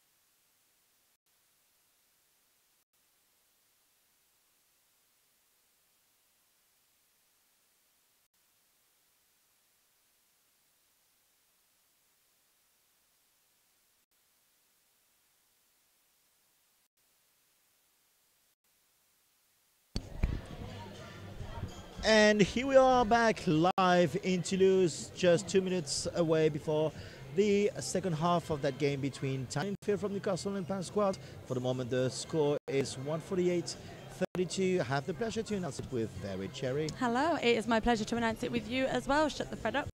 And let's have a look at a few statistics. You do stats, I'll do shout-outs. Go. Let's know our roles in life. So let's start with the penalties first. For Panam Squad, they have 21 penalties overall.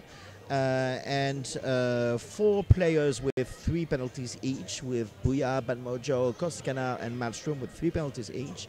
And for Tyne, they have 12 penalties overall, and with Banabash with 2 penalties, Blackbeard with 2 penalties, Bull 2 penalties, Nicholas Rage 2 penalties. Among Tyne, you have 4 players with no penalties, Guy Fawkes, Sparky, Adsynth and Moo. And with Panam Squad, you have 2 players with no penalties, Unicorny and Choris. Concerning the leads, we had 21 jams on the first half, 16 leads for Tyne, 5 leads for Panam Squad. And the top scorers so far in the first half, on jam number 21 with 24 points for Kamikenzi for Tyne, and on jam number 19 with 9 points for Lapif for Panam Squad. And this is it. That was the most professional announcing I've been around. That was very good. I'm glad everybody, all the geeks out there have got their information that they needed. They can tick off sheets, they can eat bananas, whatever it is they need to do. I'm just going to do 2 quick shout-outs. Number 1 goes to Feral Fairy. Thank you so much for all the funny things you've been sending me. And Bear, I'm sorry that I'm now her favourite announcer, so it's just the way it is. And also on the Twitter, hashtag MEQ, shout-out to Ali Barry, all the way from Malaysia, who sent us a picture of his girlfriend. Nice to see the love being shared. We think that might be someone else using our hashtag. Who cares? We will take love where we can get it. And it's Dark Matter for Tyne and Fear jamming for the first jam of the second half in, therefore, power jam situation since Jean-Chi. The Panam jammer. No, it's Tyne and Fear. Yeah, but where is the Panam jammer? In the penalty box, because Panam. He's had in the last jams on the first half, he's had 2 penalties in a row, a cutting and an insubordination, so it's 1 minute penalty for Jean-Chi. So it's a power start situation right now for But we don't know how much time he's actually served, so he may well be into his second penalty with just the traditional 30 seconds to go. But Dark Matter is through 4 lead jammers, so Jean-Chi has He's still not stand. Has taken off the jammer panty and he is standing up. So traditionally, it's kind of like a normal power jam situation. Good work by Malmström on Dark Matter, but Dark Matter sneaks from the inside of turn 2 to get another 5 points for Tyne and Fear. And it is everybody on the track now, as we've got all the jammers, all the blockers, everybody doing their thing. As Jean-Chi is at the back of the pack, trying to do some jammer onto Dark Matter, but Dark Matter has got control of this pack.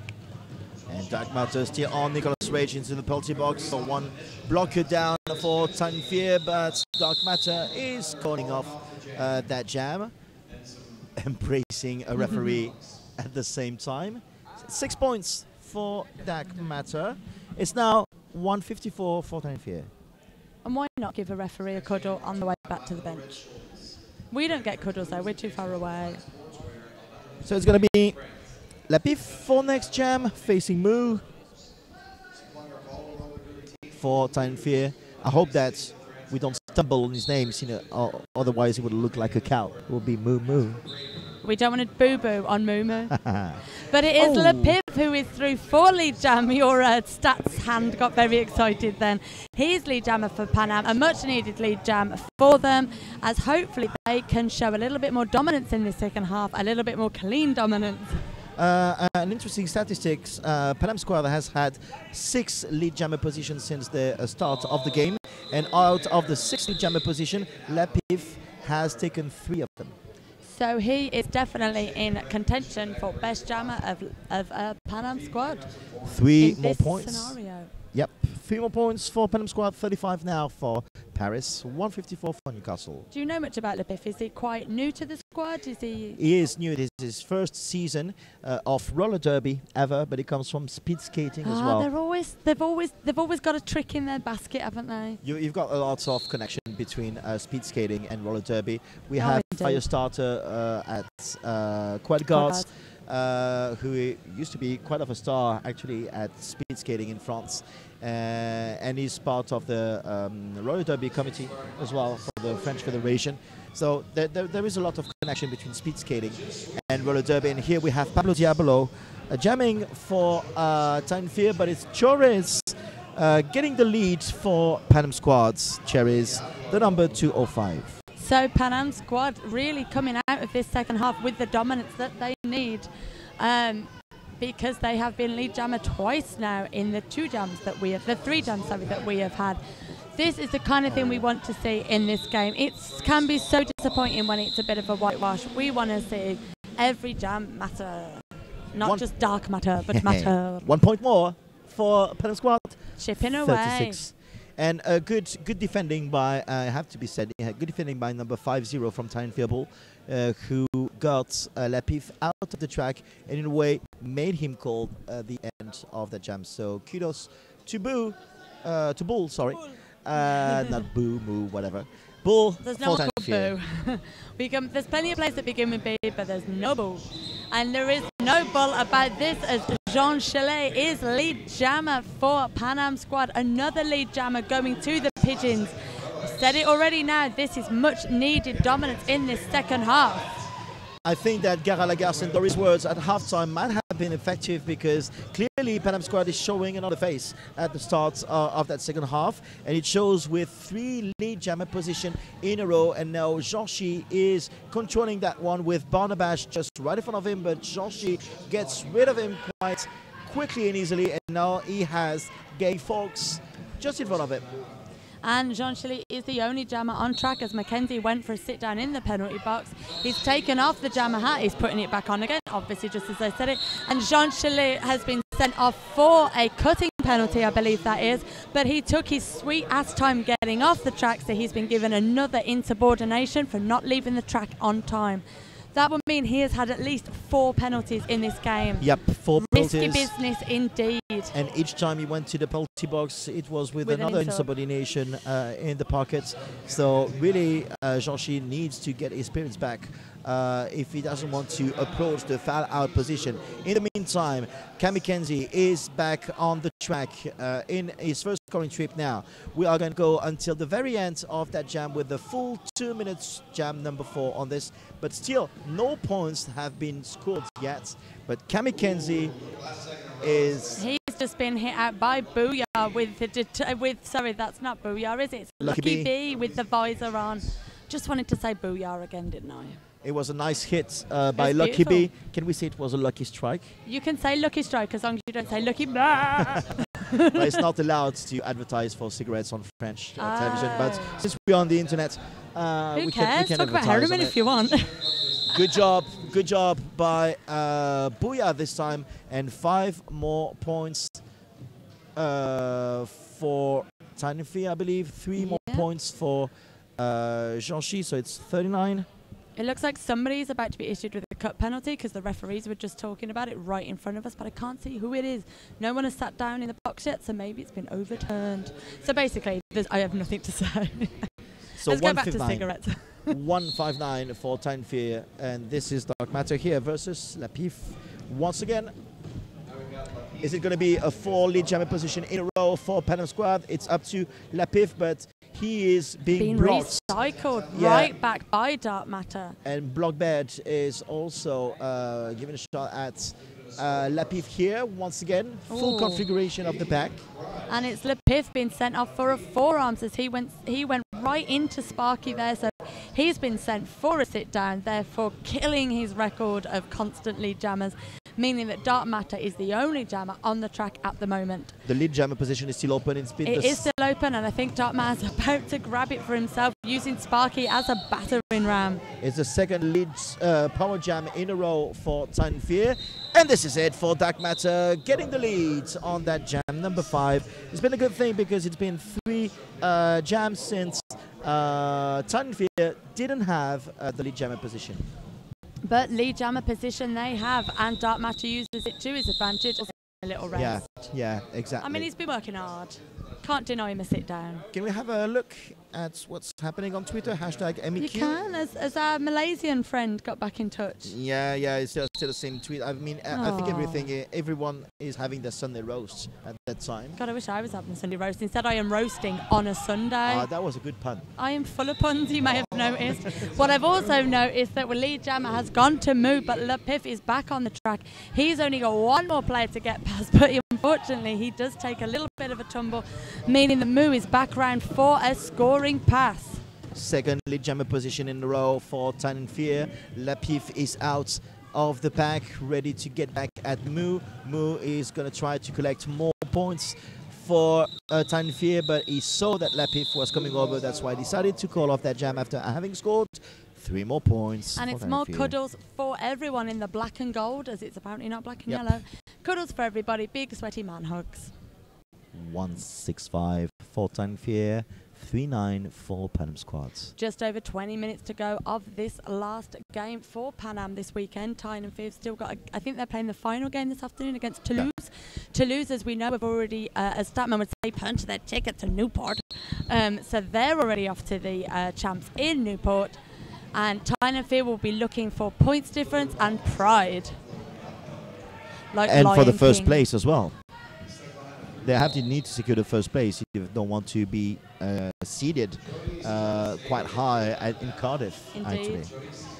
Pablo Diablo for Tyne Fear versus Choris. Absent is in the penalty box, and Pablo Diablo is getting the lead jammer position for Tyne Fear. Bad Mojo just stumbling over his skates there, looking at the jammer saying, I know I'm out of play, I just can't get my feet in order. We've all been there, sweetheart, but mostly after a few Bacardis. Pablo Diablo is in the first scoring trip now and resisting Bad Mojos and really hits, getting on the outside to score 5 more points for the Geordies. And Pablo Diablo is back up now. He's after some more points, but he's come across a lovely wall of Panam pigeons. Yeah, is being gotten out, and Pablo Diablo is back to fight, trying to push, but he has already given quite a lot of energy passing on the first scoring trip.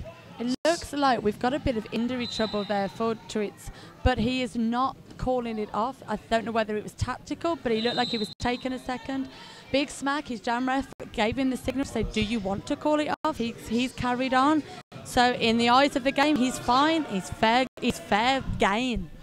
Good work by Bad Mojo, recycling Pablo Diablo, giving a shot at it. Bad Mojo has always been a talented player to play against, and it's quite difficult to pass Bad Mojo, and in a way Pablo Diablo is forced to call the end of that jam, as Bad Mojo had quite an interesting and solid block. 10 points for Tyne Fear yet. But unfortunately, Panam not only struggling a little bit in the points party, they have got some more penalty trouble, as they've got 2 of their players stood up currently in the penalty box, which means that this jam will start with just a 2-wall versus a 3-wall. Yeah, but you can't expect having more opportunities to get the lead jammer position if you have 2 players in the penalty box. But let's see, because it might happen. Kamikaze for Tyne Fear, La Pif for Panam squad, but it's Kamikaze taking the lead. The 4th lead jammer position in a row for Tyne Fear. So Kenzie is the lead jammer for Tyne Fear. But La Pif is absolutely blasting his way through that pack. There are black and yellow feathers literally flying everywhere, as Mackenzie has been recycled to the back of the pack by Booyah. And now he's come up against what looks like a pretty scary wall of Panam pigeons. I like calling them that. Booyah is team captain for Panam squad and is another talented blocker with Bad Mojo within the squad. No wonder why he's captain, because he has always shown good capacities on the track. And we have got some penalty troubles for the jammer there. Mackenzie going for a sit down in the penalty box, giving Le Piff a little bit of a boost up in this situation. But Tyne and Fear do have the pack advantage, which means Lapiff, who looked like he did just trip over himself, God bless him, has got a lot of black and gold men statues to get past. And we will have another 2-minute jam on that jam number 8 this time. Let's see whether Lapiff is going to make the most of it, but you have also some very talented blockers just in front of him, with Barnabash, for example. You've got Barnabash, you've got Dog, and you've got Gay Fawkes. That is not a wall I would want to come up against, even if I was the best jammer in the world, and which I am not. It's quite expected from Dog being recycled, but it should have been also work from Panam Squad not to let the dog out. to who let the dogs out? Panam Squad. You see how I prepared the pun? It was all about preparation, you know? Yeah, I mean, I personally think puns are more off the cuff, but you get the how you want, love. You get the how you want. Kamikaze is back and it's over on that jam, but Kamikaze has scored 6 points, getting Tyne and Fear to a proper 181. A proper 181, proper. Not a fake 181, yeah, a proper one. And they are ever closer to smacking the double century with 16 minutes of this game left to go. Panam Squad still trailing quite far behind with 39 points. And now Panam Squad hasn't scored points for the last 4 jams. And they have called a team time out. So what are they going to do with this? Is it to talk tactics? Is it to change up what they're doing? Or is it simply just to take on a little breath of fresh air? I think that we have... We are sponsored by My Little Red Shorts, a brand from Toulouse that makes well-designed sportswear 100% made in France. Supplier of all roller derby teams from Toulouse and many cities in France and Europe. If you're interested in for your own derby team or any other sports team, because you know other sports do exist, then ask for Braveheart and he will advise you. Apparently so, like darts and stuff. With a proper ball. With a proper ball. I don't think ball plays many other sports. He's got his hands full with roller derby. It's always the question would be asked, where's the ball? Where's the ball? La la. With My Little Red Shorts, you will be dressed whatever your gender or size or whether your game has a ball or not. I will leave you all to make your own gutter mind jokes. 16 minutes and 20 seconds left on that game. Tyne and Fear is leading with a solid advance as well. 181 for the Geordie League. Geordie. Yes, and 39 for the Parisian one. Oh, Geordie and Parisian. Yep. Does Paris have a version of Biker Grove? No, we don't have that. You're just like, no, shut up. Dark Matter for Tyne and Fear jamming on that one versus for the second time Maelstrom. But it is Dark Matter who is rewarded the lead. He is just looks like he's doing his socks up for some reason. He's been the lead for what's that, 5 times now? 5 times in a row, lead jammer position for Tyne and Fear. Lovely work there from Maelstrom, getting past Nicholas Rage and Bull with what looked like an amazing jump through the air. He's showing his dominance as a jammer. It might not be that he jams all the time, but he is that fresh legs jammer that you are often looking for when your time needs a bit of a kick up the bum. And Maelstrom is a historical player from Panam Squad, and in French Roller Derby as well. He's been playing Derby for 6 years, I think, something like this, and he's quite a kind of historical figure of French Roller Derby. And is he a member of the French national team? Yes, indeed. I thought so. He went to Dallas. I went to Dallas? Yep. I think it's worth mentioning, not in any kind of team capacity. I just drank loads of coffee and watched. 2 points for Tyne and Fear, and despite the lead jammer position, 4 points in the last jam by Maelstrom. So it's 43 now for Panam Squads. Mu versus Jean-Chi. And it's Jean-Chi who takes the lead jammer in this instance. Now we're all saying to ourselves, do not get a penalty and certainly do not get an in-sub. Come on, prove that you can do it. But it is Booyah who is off to the penalty box rather relaxingly, going backwards. It's quite a performance from Jean-Chi because Tyne and Fear has had 5 jams in a row in which they controlled, and so it's been the first lead jammer position for Panam for the last 5 jams. Very nice. And Booyah is taking a sit down in the penalty box. Once more, he doesn't look too happy about it. The French Barry fight. 4 more points for Panam Squad. It's now 47 and still 183 for Tyne and Fear. we have got Le Pif up against Pablo Diablo. Quite a size difference, but size does not always matter. What matters is who gets through cleanly, legally, and gets the whistle. I won't say anything on your sentence. This is up to your judgment. Up to my churchman. Your judgment. Oh, my judgment. I was like, it's been a while since I went to church, babe. And it is Pablo Diablo who is at the Church of Lead Jammers. He's been like, oh my God, get me some holy water, get me into the lead jammer position. I want to score some points. Lead jammer position for Pablo Diablo on that jam number 11. And Blockbeard getting a penalty there. Not looking too sure about it, but you don't get a say, babe. You're being sent off. Le Pif at the back of the pack coming up against a tremendous wall of Newcastle players, while Pablo Diablo is up against a tremendous wall of Panam players. Good work, blockers. And this is it for Le Pif out of his initial pass, now in his first scoring trip. And Pablo Diablo saw him, but he still wants to continue. I mean, doesn't need to be cautious about points here. No. They've got a strong lead for Tyne. But they do want to make sure they have got the best points differentiation that they can. Might be important for the seed in Cardiff, indeed, right? We have seen some very... If they qualify. Double indeed. We have seen some very big points differences today and yesterday, so it is a tactic to be concerned with. It's not just about win or lose, it will be points. Unlike the next game, which to get your ticket to Cardiff is 100% win or lose. 2 more points from Le Pif, even if he wasn't lead jammer. On that one, it's 5 points for Diablo, 188 for Tyne.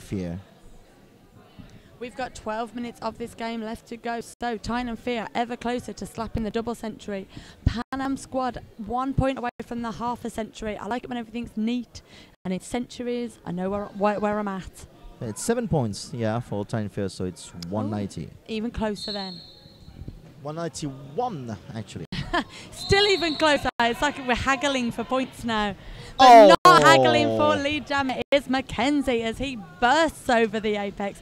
He's lead jammer once more for Newcastle as we see more penalty trouble for Panam as they've got a jammer, a blocker and a pivot all in the penalty box as Lucky B goes for a sit down. Yeah, Malmstrom was jamming when he was sent to the penalty box. It's a power jam situation for Tyne and Mackenzie.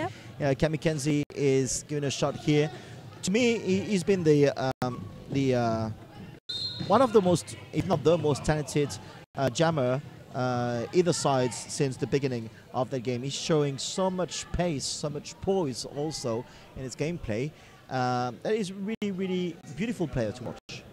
He is indeed. I thought he was going to do a lovely apex jump for us then, and it would have really helped. But instead, he ran around the outside. The double century is reached. Yes, everybody slapped the person next to you twice. I did it 3 times thanks I missed. Yeah. 205 for Tyne, 14 points for Mackenzie. We are going into the last 10 minutes of this game now. So what is anybody going to do with it? Tyne and Fear, as we have said, are going, obviously, I think we're pretty safe to say the win is in the bag for them. They'll be taking it home in their hand luggage. Let's have a look at the penalty boards. You can do that. That's like stats and stuff. Dobby Peeps. Just another statistic. Panam squad has had 7 power jams against them. So this is definitely something that mattered on that game, the amount of penalties that they made. Indeed. And it's another penalty called on Lucky B, who is the pivot on the track at the moment. And as he takes himself to the penalty box, he gives Jean-Julie a clap for getting lead jammer. God bless him. Good old teammates. It's another lead jammer position for Panam squad. As Jean-Julie bursts around the outside there, using that very good footwork that he's becoming to get a little bit more well known for. But Panam squad is playing a bit better than in the first half, because in the first half, out of the 21 jams, Panam squad took the lead 5 times, and here out of the 13 jams so far in the second half, Panam squad has also taken the lead 5 times. So yeah, playing a bit better for Panam squad in the second half. Cool, you love some stats, you do. Yeah, try to. Like a calculator next to me. but it's very good because I'm not one for stats because I can't read numbers properly. What I can read, though, is amazing play right in front of us as Moo is being rewarded with lead jammer for about the 5th or 6th time today. But if I knew about stats, I'd know the answer, but I do not. And it looks like we were having some penalty trouble for Lapif as he is given a forearms and sent to the box.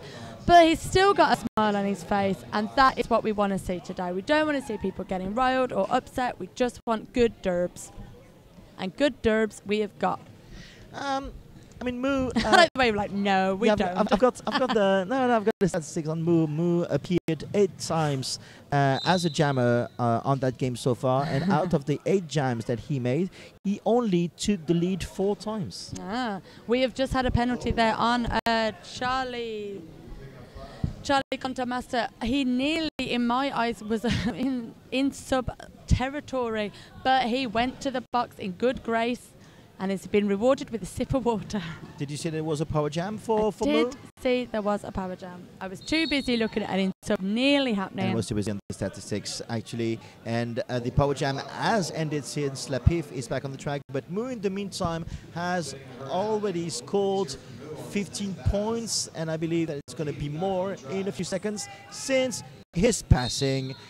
Lucky B on that one. 19 points so far for Moo. And Moo is back round for some more points, but he has got a tremendous back of Panam to get past, but he gets past them with gusto. He equalized the highest number of points scored on that game with 24 points, and he's going to have the record now of that game with 29 points. He might have the record of the whole tournament so far because 29 points was the highest record, but that's a pity for him. The whistle, the final whistle of that jam happened before, but 29 points for Moo on that one.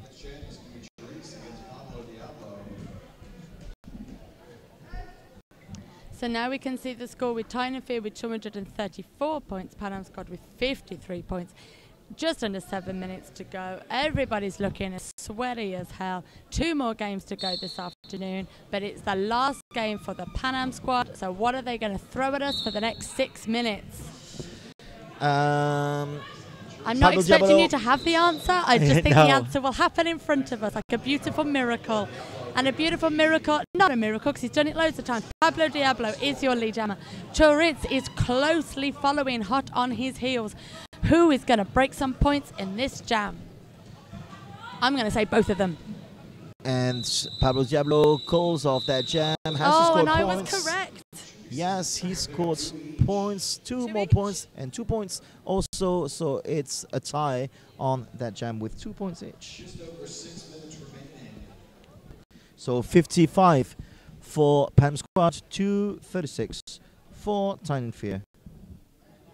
This will be a much needed win for Tyne. As I said, popping the win in their hand luggage, taking it home back to England so that they can be ready for October's championship. Don't you think they might stay at the after party as well? I mean, yeah, I'm not saying that a couple of beers aren't going to go down tonight, but, you know, then back to training on Tuesday. Beers? I mean, derby players drink alcohol. My God. They're from Newcastle, let's be honest. Mackenzie got excited about alcohol and thought the after party had started, so he's gone for a little sit down in the penalty box, which means that Jean-Chi has got the track to himself, apart from the 4 blockers. Yeah, the lead jammer position is still open. Jean-Chi can have it. He's still in his initial trip now. He's only got 1 player to get past. And this is it for Jean-Chi, lead jammer.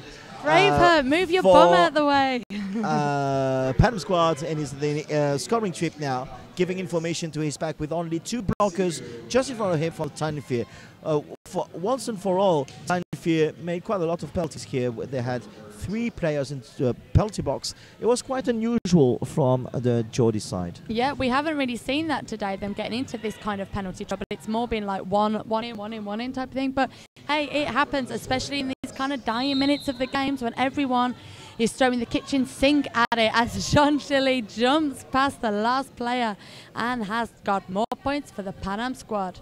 I think we've also had a star change, a lead jammer, not a lead jammer, Cherry, get a grip. No. So Dog is holding the jammer panty for Tyne. He has not put it on his head yet, so he's not actively scoring. But that means that Mackenzie is free to block away like the dynamite that he is. But Jean-Chi is stealing that one. He has already scored 9 points so far. This is the biggest, the highest amount of points that Panam squad has ever scored on that game. So Jean-Chi might have the record of the team on that game if he passes the pack once again. But he's facing Mackenzie Yeah, here. I'm not sure whether that's going to happen. I mean, look It at is the pack happening. against him. It is happening out of play and an block. out of play given to Mackenzie. What a shame. 14 points by Jean-Chi. Obviously, the highest number of points scored by Panam squads on that game so far. And it's it now has 69 for Panam squad, 236 for Tyne. And let's be honest, that's a score everybody wants to get this weekend. If you can't get to the 69, what are you doing? Might turn the team upside down, right? It might do, but it turns them back around again. The joy of a 69 is it oscillates. Oscillating. 3 minutes and 17 seconds left on that game, and it's an official timeout. Official timeout, not official review. So that's No. cool. I don't have to get up, which Duncan is good. Disorderly is having some words with the Geordie bench. And it looks like the Geordie bench are having words with each other. Let's have a look at Twitter, whether we have support on the tweet. No, it's just everybody's still having the Sunday roast, I think, even at that time. It's only 2:23 in England, so it might be out of the Sunday roast. And now, during that official timeout, Dark Matter has gone for a sit-down in the penalty box. It looks like he's gone as a sit-down as a blocker. So I'm not 100% sure what's happened there because we do have 2 jammers on the track. I believe that's Sparky having his first jam For the first time, for yes. Tyne and Fear this afternoon, up against Doris, who has had many jams this afternoon. But what can Sparky do with this? The crowd are really behind him, which is great to see. Is he going to be lead jammer, or is it going to go to the little sausage? As Sparky is giving a shot with his shoulders here to ensure his way through, but no, this is Choris, lead jammer for Panam squad, the second lead jammer position in a row for the Pigeons. But Sparky has made his way through the pack there, while penalties have been given to Panam, and all of Tyne and Fear are now back on the track, ready to offend and defend, as both jammers are in their respected back O packs. And But Choris goes it Chorizo off. calls it off, but that's not before Sparky picks up at least 3 points. That is for Tyne and Fear. I believe that is 3 points apiece. Yeah, exactly. This is a tie 72 now for Panam squad, 239 for Tyne Fear. As Malice is making the audience laugh, apparently. I think they're just laughing at him, to be honest. 2 minutes and 5 seconds away. We might see the last jam of the game, and it's Jean-Chi versus Dark Matter. And it will be the last game for Panam, as they will be done once this game is finished. Tyne and Fear have got the last game of this afternoon as they take on the host team, Quad Guards. And it is a track cut given to Dark Matter as he's going for another sit down in the penalty box. But Panam have got blocker trouble, so it might not be quite the power jam that they would be after. Yeah, as but still, Jean-Chi is hit off to the outside, recycled by Dog. but still, they have a power jam, and it's quite unusual for them because Tyne Fear has had 5 power jams against them, whereas Panam squad had 8 power jams against them as well. So it's quite unusual for to have a power jam for Panam squad on that game. And is Jean-Chi going to make the most of it? He's facing quite good blockers here with Dog once again. And he's finally taken the lead. But look at that. Dark Matter is back, and we have a duel of it. Chantilly laughing at the photographer who we nearly took out for lunch in a Statman style and has called off the jam, which means we should get one more jam of this gold and black showdown. No points scored, but quite an interesting statistic. It's been the 3rd lead jammer position in a row for Panam squad. So we will be quite confident, Jerry, get your words out. I think we can quite confidently say we are going into the last jam of the game, as we have got Moo versus La Pif. La Pif. on the jam number 19. Quite a small amount of jam on that second half. That means that the jam lasted But long. it is Moo who is lead jammer, even though he's still been attacked by Panam squad, who are now attacking themselves. As if they haven't hit enough people, they want to hit each other. So there is quite a difference here between Moo, who is coming round for more, and Lapiv, who is getting some love from the crowd and his own pack. He passed Johnny Rise, but Booyah has been fouled out of that game. And this is the end of it with 1 point more for Tyne. So it's a clean 240 here with 72 unofficial score. Saying, but I think we can officially say that Tyne have got the win in the bag. They're taking that back up to north to the Grove. A much needed win for them, a much needed boost of confidence for them, but that is not to say that Panam squad did not try their hardest. As we've said many times, quite a newish squad of veteran players and newer players coming together, and they can only really take this and go on to bigger heights. Do stay with us for a few minutes, so Fred will probably do some stats for you. And I am going to go and grab, once the official whistle's gone, I'm going to go and grab a couple of players and we're going to do a little interview. I've checked about some interesting stats. There were 40 jams overall on that game, and out of the 40 jams, Tyne made had the lead jammer position 27 times, whereas Panam squad had the lead jammer position 13 times. We repeated that Booyah has been fouled out of the game, so with 7 penalties. And Very Cherry is checking on players for the interview upcoming. And we have next game at 4 o'clock between Lincolnshire and is it Manchester? No, it's not Manchester. It's Lincolnshire versus I can't remember. I can't remember actually who they are playing against.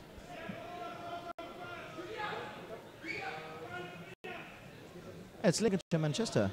Yeah, it is.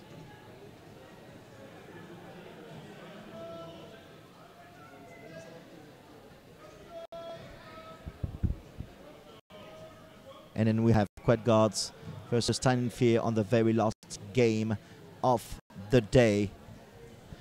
So let's have a look after the official picture on who Very Cherry is going to pick for the interview. She's coming over. She's just waiting for the players to have their own picture of the game. The final score, as you can see, is 240 for Tyne, 72 for Panam squad. Let's have a look also at Twitter, whether you have new tweets. No people send this on the road. So let's have a look at the statistics here on the paper. The best scorer of the game is Moo with 29 points in one single jam. And the best scorer in one single jam for Panam squad is Jean-Chi with 14 points in one single jam. We're going to have the interviews very soon with Unicorny. Unicorny here approaching. So is it going to be Unicorny? Yeah, that's it. And Dark Matter? I don't know. So who is it going to be? Unicorny? No. Is it going to be Booyah? No. I don't know. Who did you pick? I didn't pick them. It's not like a Miss World competition. I asked them who's got the best English to come and have a chat with us. So I believe it will be Unicorny and it will be Dark Matter, but they're all having a big sweaty hug at the moment. I'm trying to avoid the big sweaty hugs. Yeah, yesterday Bad Mojo gave me a hug when it was sweating. I think I burnt my shirt thanks to that. As in, like, his sweat, like, burnt you, or you just decided to put the shirt in the bin? It was acid sweat. Oh, that's pleasant. So I am waiting for my full of romance. Story of my life, really. I'm just waiting for 2 men to come over and talk to me. So we're going to have Unicorny and Dark Matter here. If they want to come, just go and check them. because they're going to forget elsewhere. So all the players are gone. I hope that we're going to have an interview here. Booyah, team captain, is approaching for Panam squad. We won't ask him any questions about Booyah's fallout on the interview. I hope he hasn't heard me, so I'm going to get slapped in my face. So, and we're going to have number 6, Georgie Bear. Georgie Bear for Newcastle and Tyne, and Very Cherry is approaching. And I'm going to let her the microphone for the interview. So with Booyah for Panam Squad and Yogi Bear for Tyne and Fear. Bye-bye, everyone. This way.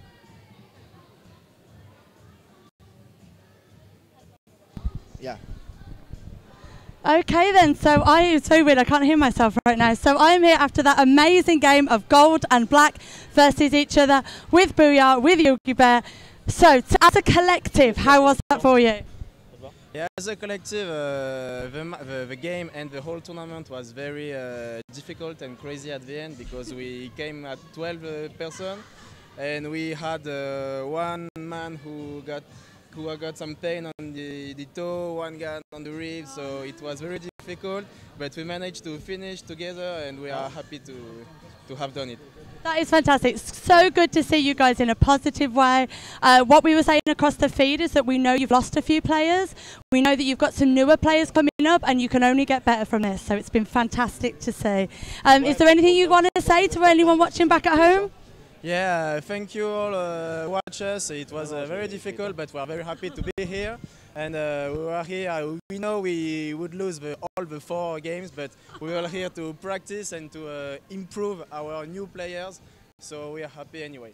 Oh, that's fantastic. So you wait there, let me talk to you, my darling, from Newcastle. How do you feel about successfully getting that win in at the last minute? Yeah, it was good. I mean, we were a bit down this morning because we lost for 2 games yesterday, but the better teams won yesterday, so we regrouped last night, we had a bit of fun together, and we just calmed down and we just decided to come into this and just enjoy it as much as we can. And when you say regroup, what did you actually do, or is it what went on tour stays on tour? No, we just sat around and chatted for a bit and just had time to relax on a night time, and then we just focused our minds for today. And okay, because you guys have got one more game to play now, haven't you? You guys have finished, so what are you guys up to now? Actually, we are gonna take a shower and appreciate the show and one day after party. Okay, that sounds like a good idea for me. I'm gonna let you both go because you've got after parties to win and you've got a game to go and win. So thank you very much. Thank you very much for watching. See you soon.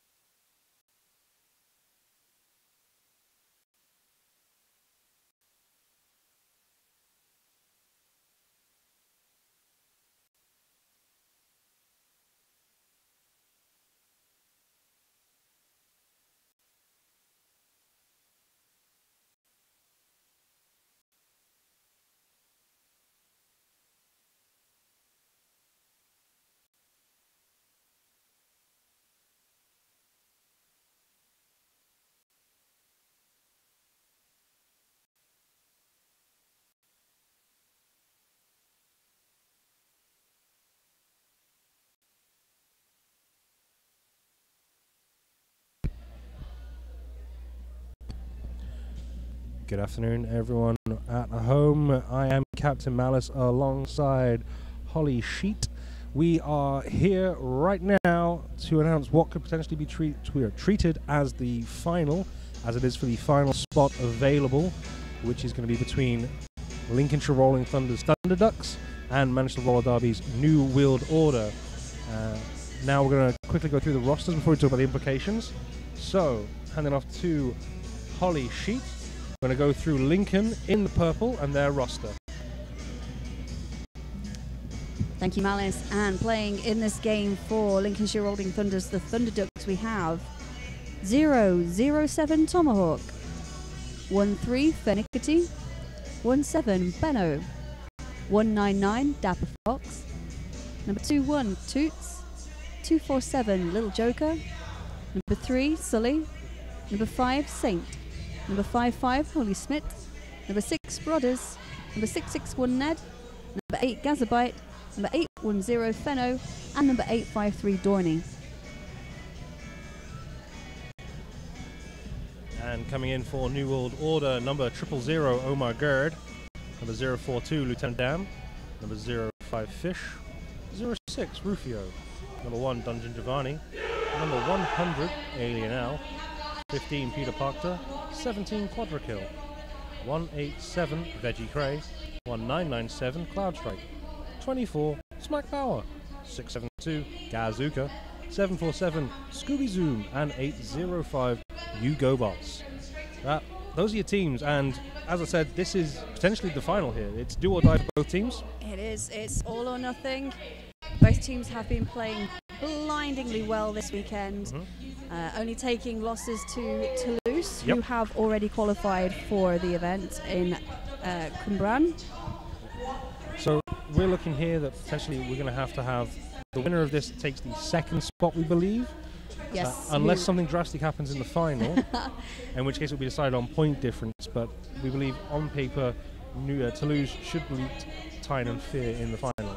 They will, yeah. Toulouse, Tyne and Fear is the next game, and it is expected that whoever is the winner of this game will play the winner of the North American qualifiers, which are taking place in a few weeks' time. A few weeks' time in Vancouver. Vancouver, BC. Yep. So we'll be keeping a close eye on that as well. For it'll be very interesting coming up in the future. And before we start here, quick hello to Flo, who is at home watching again because Lincoln are playing. Hello again, Flo. If you wish to chat to us, we will be watching the YouTube live chat stream, and my colleague and ever wonderful Holly Sheet is all over that Twitter thing that I barely understand. All over it, but I have had technical issues with the phone previously, so I will keep refreshing and see what happens. We'll see what happens. We're ready to jump into the action, Malice. Yes, we are. First whistle, and it's Sully back jamming, as he did take the previous game off to block, as it were. And he's up against Fish. We've got a penalty already for New World Order. Two penalties. Just given lots of space at the front. Sully breaking for lead jammer. Fish about half a lap behind. Yeah, even with the 4-on-2 blocker advantage, they weren't able to hold Fish. He did make his way out himself. Sully pops off to the outside and called the jam. Swift, but a called at a neutral, so the score remains at 0. No points. Captain Dantastic says, hey, from sunny BC. I'm assuming that's British Columbia. British Columbia. Not, the time zone, previous many 2,500 years ago. That'd be impressive, wouldn't it? Yes, we're still on day 1 back over in British Columbia. And hi to you, Mandy.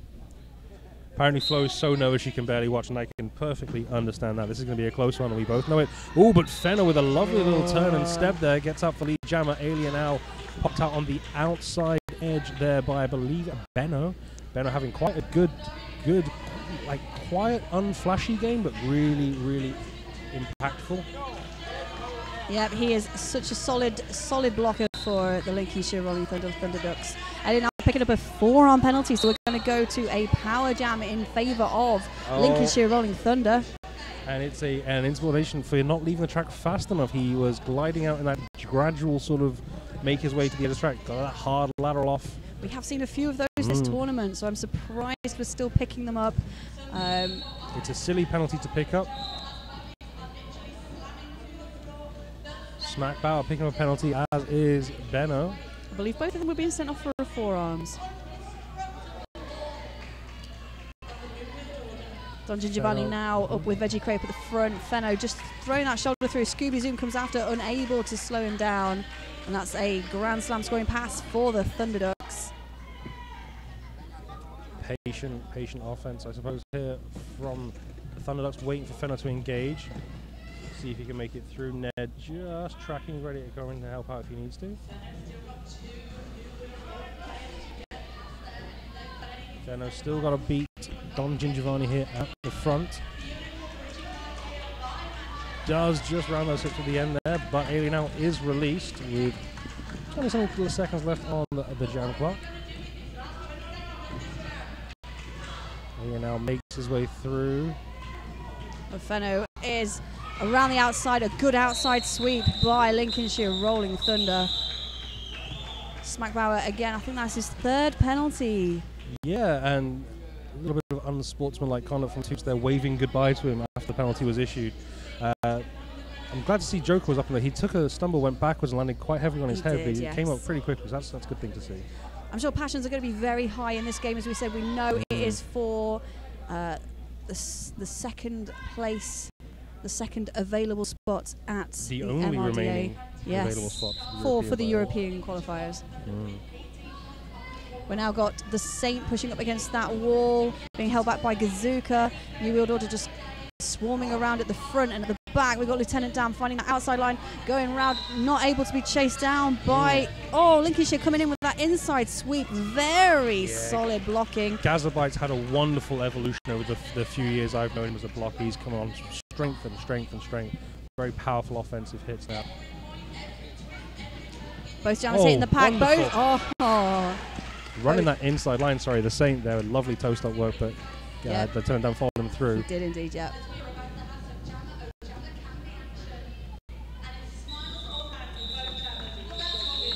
First points on the board for New World Order. 4 minutes through, and it's 4 points New World Order, 22 for Thunderducks. We'll give you a quick shout out to the MRDA. I've interested Roller Derby Toulouse this year to welcome the wonderful event in this beautiful city. Collaboration that Roller Derby Toulouse are grateful for and hope to be able to do again. Apparently Krusty up from GCRD is only really here just to listen to us. Oh, thanks. Oh, I'm blushing now. And a shout out as well to Shrooms, who says it's going to be an interesting / fun game to watch. Rufio trying to take the inside line there, popped off by Ben, who's having a great tournament. Stuck all the way at the back as Finixi popped up to the inside by Omar, who's on the run back all the way back. Oh, wow. Back to that jammer line. Yep. But Toots doing the same on Rufio. This is a blockers game, this one. To be fair, it has been a weekend of blockers games. Rufio finding the outside line. Omar closing down the inside on Little Joker. Ooh. That is a cutting penalty. Yes. No, a forearms penalty. It's a forearms penalty. Finnicity grabbing the shirt of Veggie Cray to stay in bounds. That's not. Rufio down on the ground. Toots now trying to hold him back. Gets a big shoulder from Rufio. Rufio throws the Toots shoulder, to the ground. and Toots appears to be appearing like he's been hit in the face. But no, stuck at the back. Rufio goes round the outside. Penalty being issued to Rufio, I believe. Yeah. Blocking out of play penalty on the New World Order jammer, sitting him in the box, and Finixi is released. Was that for the block on Ned? I could not tell. Okay. I was just looking for hand signals. I apologise. Okay. My Insta ref came through. Oh, inside sweep. New World Order tried to race around the outside, but Lincoln had that inside line really solidly covered and just stepped aside for their jammer. Finixi now on a scoring pass. Comes up against, oh my God, tracked off by Cloud Strike. Race 3 back set up at the front. Rufio's back on.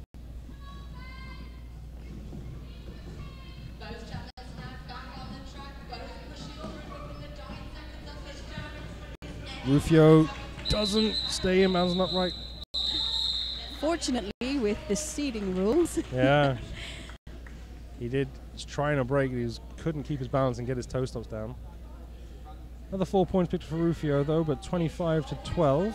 It's a 13-point differential. And we have had just under 7 minutes slip away. King Crazy's already got into the middle to discuss some things. For those of you playing at home, Stabby, I'm looking at you.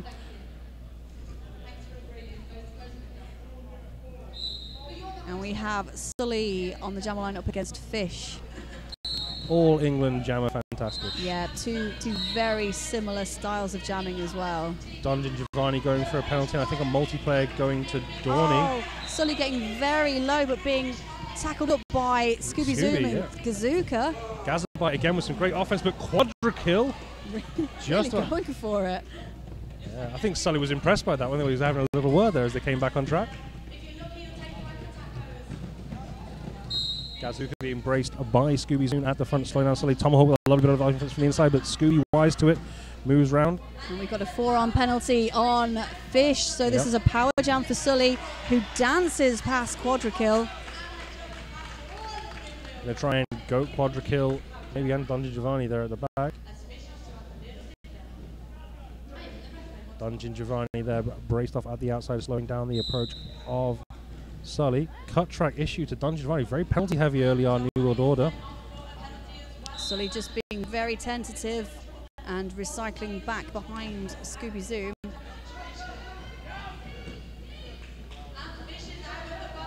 Quadra kill, lovely work there for the shoulder. A pop Sully from the outside straight away. We also not sealing the cut track, so the hot fly spot. We've had Fish return to the track. He found a bit of space around the inside of Tomahawk. Big smile on his face as he completes that pass. Star pass on the top to Tomahawk. Oh, beautiful. Lovely footwork by the tall threat. Also beautiful. That looked like Fish doing a hockey stop to retain that inside line. Oh, I don't know if you saw it at home, but as he came around corner 1 and 2, the finger guns from Fish taking away the little trademark from Tomahawk. Cheeky. Very cheeky. Tomahawk just bounces off the hip. There's the finger guns from Tomahawk.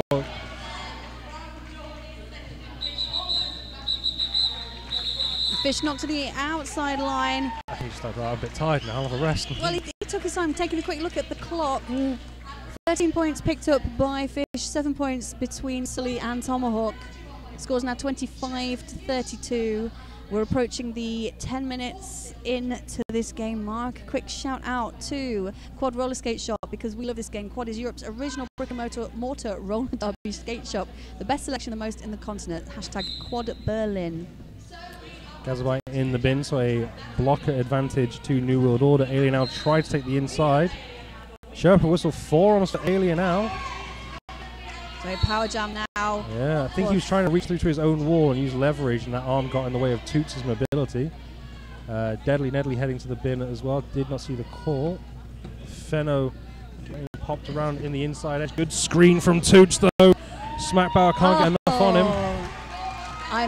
Fenno just pulled out the counterbalance of all counterbalances. That was almost a third of the lap, rebalancing himself, exiting that pack backwards. Good hips into Omar Guard, taking him off the track. Smack Power picking up a failure through form. That might be his 4th already. I believe so. Alien Al has just snuck through the pack on that release from the penalty box. I think Alien Al might be on 2 or 3 as well. A couple of 4. I think a cut. No, he got the insub, so yeah, we'll be 3. There's so much action happening. We cannot say what is going on. It's just hard to keep up with it. Fenno squeezing through that pack and calling it on the rotation, holding a 0 to Alien Al. I think that's an 8 overall. It is an 8 overall for Fenno on that jam.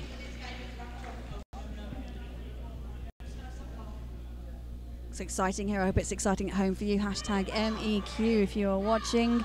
Give us your comments on the YouTube channel as well. This is not the New World Order who played earlier. They're frantic. They're not disciplined. They're picking up penalties scrappily. They need to stop. I think they need to call a timeout and reassess here. Of course, passion's very high going into this game. We have the Saint pushing up against that white wall at the front. Lieutenant Dam at the back up against the 3 purple wall of Lincoln. Just taking a knockout, being recycled back by Dorney. Good offense from Tomahawk to break apart there. Boss guys to the outside lane, but Hugo Boss is a big, strong powerhouse blocker, and Tomahawk was unable to maneuver the Boss out of the way. And that delay was enough to get lead jammer for Lieutenant Dam, who's now making his approach on a scoring pass. Smack Bauer still throwing those shoulders in. He's got to be careful here, though. He is on the floor already. He is, but he's certainly giving it as good as he can get. Taking out the Saint, and this is a full drag back on both jammers. Saint, I believe, is still on his initial pass, though, so he's going to complete through his damp. Pulls his way through under the hips, I believe, of Dorney. Under the hips of Dorney and under the arms of Hugo Boss. Hugo Boss of Smackbauer not quite able to catch the Saint as he makes a quick break for it around the outside line. That initial pass now completed by Lincolnshire.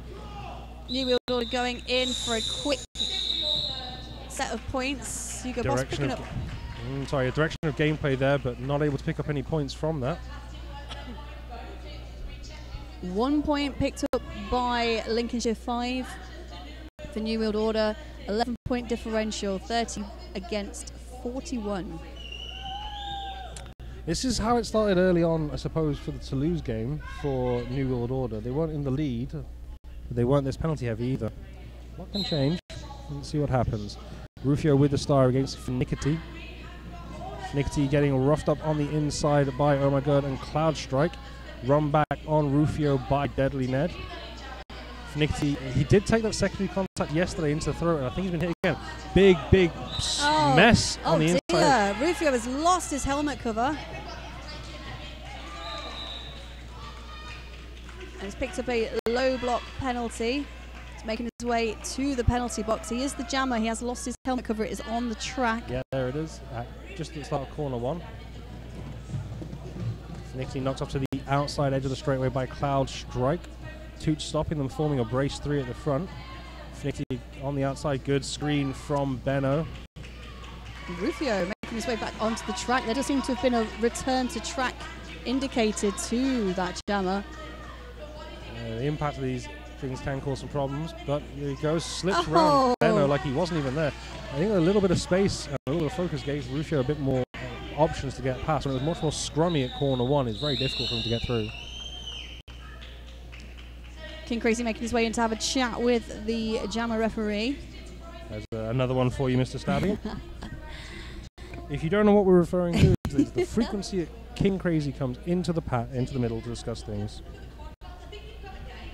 I don't think he actually goes into the middle that often. I think it was one game for British Champs where he was in the middle almost as often as the IPR. Heading into the next jam, we're going to see Sully against Fish once more.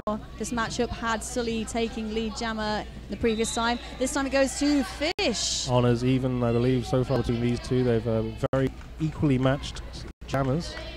Sully really putting on the speed now, coming around that pack, setting up between the apex. Oh, beautiful jump by Sully. Picking up 3 points to 0 for Fish. Very good work by the Lincolnshire jammer. He saw a gap. I believe Scooby Zoom was knocked off track by, I believe, Holly Smith. Almost your name, Snake. Holy Smith. But that left enough of a gap for him to leap through. Get all them points.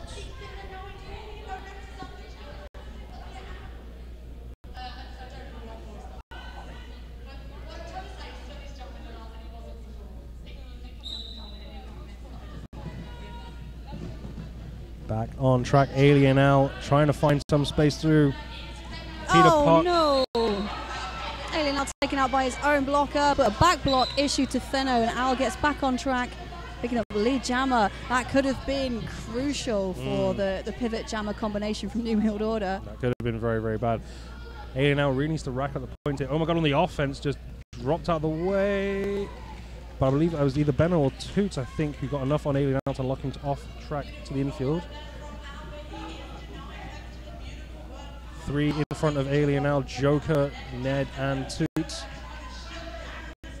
Oh my God, with a lovely little offense from the inside out, peels a gap open. And Alien takes 5 points and goes, oh, cheers, mate. Oh. But they don't get to ice Fenner. Don't. He's just got up.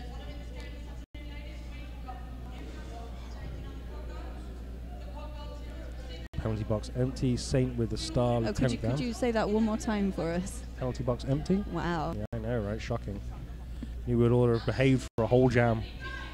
Both teams doing very well, actually. We have been saying quite low amount of penalties for both of these teams. Oh, Lieutenant Dam, jammer for New World Order, racing around that outside line. Very swift lead awarded. The Saint dancing around the outside of Scooby Zoom, but picks up a forearm penalty. And this is now a power jam in favour of New World Order. Indeed, and Lieutenant Dam rested in the game against Toulouse. He picks up a cutting penalty. Really good drawback by Tomahawk to draw that penalty, and that releases the Saint. The Saint going the long way round to return back into action. That was a horrible choice that Lincoln had to make there. Try and go Scooby Zoom and then run the risk of Boss coming onto you. He's a large chunk of physical blocker.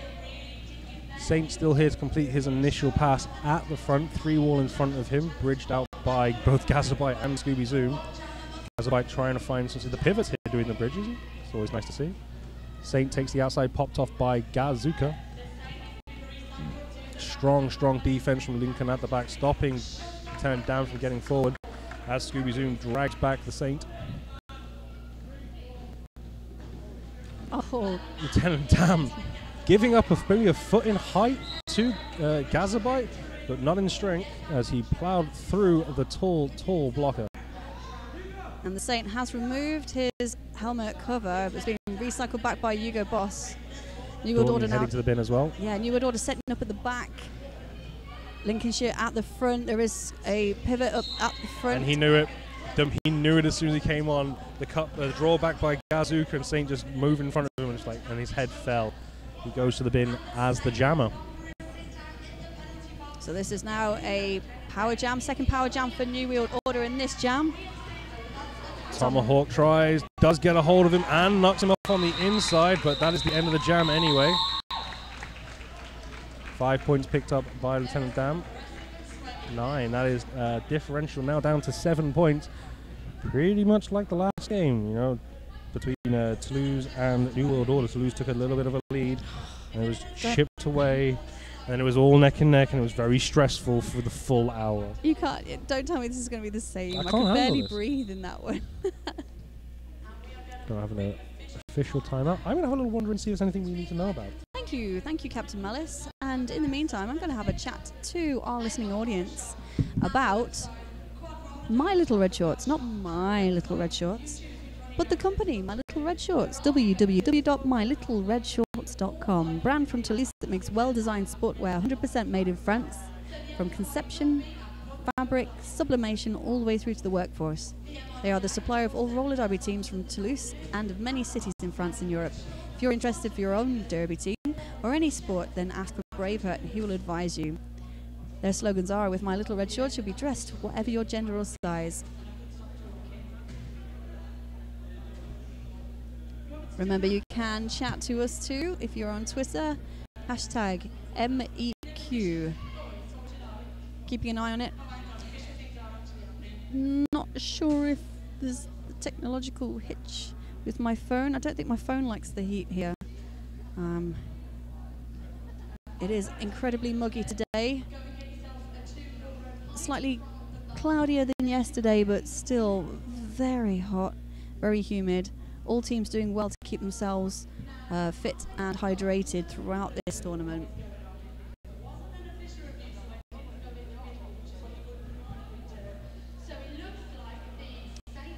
Our scores currently are the New World Order 44 points, Lincolnshire Rollington 51, and we have 10 minutes 54 seconds left in this half.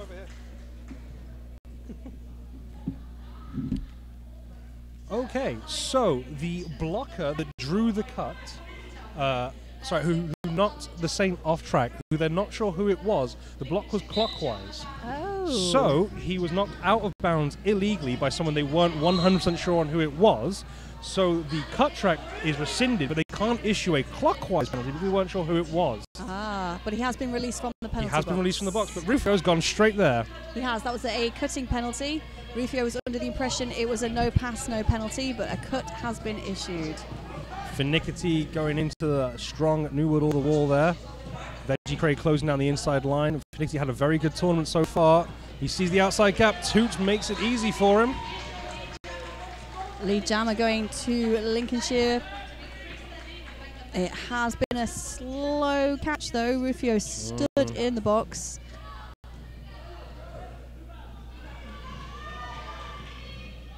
Nickety trying to take the outside line here. Leave that as Cloud Strike. A good offense from Benno, but there's the shoulder from Veggie Crate, and he steps off. Does he stop himself from cutting? He does, but he's calling it. It's fine. Whew. Team timeout now called by New World Order.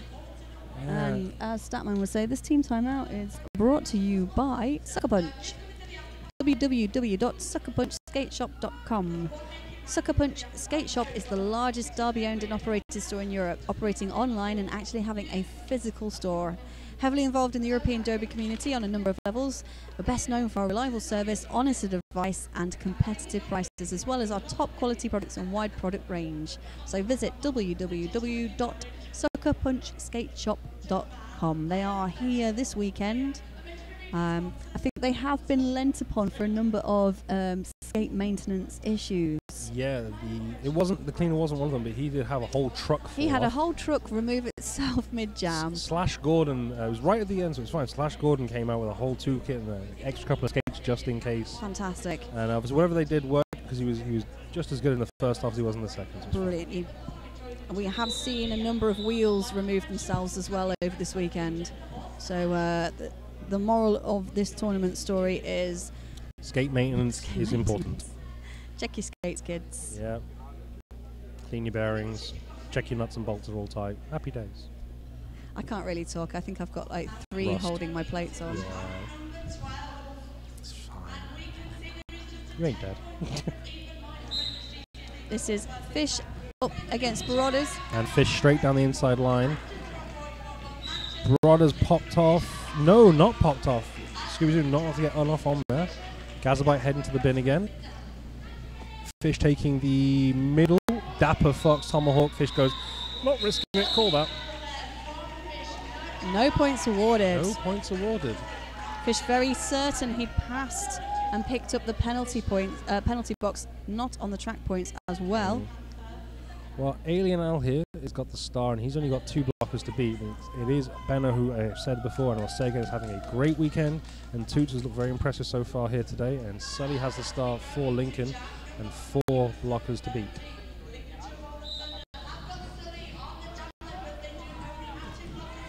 Omar's trying to draw back on Benno, which is very interesting. Good tactics there. Yeah, splitting those 2 blockers apart. And then dropping Benno with authority as Alien Al hops the apex, and Sully does a huge cut. The entire pack, in fact, I believe. Yes.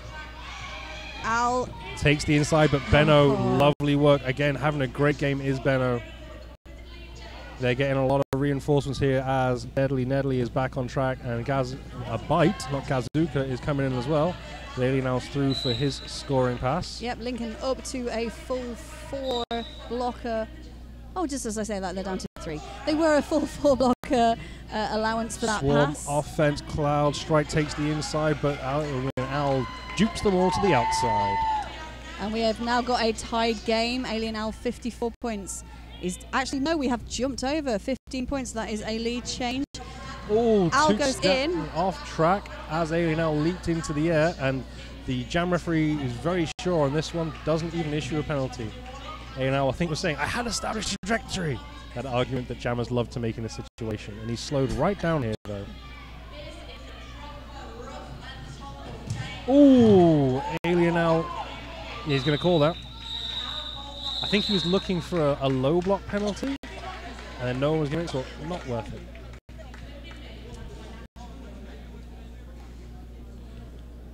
So picked up a couple more points there. 62 plays, 54 in favour of New World Order. As Shut the Thread Up said during the Tyne and Fear versus New World Order game, set your pacemakers, this one's going to be tense. What's Twitter telling us? Holly? Twitter is saying a shout out to all the NSOs and referees doing a great job, and the announcers doing great coverage. Thank you to Heidi Jam Peroxide. Hey Heidi, but Lieutenant Dam drawn back there by Dapper Fox as Fenno picks lead jammer, but Lieutenant Dam skips through unseen, and he's out fast. I don't think Fenno realizes just how much Dam was chasing him down there. Heard Sheriff whistle. Sheriff whistle, yes, Tomahawk getting a destruction pack. Oh. From the disadvantaged position, Lieutenant Dan picks up 2 points.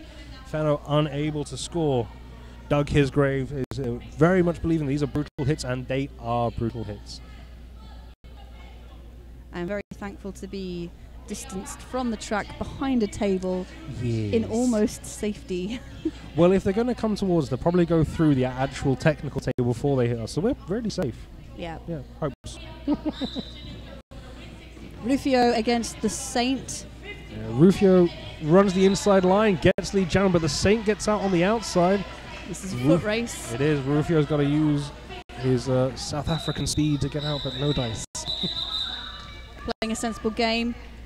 Locking Tomahawk, who is a very effective pivot for Lincolnshire Rolling Thunder. Locking him in the penalty box as they come into under 6 minutes left in this half. Quick shout out to MRDA Toulouse Gymnase, www.toulouse.fr. Thanks to them, we have venues to train and to welcome sports events. Hooray! This is it. I mean, I was just thinking for a second. All the blockers here have been so impressive for both teams. I'm trying to think like, oh, who's that guy who's making all the impact? It's like there's no clear argument, but Fish take the inside line with a good bit of offense. As Finicky just avoids cutting the track. A little bit of good offense there from Scooby Zoom, but then Gazabite coming on his own record. Finicky on the shoulder of Gazuka, can't pop him off, runs into the chest of Scooby Zoom. Scooby Zoom can't pop him off. Gazuka and Quadrikill at the front. They cannot stop Finicky. Finicky on the edge and allowed to go.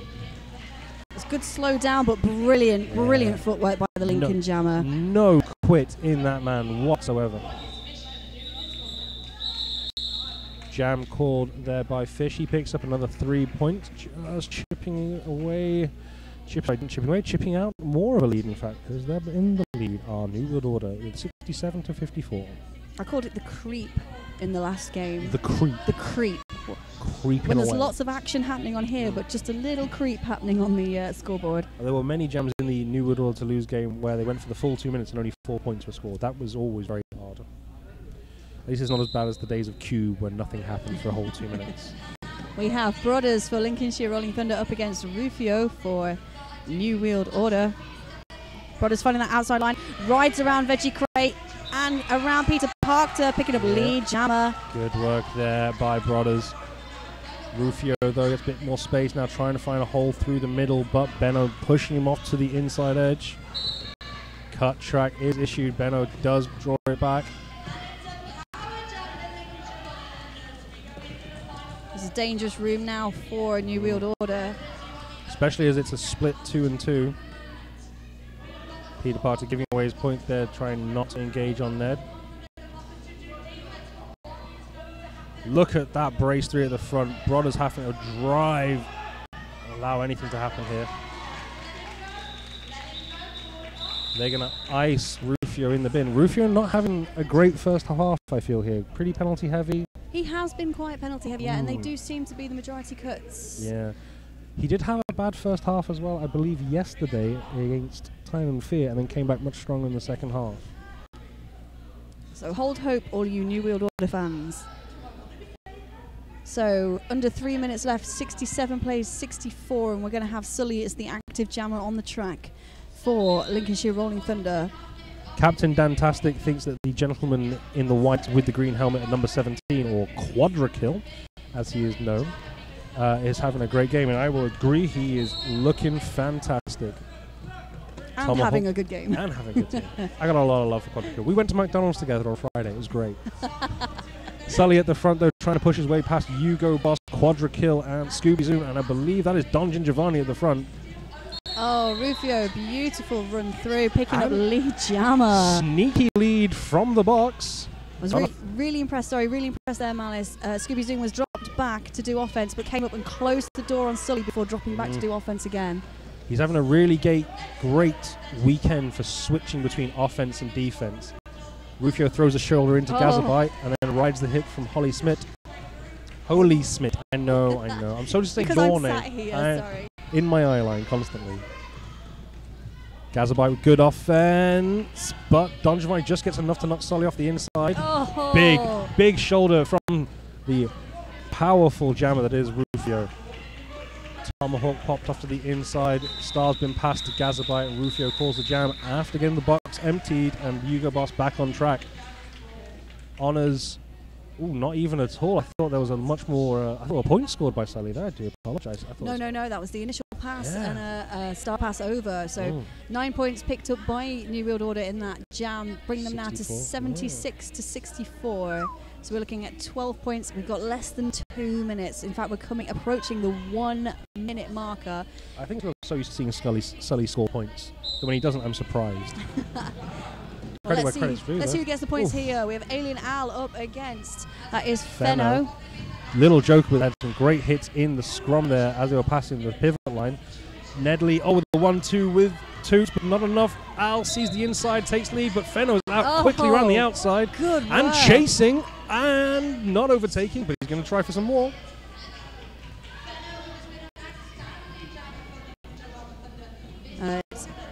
Pack's just starting to speed up. Smack Bauer at the back, though. That was definitely a point available to everyone. No, good work, Fenno. 2 points picked up from the negative position. Very good work by Lincoln, staying ahead of New World Order in that race. Not only Smack Bauer was trailing at the back, which wasn't a great start for that, but also they managed to pop off Peter Parkser and they got the 2. Clever play, clever play. We are in the dying seconds, 10-point differential between these two teams. And we've got Lieutenant Dam up against the Saint, two very, very, very conservative but very steady toe stop jammers. in the line. Toe stop in the line, still on the back of Gazuka, but Lieutenant Dan takes the outside edge and gets out for lead. Saint got 2 to beat. Slow Scooby Zoom pops him off to the outside.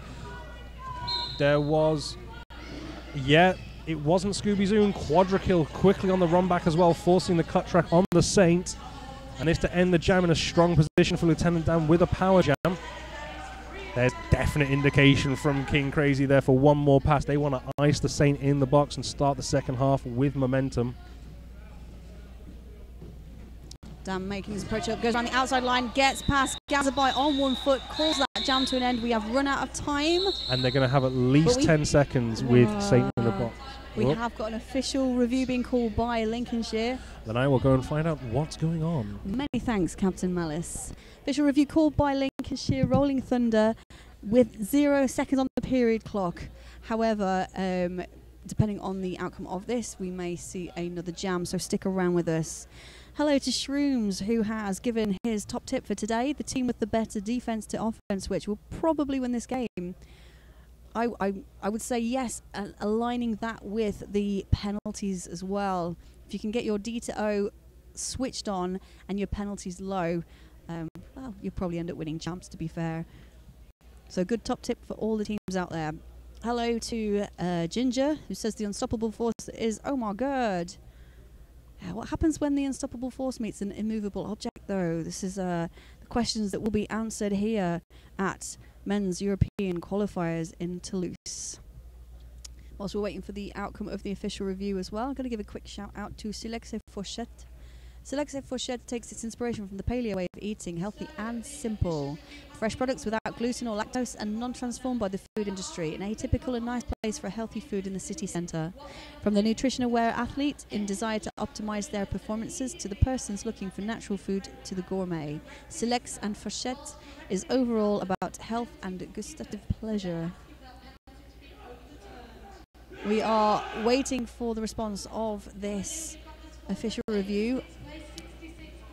Our points, as you can see, 86 to 66 in favour of New World Order. 20-point differential.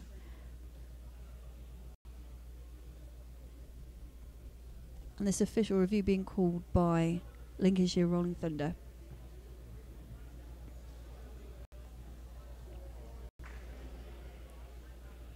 We are at the just before the half-time intermission for this game here, the MRDA European Qualifiers. Big shout out to all of the teams who will be taking part in both the North American Qualifiers and also to the MRDA Championships later on in this year.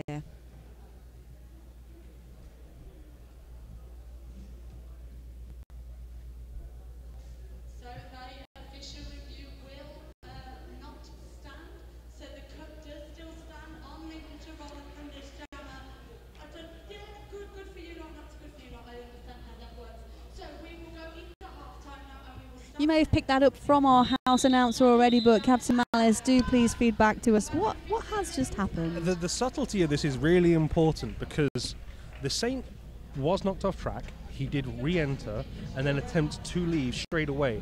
However, in his process of trying to remove himself from track, he actually skated forwards, which is agreed is trying to re-engage in gameplay. So literally even though he was trying to move himself off track, he moved forwards momentum in a derby direction off track. It still counts as re-engaging gameplay. It was very interesting, and I've learned something today from that. And we'll be back with you in approximately 14 minutes for the second half of the most stressful day of my life. Thank you.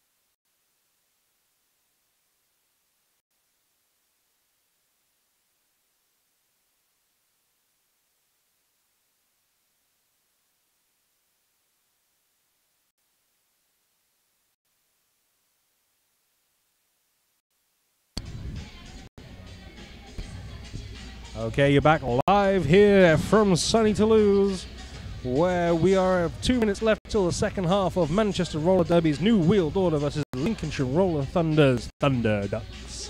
Scores stand 86 to New World Order, 66 to the Thunder Ducks, 20-point differential, and New World Order will be starting with a power jam with at least 10 seconds of the Saint sat in the box. Holly, how was that first half for you? Well. Stressful? Stressful, very warm, very exciting, really some fantastic play being played. To be honest, I think the first 15 minutes, Lincoln were commanding, very, very commanding presence. They had power jams in their favour. They were pulling power jams. They were pulling penalties on blockers. Very, very controlling. New World Order seemed to have almost not quite woke up into the game until 15 minutes in, where we did the timeout, and we started to see that control shift back over to the Manchester team. They have had a very composed tournament.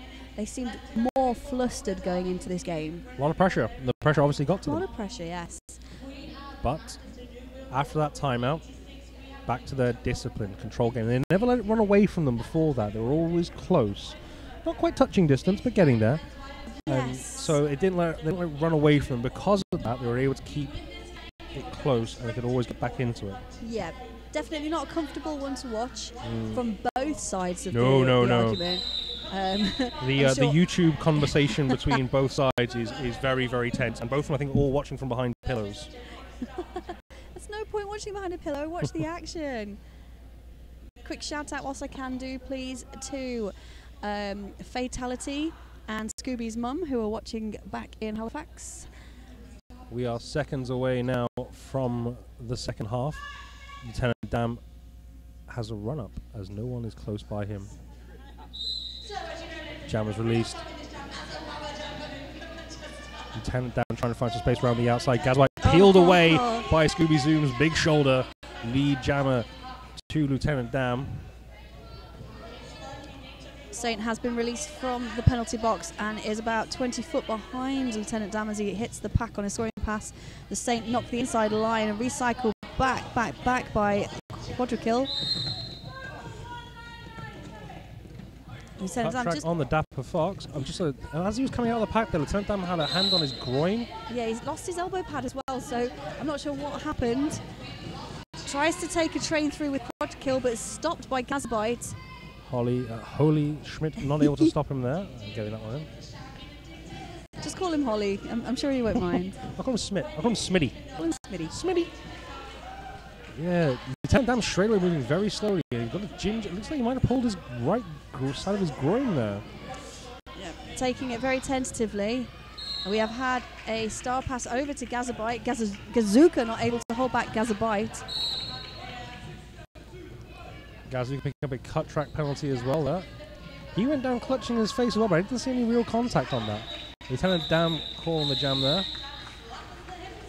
Oh, I hope the feed is back. We've had a couple of mentions that the feed went down. Yeah, I think it was during half-time it was taken down for a little bit, but it's all working now. Okay. It's fine. We've had a tweet. We have plenty of tweets. Hello to Selena Vile, who says potato. I'm assuming that is to Lieutenant Dam. Her potato-headed husband. Yes. Smack says NWO are the better team. They need to play their own game now. Dictate the speed of the pack. Stay cool. Execute as a team. Is that at Smack NN7? That is at Smack NN7. That is the venerable Smack member of Rainy Sea, who is very tactically astute and has made some very, how can I put this, scathing but incredibly accurate dissections of New World Order's mistakes this weekend. Yes. Yeah. That's the nice way of putting it. Thank you. Darren Chadwick has said it will be a shame not to see one of these teams not qualify for champs. I agree with you there. This has been a fantastic game, but only one can go through. The only way both these teams couldn't go through is impossible. One of them has to go through, so it's fine. So one of them will be there. Well, they could refuse to go through. They could. It could be too expensive to travel to Wales. Oh, Sully, some good work. Very patient, waiting for that penalty call. Just down to Omar to hold him back. Lead jammer going to Lincolnshire Rolling Thunder. Yeah, Rufio. Oh. 2 in the bin now. Forearms for Rufio. His strength causing a lot of problems there. He's trying to bull his way around the track quite a lot, and it's getting a lot of silly penalties. He's up to 4 now.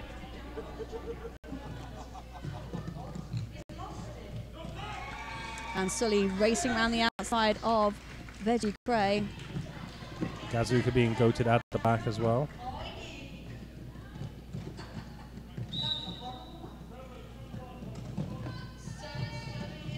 Clockwise block on Toots. No complaint there. Straight to the bin. Oh, Sully taken out. Veggie Cray does go down and Sully decides to reset himself on this pass. Omar tried to sweep him out on the apex of corners 3 and 4, but couldn't get a hold of him. Good jam here from Sully. Pretty much going to counteract all of Lieutenant Dam's previous jam.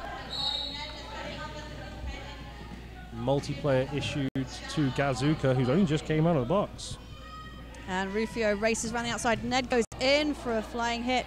Unable to hold it. A little bit of banter between the two. I hope someone had that photo of him lying on the floor smiling.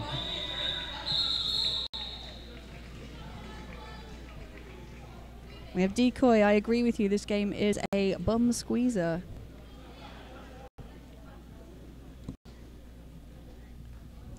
Val has just added me on Facebook, saying that it might be too expensive to travel to Wales. It is if she carries on playing her drinking game. She's taking a shot for every penalty.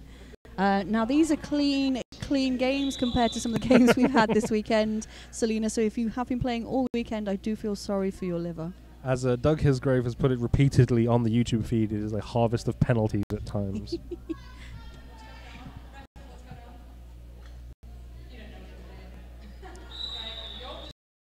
So we've just had a very brief official timeout.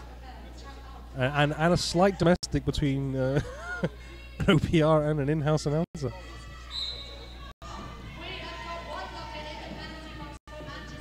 It is Fenno up against that New World Order at the front with Tomahawk providing some offensive play. Good work from Tomahawk to break apart that tripod at the front. But they can't get Fenno out. But there's the inside push from Tomahawk. Peels Don Giovanni away. And there is lead jammer to Fenno as Fish tries to find some way past. Star Stash 2 to beat, 1 to beat. Oh, those toes did not go out. Riding on rails. But Tomahawk thought he was going to get the low block call on Fish, but he got given it because he had a clash of feet and he got blamed. Oh, good work from Fenno, just picking his feet up, getting around this spinning defense of Hugo Boss and Don Giovanni. Yeah, obviously LRT historically have had a lot of hype's not the right word. A lot of attention has gone towards Sully and his jamming, but Fenno is no slouch at all. I think he's been very, very impressive all weekend. And Finickety, he may not play the first game, but every game since, again, very impressive. It's a good selection of jammers at Lincoln. They do. They've got a good variance as well, agility and strength. Yep. And obviously, Brothers, this is his first tournament. He's had a good showing. Speaking of Finickety, on the track now, he's up against Alien Al. Alien Al getting an apex jump in, picking up a cutting penalty. So this is now open to Lincolnshire Rolling Thunder. As Finickety stays on his feet, gets a clap from Omar Gard, who gave him that initial hit. Yeah, a lot of respect there. From our perspective, got a good sight of the line. I didn't see Alien. I thought I saw Alien Al land inbound. Maybe he exited out of bounds. I'm not sure. I wouldn't like to make the call from where I am seated. I could see the line, but I couldn't be sure. Finickety, though, has some very tidy footwork around the outside. Getting low. Underneath, picking up 5-point pass. Alien Al now released from the penalty box. And there's the, you knew it was coming. As soon as he came out with pace, you knew that was coming. That impact did a lot of it. He lost his balance and sent him flying off the outside. I think that the rope under the tape gave him a mischief as well. Alien Al taken down himself. Oh my word. Not sure where the ankle went there. But I definitely heard a chirp of a whistle. It wasn't to Finickety. It wasn't. He's back on his Toots, feet. I think. Yeah, it's Toots going to the bin.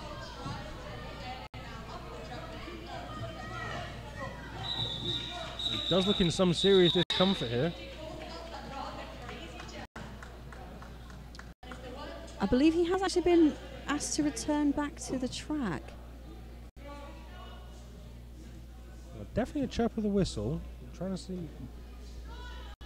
It's gone to the medics. I believe, from what I could hear, Igor Maniac was stating Purple 2 and return to track. And there is nobody replacing him in the penalty box. So it may have been a rescinded penalty.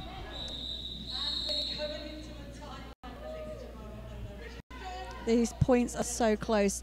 92 points to New World Order, 94 to Lincolnshire Rolling Thunder, who took a lead change in that last jam.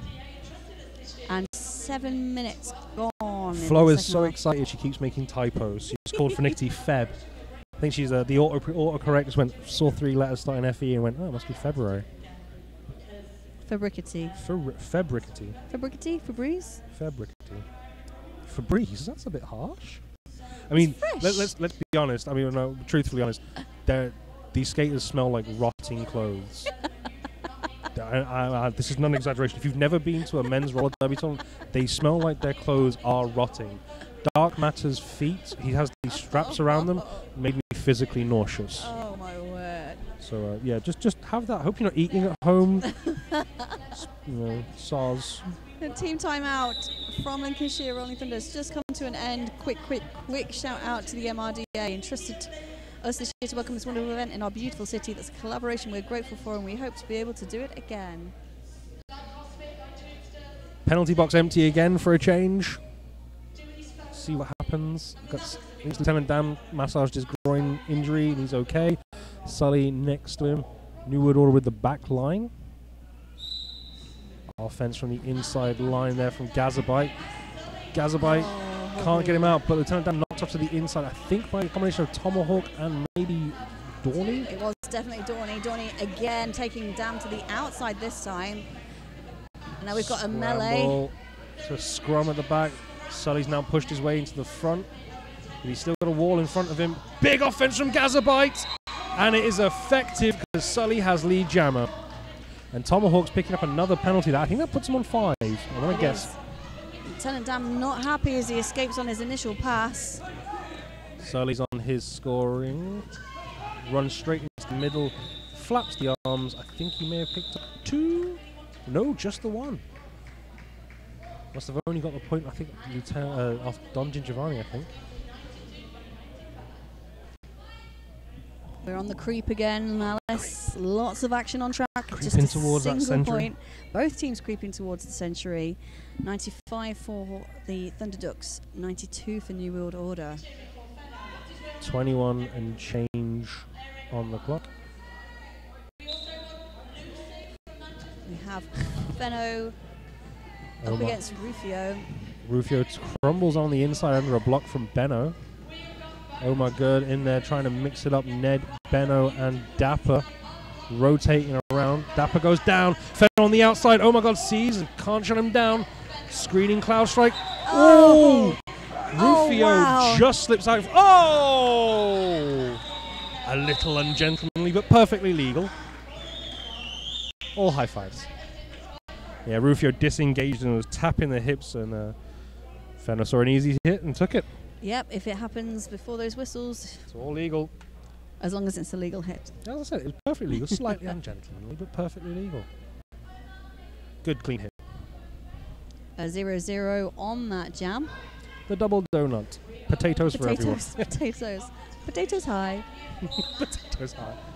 Tomahawk's still in the bin though, so there will be a 4-on-3 blocker advantage for New World Order, but maybe not for long because someone just got a penalty. It's Gazabite, so it's still a 4-on-3 as Tomahawk has been released. They've doing a tag team blocker. Tomahawk, sorry, the Saint popped off by Scooby Zoom. Tomahawk in that brace 3 at the front. Dorney having a good showing here with some excellent work in the brace position. Saint goes through Scooby, I think. It's Gazabite picking up the forearm penalty.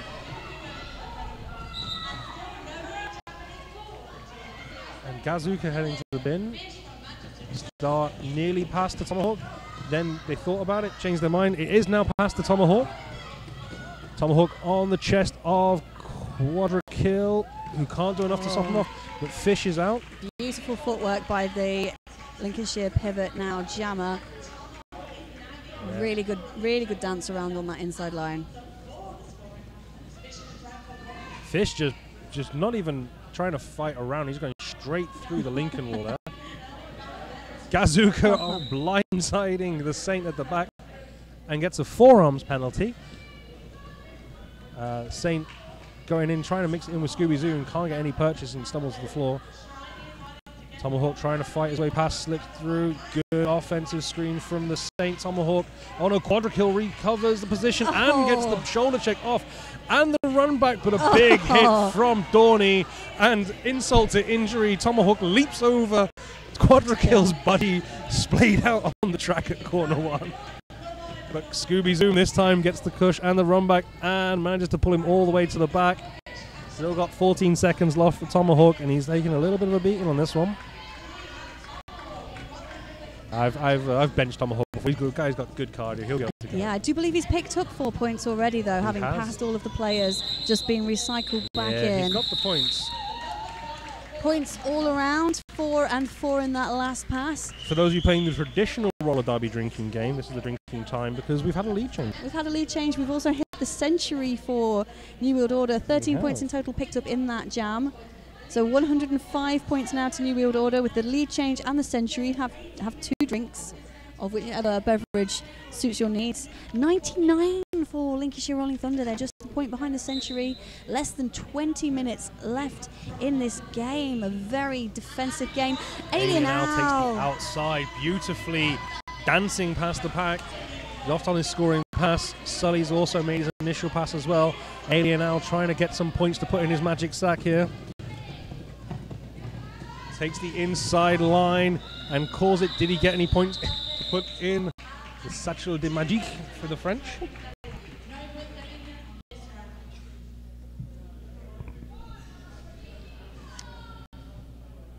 For those of you who are my friends on Facebook, you will know all about my joys of Fitbit heart rate checking. I'm currently at what I would call a warm-up rate before I lift any heavy weights. It's quite high, 97 beats per minute. I've also broken Holly with the magic satchel joke. That one's for Snoogans. We're back on track. Lieutenant Dam's trying to find a way past Dorney and Dapper and Gazabite at the front. All 3 of them standing in front of me. No pack called. Out of play called, so Dam picking up lead, but Fenno hot on his heels. Lieutenant Dam just turns around, has a look at Fenno, calls that jam to an end. And what you may have missed there on the straightaway, right in front of some Gaz on Gaz violence, as Gazuka and Gazabite jockeyed around for space. Hello to Ellie, who is back from Yoshi and Floozy's wonderful wedding, watching this nail-bitingly close MEQ game between New World Order and LRT. Glad to have you watching us. Please do keep sending in your comments, either on Twitter, hashtag MEQ, or on the YouTube feed. For those of you unaware of the Magic Satchel reference, it comes from the Four Nations tournament, where French jammers were stealing points and putting them away in their Magic Satchel. Not a very funny joke, but it was amusing at the time. Is it from Rosie and Jim? It's from some... I think so, it might be. It was Snoogans' gag. Rufio tried for the apex, but can't make it, and he does get the misconduct. But we've got a jammer penalty to... Who's going to get there first? Rodders versus Rufio. They're going to clash. They're going to clash. Please don't clash. Rufio down first. Rufio release first. Very politely done. A round of applause going out to Emily of the State for that lovely bit of penalty box management. Penalty box management. Rufio hooked by the leg of Nedley, who did a 360 spin and sees everyone charging towards him. Slight look of panic in his eyes there. So now, scoring pass for Rufio picked up. Initial pass for Brothers. New World Order 1 lap ahead currently. We've still got a minute left and this will play through. Toot was being accosted by Omar Gerd and actually accosted into the way of his own jammer. And Rufio took a stumble, and so did Toots, and everyone had to sit down. Rufio recycled to the back of the pack, I believe. Oh no, and there is Brothers getting recycled to the back of the pack, and everyone's out of the back. Very good work there by Cloud Strike. Just taking Brothers off that inside line. Little Joker comes in to try and slow down Rufio. And Rufio down. Goes through him again. But Nedley, a bigger option. No pass, no penalty.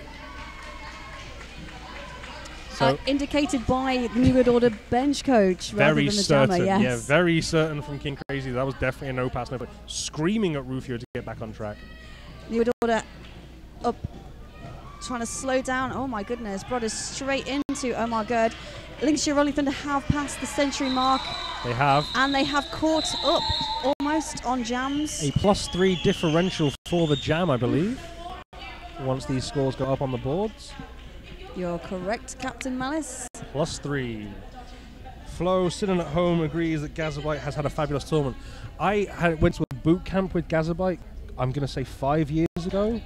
And I have seen. Don't look that old, Malice. I have seen such exponential growth in Gazabite as a blocker. He has gone from being a guy who's in the wall to being an impressive double threat at times. Yes, I remember seeing him jam for the first time as a pivot, so taking that star pass and actually standing back and going, that guy can do that. Yeah, I've been corrected. It is Sac Magique by Megan Jones, who's from Tots TV. Tots TV.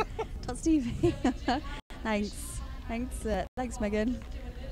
It's Le Sac Magique. I remember the song, but the implication of it within a roller derby game was just a bit too much for my brain to handle. It's Snoogan's fault. You can blame her. If she was here, then I could speak to her in person. Quick shout out to Sgt. Peppers. www.surgeonpeppers, SERGENTPAPERS.com. The rock and roll printer of Toulouse. They are here not only to help us print the posters, flyers, but also to create our t-shirts, postcards, etc. for our merchandising shop. Personalise all your visuals for any support with the Sgt. Peppers. They are in the audience. If you're here, I would probably be listening to our house announcer. So check them out on surgeonpeppers.com. Currently an 11-point lead for New World Order with 14 minutes left on the clock. Penalty box empty. Sully versus Fish. Pretty much England versus England for the jam line. They've lined up against each other a few times. I don't know if that's just how it's fallen or if it's tactical pulls. The checking was generally looking for all the oil slicks of man sweat across the track. They dry up too quickly. They dry up too quickly. Sully on the inside line, speeds through the middle. Again, Gazabite there does enough to break apart the pack for Sully, but star pass to Scooby Zoom. First one I think he's taken this weekend. It is the first one he's taken this weekend. Sully on his scoring pass, got a brace 3 in front, rounds the hips of Dungeon Giovanni, but goes off track, calls it. Did he get points? He should have got 1, I believe, for the trailing Gazuka, I think it was.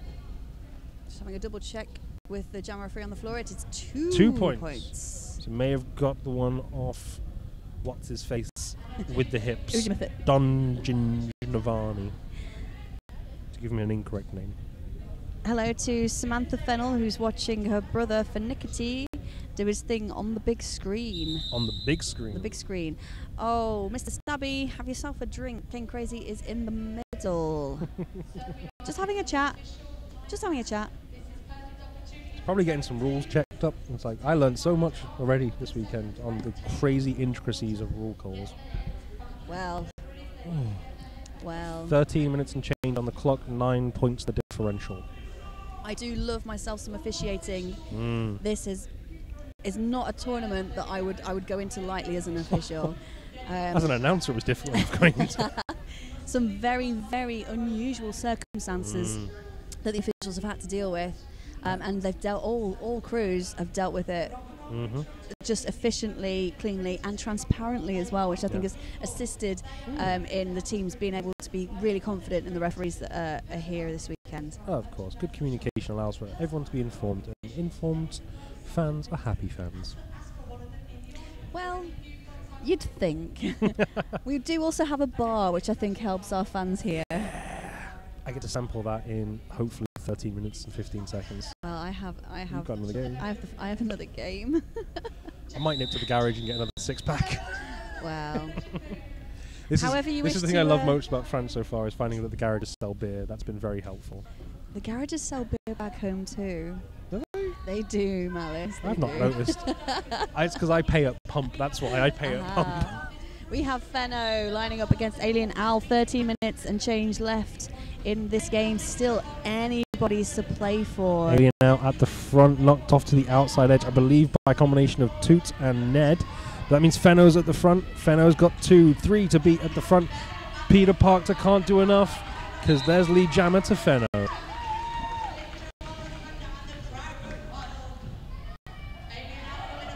Peter Parker, however, clearing that inside line. Enough space for Alien Al to jump through, but Fenno is on a scoring pass, knocked to the outside by Omar Gerd. Recycle back. I'm sure he's going to be keeping Al in his sights. Al goes in. Yeah, for Murph, that's not happening. We are street smart. We have been to Scotland. We know what those words mean. Don't even try it.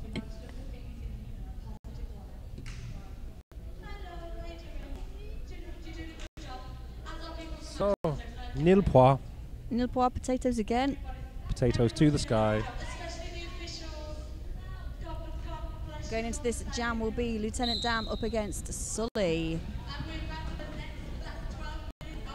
Dam's got 3 at the front, and he's wisely checking over his shoulder for where Sully is. But in doing so, he was not trying to get forward, and Sully's now taking advantage. Pack was reformed there by Don Giovanni, although Dorney heading to the bin. He's picked up a fair few. Dam sees the outside line and escapes. Sully on a scoring pass. Quadra-kill going shoulder to shoulder with Sully. Sully darting around that inside line. Quadra-kill definitely putting on our display this weekend. I mean, the state of his shirt is frankly revolting, though. Oh my goodness! Lieutenant Dam sacrificing Quadra-kill on that pass, pulling him down to the ground, and it cheered by Omar. Yes, sacrifice the blocker. Good, get the points. Wow. 4 points apiece. No, sorry, No, 3 points to Lincoln. Yeah. 4 points to New World Order. At what cost, you might say? Well, as I said, the next time poor Quadra-kill comes past, look at the state of his shirt. It's disgusting. It's revolting. It makes my white/grey shirt look okay. But at the front, Alien Al's got 3 to beat. Ned, Toots, and I believe that Dapper Fox. Just Ned. Oh no, Toots has got it back in front of him again. Still Ned at the front. Does he stay inbound? No, he takes himself off. But he has picked up lead. He has picked up lead. So he's only got to come back behind Ned, and Ned knows it. He's dropped right to the back. Brothers makes his way out legally. Alien Al's going to kill a bit of clock here. Going to kill a bit of clock and call it. A very Double donuts. subtle end to that jam. Apparently, Lucy Benson and baby Benno can barely take the stress back in sunny Lincolnshire. I can tell you, Benno is having a game, though. Benno's having a weekend. He is having a brilliant weekend. We discussed it, I think, early on in the weekend as well. Benno's one of those players who isn't the big flashy player, does everything that keeps the team together, like Ilbilly does for sudden discomfort. Not the big flashy moves, but if it wasn't for him, the rest of the team wouldn't be able to do what they do. Yeah. He's had fantastic display. Gazabite, I mean, it's a strong. He's trying to pick MVPs of best jammers, best blockers out of these teams is ridiculously difficult. Incredibly tough. I'd say there's a lot, using a terminology that some may not all appreciate, but there's some foundation players and then there's some mascara players. And there's definitely some eyeshadow players as well. I think there's a hell of a lot of fantastic lipstick players, personally. This is a power jam in favour of Fish of New World Order. And they already have a 10-point lead here to try and stretch out. But they do. Lincoln are trying to increase the pace of the pack here. Smith at the front, leading the pack with a bit more pace, forcing a no-pack call, slowing down, but that's enough for Fish to break through. It's a 5-point Grand Slam. Lincolnshire now setting up towards the back, allowing New World Order to lie in front of them. Moving off Fish, bracing off Hugo Boss to stop himself from going out of play. You can do whatever you like to your own team, as evidenced by poor Quadra-kill. And Fish going through past Quadra-kill, getting a shoulder onto Gazabite, picking up another scoring pass, so that's 10 points so far, as Fenno has been released from the penalty box. Fenno will need to complete his initial pass still. Thank you for clarifying that. My brain just kind of went, was that the initial? No. He is now on his initial pass. Fish knocked off to the outside, takes his time. This is clock management. This is clock management. Myself, Alien Al, and King Crazy have discussed clock management and the importance of it as a bench manager in great detail. Annoyingly great detail at times. But it is one of those things that it's an underutilized tactic in some places, and in some places it's overutilized. In some others, yeah. It's that fine line between clock management and being annoying. I'm a big fan of waiting until 2 seconds for calling for a timeout, because I like to get as much time for my guys to rest, or my girls to rest, depending on who's playing. We're going into this jam 135 to 112. Rufio versus Sully. Sully up at the front, pushing against that wall. Comes up against the shoulder of Veggie Cray, but bounces off it. Omar God goes in, and the combination of Omar and Smack Bauer. Just enough. No pass, no penalty anyway for Sully, so he's got Rufio. God, there's no space between them. There is Sully. Oh! Taking Rufio down to the ground. And his big smile on his face. He lost his balance and went onto his toes and face planted. And I believe there is a slick spot. Oh, there is. It's almost like the way. rains down in Africa down there. Gonna get every joke in I can. Defcon John, I am not going to give that shout out. You must try harder. Asks Pyro Flow why blockers aren't sacrificed more often, from Stephen Turner. As a blocker, you probably get a slap from me if you're my jammer. You owe me a pint after you sacrifice me like that. And I hope Dam's buying one for Quadrical. Oh, Fenno though. Fenno playing a blinder. Gets out for lead jammer. There's a 23-point differential for him to chip away as Dam is knocked off to the outside. No. Toes inbound. Not that time, though. Recycles himself back. Fenno on his scoring pass. Svenno on the inside to the outside. Dodges off Gaz. Takes the hit from Quadrical. Quadrical now in the blood and brown stained shirt. Oh, star pass over to Scooby Zoom and a very quick slice up that inside line to complete the initial pass. Fenno picking up a 5-point pass. And he's definitely looking for points as we're into under 7 minutes. Scooby's scooting. Gets a low block though. Power jam to the Thunder Ducks. There's a minute and 8 seconds left. This is dangerous territory. Fenno is probably, in my opinion, the strongest jammer out there for the Thunder Ducks. Definitely the most successful this weekend, I think. Consistently. We'll qualify that. Calls it ice in Scooby Zoom in the bin. Gonna have timeout and gonna be a walk-in by King Crazy. Very interestingly here, they might be thinking that icing someone like Scooby Zoom in the bin is a good idea, but he started out as a jammer. He did.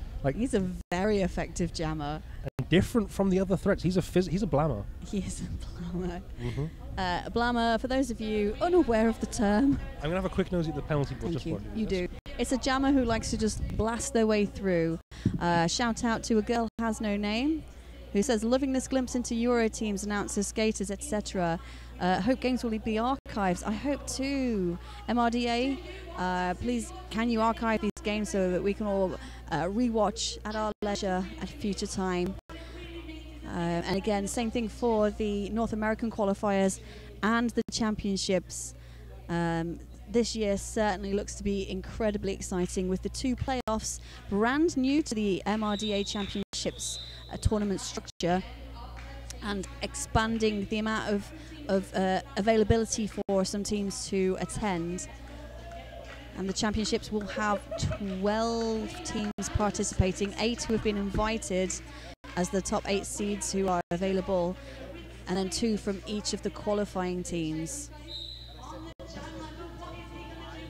Very high pivot line start here.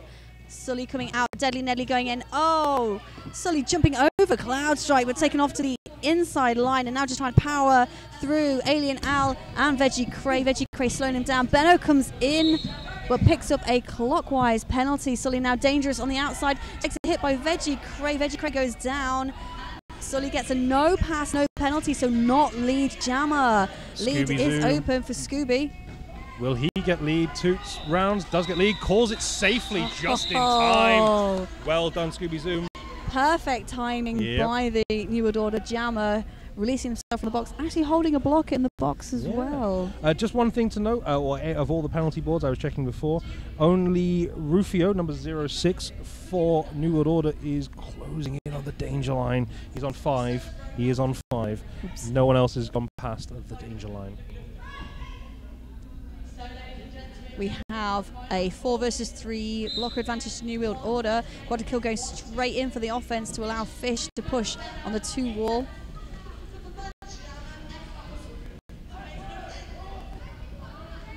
Fenno being recycled back by Gazuka, but New World Order having to move forwards. Sorry, yes, lead jammer to Fish of New World Order. 4 minutes and change on the clock, 16 points the differential. Big hit from Quadrikill, but not enough. Fenno rounds the shoulder of Hugo Boss. Fish calls it from the deck as a forearms penalty is assessed against Dapper Fox. We have got 4 minutes left in this game. New World Order 138 points. Lincolnshire Rolling Thunder 122. No, 139 points. There was 1 point picked up in that last jam.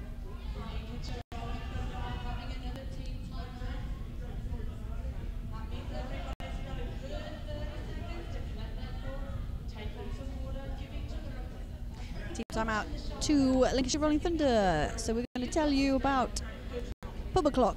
That's where the after party will be held. We have got the remainder of this game plus the final game here today before we are all heading to Pub O'Clock, where it's going to be the place to be this evening.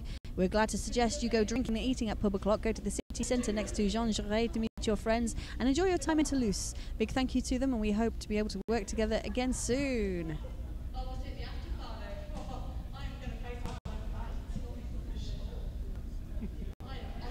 Okay, we have an 18-point differential, 3 minutes and change on the clock, and I just knocked my fan over, and it's very warm without the fan. Love the fan is life. Don't think we've stated enough how warm it is. And it's meant to be cooler today. That was a lie. Oh, Blammer, someone equally happy blocking and jamming, a double threat, if you will. Oh. I would assume that the term double threat would cover that. Yeah, Blammer I think of stylistically, like I call the dancey jammers Nimbly Bimblies, because I love the film Super Troopers. Oh my word. Blammer, yeah, there is terminology differentials across the entire Derby universe. I know. Everyone likes to call things differently, but back on track. Alien now knocked to the inside by Toots. Can't force a drag back on him though. Little Joker and Toots all the way up at the front. Alien out all the way out of play, and lead jammer to New World Order.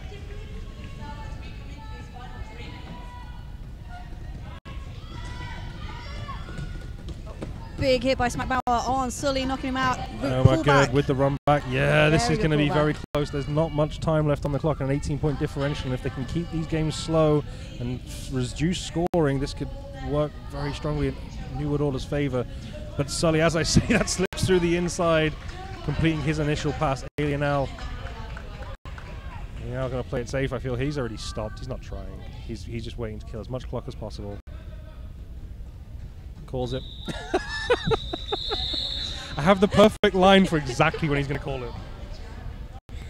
Taking the time down to 2 minutes 45 seconds. Thanks, Malice. If you leave it knocked over, it's my much fan. nicer My for fan. me. Don't share. New World Order 145 points. Lincolnshire Rolling Thunder 122 points.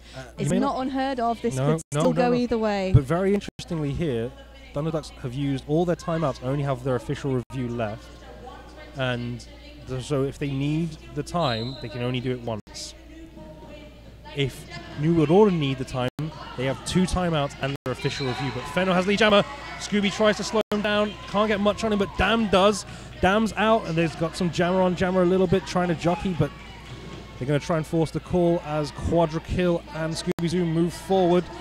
It's the Ducks at the back now, so they're in a bad position. But Don Giovanni knocks to the inside. Can't drag him back any further, and Fenno wisely calls the jam. That was a blocker dance. Ooh. Blockers jam there. All in all, the jammers were just waiting to see what happened up with their blockers.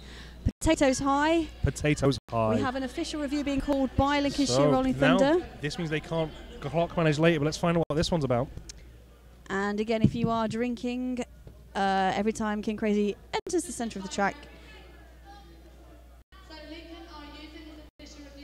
you may have a drink. We've just been announced that Lincolnshire Rolling Thunder are using this official review as a timeout with 1 minute and 44 seconds on the clock.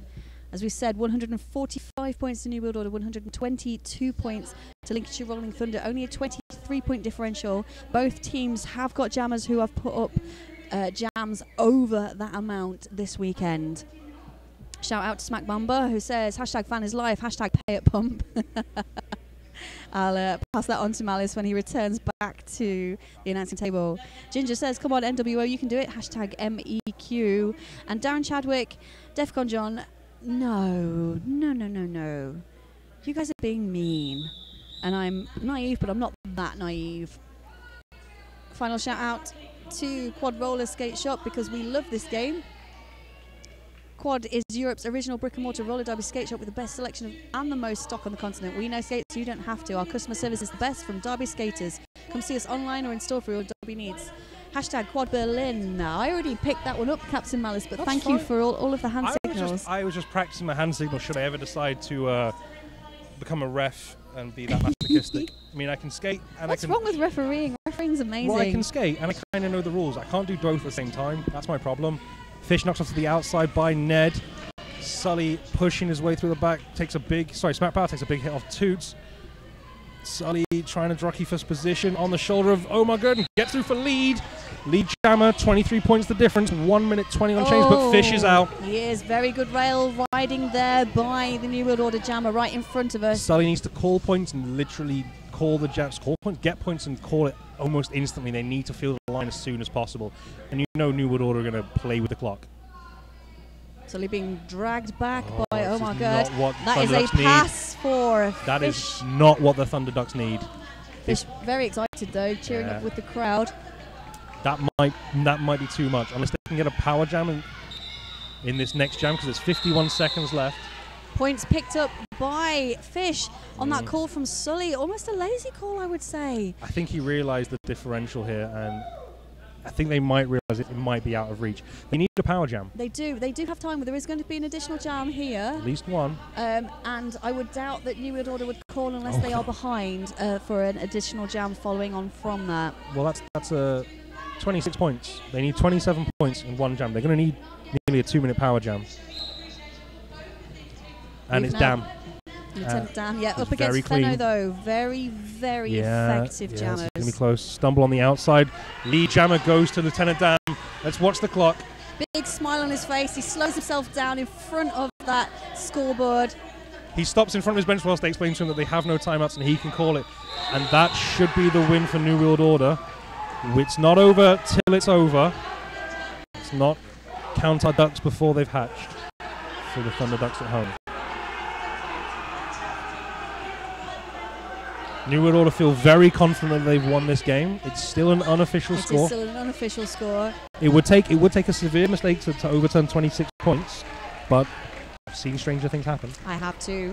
Of course, we do know that the winner of this game is going through to the Clash of King Cumbra'n Championship tournament. They're off to MRDA champs if they've won this. Basically, yes. Score is still being assessed by the fist bumps. That's the final score. Guaranteed MRDA champs place for New World Order. Commiserations to the Thunder Ducks. Fantastic game. Well, I said to you I thought this might be 70 points, and I was very wrong. And you were right. Hold my hands up. I did say it would be a tight game. 30 points in it.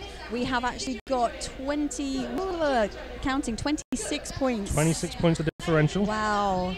Brilliant game. Well fought out by the Thunder Ducks. I mean, it could have gone either way. So it's the old adage. It could have gone either way. It could have gone either way. And all the way through this game, it could have gone either way. Not a comfortable lead at any point for either team. We're gonna try and grab some guys here for a quick chinwag. I think we have to talk to captains. Maybe? We don't have to. We can grab whoever we want.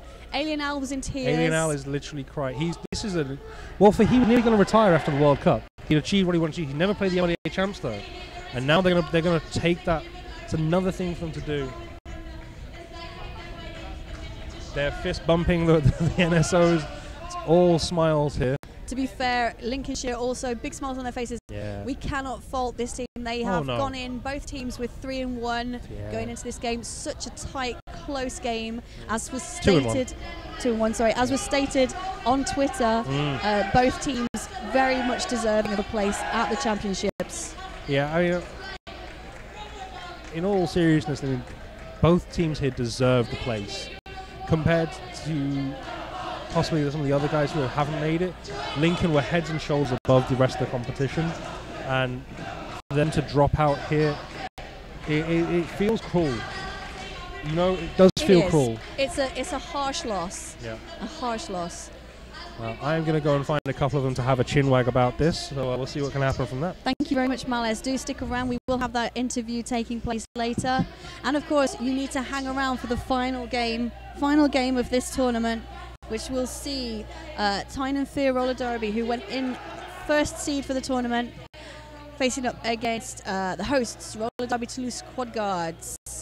So stick around. Plenty more action still to come here in Toulouse at the Men's European Qualifiers. Big cheers going out to the winning team here in this game. New Wheeled Order. Absolute elation on their faces. I have not seen this team grinning so much. There's some really good games by both of the teams throughout this tournament. So your qualifying teams will be your hosts, Roller Derby Toulouse Quad Guards and Manchester Roller Derby's New Wheeled Order. If you have comments about that game or the tournament so far, send them through hashtag MEQ.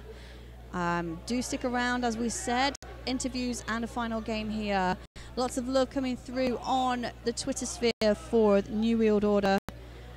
Thank you to @KitKruger, also to Toots, Darren and Ginger.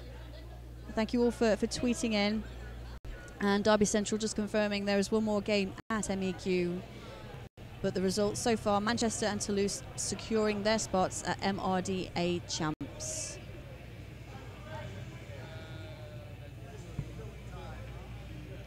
I've got the wonderful job. It's the first time ever people have wanted a holiday in Newport. I've just been notified this is the first time people have actually competed to have a holiday in Newport.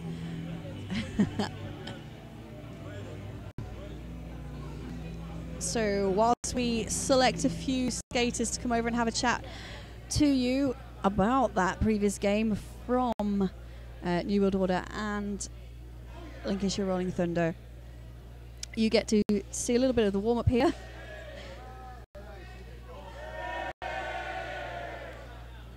For the next game, which is going to see Tyne Fear Roller Derby in the white with gold and Roller Derby Toulouse in the black with red.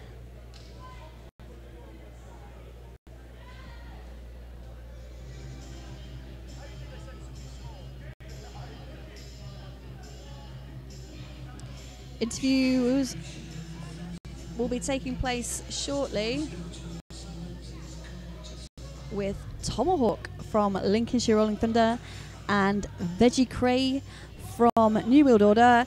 I'm going to send you over to Captain Malice. Okay, I am here with Tomahawk of Lincolnshire Rolling Thunder Thunderducks and Captain Veggie Cray of Manchester Roller Derby's New World Order, who have just played what I can only call one of the best games of Derby I've seen in a long time. To the runner-up first, Tom, that must have been a tough one. It's heartbreaking. At the end of the day, it was pretty much the biggest game, I think, for both clubs since we started. Absolute honour to play NWO, and the best team won at the end of the day. It was tight, it was close, there were so many lead changes at the start. It was bonkers, but it was an absolute privilege to play. I think they got that little margin towards the last 5 minutes, and I'll tell you what, I'm so proud of every one of my boys. They left everything on track and some, but that margin was just too big. But congratulations to NWO, they've been professional all weekend, and they deserve to go through. They're going to do Great Britain proud in Wales, and it couldn't go to a better team, in all honesty. We'll have a bit of a cry. It'll take a while to get over it. We'll have a few beers, but we'll be back fighting strong, don't worry. To Veggie Cray, you won that game, obviously a tough game. Did everything go to plan? Because the first 20 minutes did not go well for you guys. No. That's never the plan. But then, as Tom said, it's probably the biggest game we've ever played. People are a bit up here, a few too many penalties. They got a great start, and we had to fight like dogs to get back in that game. And like I said, credit to Tom and his team. They were fantastic. Absolutely brilliant. I'm finding out apparently from Twitter, both you guys, well, from what I already know of you, but you have a lot of guys here who are fairly new, such as Brothers. Brothers had a very good tournament, but a lot of guys who not normally the big names for both teams put on a great display. Finickety, Fenno, Benno, Great blocking all around. Is there anyone you think who really stepped up out of their normal range and put on a display this weekend?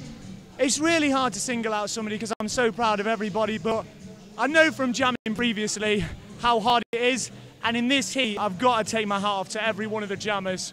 Brodders again, first tournament, absolutely phenomenal. Saint, unbelievable. Sully, we know he's world class. And Fenno lived up to the top ranking of a start at the top of the British Champs. He was absolutely incredible. The engines, the work rate they put in, I salute the jammers, and to every one of the blockers as well. Little Joker, my God, he was unbelievable. That guy's footwork, and I had the pleasure of working with both packs this tournament, and I tell you what, I could not be prouder. It hurts an awful lot, but once that hurt goes, I'm incredibly proud of everybody. I can't really put it into words.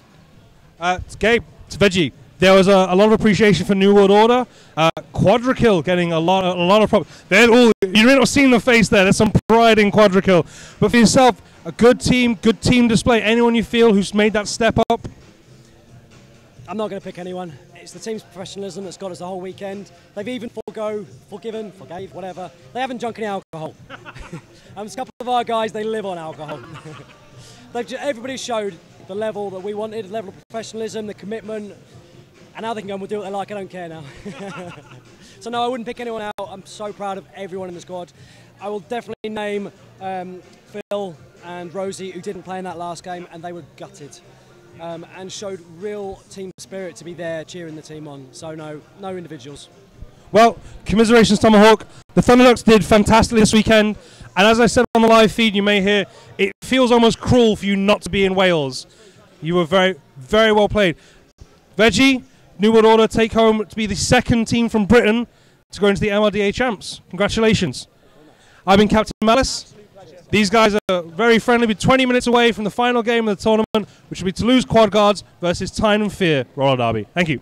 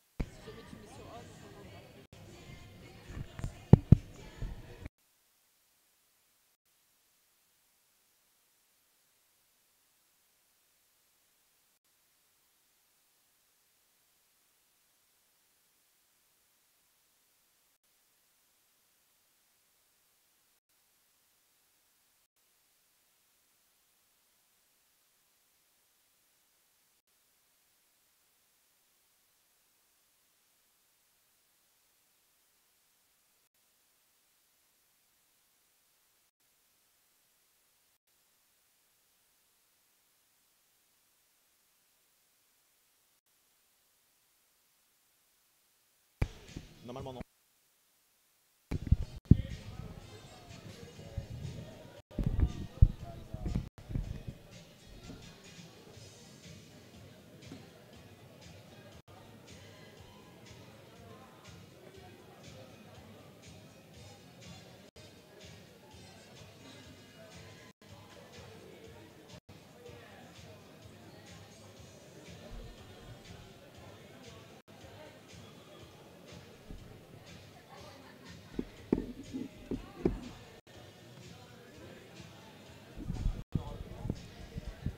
And here we are back for the final game of these Men European qualifiers with a beautiful game ahead between Tyne and Fear Roller Derby from Newcastle and Roller Derby Toulouse, the Quad Guards. This is the last game of this tournament. Everyone seems to be pretty exhausted with the heat and the weather conditions, but congratulations and kudos to the two teams who are on the track right now about to give their best for the last game of the day. Quad Guards has already secured the place to Newport next October, and but we have to play a game against Tyne and Fear in a bit more than 2 minutes now. So let's start with the rosters of the team, starting with the Quad Guards. For the Quad Guards, we have number 1, 2, 3, 4, John Travoltige, number 1, 3, Monsieur Furieux, number 1, 4, Firestarter, number 1, 6, 3, 1, Le Cleaner, number 1, 7, 8, 9, Braveheart, number 1, 8, Yas La Menace, number 1, 9, 2, Big Jim, number 2, Slash Gordon, number 2, 3, Bonjour John, number 5, Le Rôtisseur, number 5, 1, 1, Tordu Ninja, number 6, 6, Jean-Luc Grodard, number 9, 1, 1, Jabba the Bat, number 9, 5, Hygienic, number 1, 3, 7, Deep Turtle, and number 5, 4, Boulet. I am Shut the Fred Up, and I have the pleasure to announce that game with Statman over there. Hello, my name is Statman. I'm sitting here with Shut the Fred Up. What does Yas La Menace even mean? Yas La Menace, it's a pun on Max La Menace, which was a TV show in the 60s, and Yas, whose name is Yassine, actually. So it's Yas La Menace. Okay, that makes sense. That makes sense. And you're getting a nice rundown of the rosters right now on the screen, I can see. Yeah, so going to do Tyne and Fear with number 0, Barnabash, number 1, Dark Matter, number 1, 3, Pablo Diablo, number 4, 2, Panam, 4, 4, Kamikenzi, 4, 6, Blockbed, 5, 0, Bull, 5, 1, 1, Gay Folks, 6, Yogi Bear, 8, Sparky, 8, 0, Adsynth, 8, 2, Dog, 8, 3, Nicholas Rage, and number 9, Moo. Tyne and Fear have won their previous games against Pan Squad, but they lost all the games, and the Quad Guards have won a beautiful, beautiful game against Manchester, who has also secured the place to Newport for next October. I think you had the pleasure to announce it on stream. That's right. Now this game is going to decide really first and second place. However, the second place team, one of those two teams will not be playing this game. So if Toulouse win, they are automatically first place. If Toulouse lose, then depending on the points difference, they could be first or second. Tyne and Fear at this point are really just playing for rankings. And we have support on the hashtag MEQ on Twitter. We have Erica Packington saying, ready for MEQ final game. Toulouse Quad Guards versus Tyne and Fear. Whatever happens, Quad Guards are in the playoffs. Bonjour Cardiff from Erica Packington. Yes, who will be sadly disappointed that it's not in Cardiff, but in Cwmbran. Yes. You have to be precise on Wales locations, right? This is the first time that people have fought hard to get to Cwmbran. First jam is going to be between Dark Matter and Firestarter. I've heard that Firestarter was kind of a prodigy, right? Well, that was good. That's only the first jam, Statman. Get ready for this. Oh, God. Firestarter picking up lead. Evacuate the building. He is coming around at high speed. And we've got a fast pack. Love watching fast pack. Also, it's nice because they generate a breeze. Yeah, once again, we would never underline the importance for jammer who is not lead jammer to get out of the pack rather quickly in order to put pressure on the lead jammer. This is why the pack is going so fast right now. Well, the Tyne and Fear pack are working hard to pick up the pace. Firestarter is going to call it off, picking up a pair of points. And the two first points of the game are scored by Quad Guards and Firestarter. Quad Guards leading now 2-0. And Firestarter was going so fast that it took him another lap to slow down and arrive at his bench. We're going to have Le Cleaner for Quad Guards versus Moo for Tyne and Fear.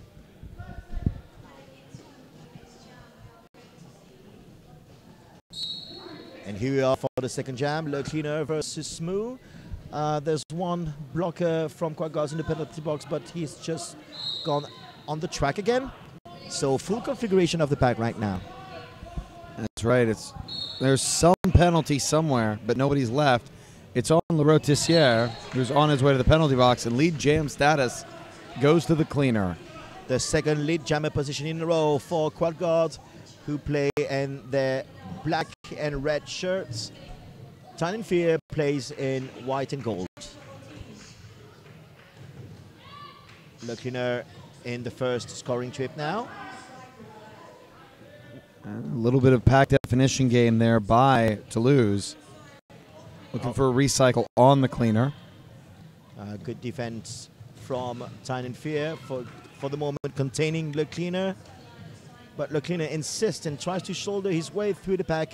Good tripod from Tyne and Fear on that one. There you go. Moo is through. Of course, this is just the conclusion of his initial pass. And Le Cleaner is out and immediately calls off that jam as he saw Moo approaching the pack once again. Well played by Quad Guards, scoring another 5. It's 7-0. This next jam brought to you by Sucker Punch. Sucker Punch Skate Shop is the largest derby-owned and operated store in Europe, operating online and actually having a physical store. Heavily involved in the European derby community on a number of levels, we are best known for reliable service, honest advice, and competitive prices, as well as our top quality products and wide product range. It's going to be Pablo Diablo for Tyne and Fear versus Jabadabat. Jabadabat didn't play the game against Manchester, so he's all prime and fresh. Absolutely, but it looks like Pablo Diablo's up at the front of the pack. Yep. He's got 3 to beat. And Pablo Diablo played against Panam squad like 2 hours ago. So let's see whether he still has energy. And apparently, yes, this is the first lead jammer situation for Tyne and Fear via Pablo Diablo. Also, Slash Gordon was not in the earlier game, and he is playing today. Yeah, because he was feeling sick on the previous game, and that's the power of Quad Guards. They are ready to replace players on the spots. So that's why Slash Gordon didn't play the previous game in order to be fit for the last game. That makes sense. 2 points for Pablo Diablo, the 2 first points for Tyne and Fear. Quad Guards are leading 7-2.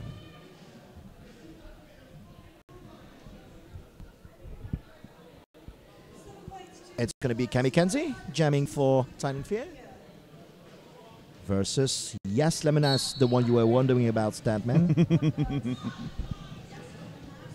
Yas Lemonas is actually having his first season in Quad Guards. It comes from speed skating. Oh. That's why. Along with Firestarter, doesn't he? Yep. Oh, no, I thought it was Yas Lemonas. Yes, it's Yas. It is Yas Lemonas. Taking the lead. The Quad Guards doing a little pack definition game here during the power jam, doing the old-fashioned conga line on the inside line. Yeah, it is a power jam since Kamikaze has been sent to the penalty box. Let's see whether Yas Lemonas and Quad Guards are going to make the most of it. Quad Guards opting to not take a goat there, still trying to play the pack definition game. And Kamikaze has spent the 30 seconds. He's back on the track. And Yas Lemonas has scored on his first scoring trip. 5 more points for the Quad Guards.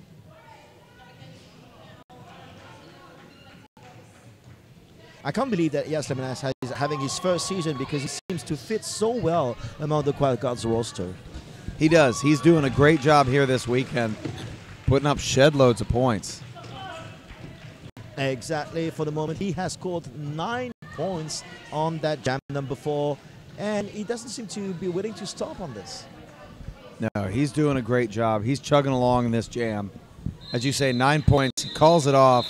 He's going to get a couple more at least.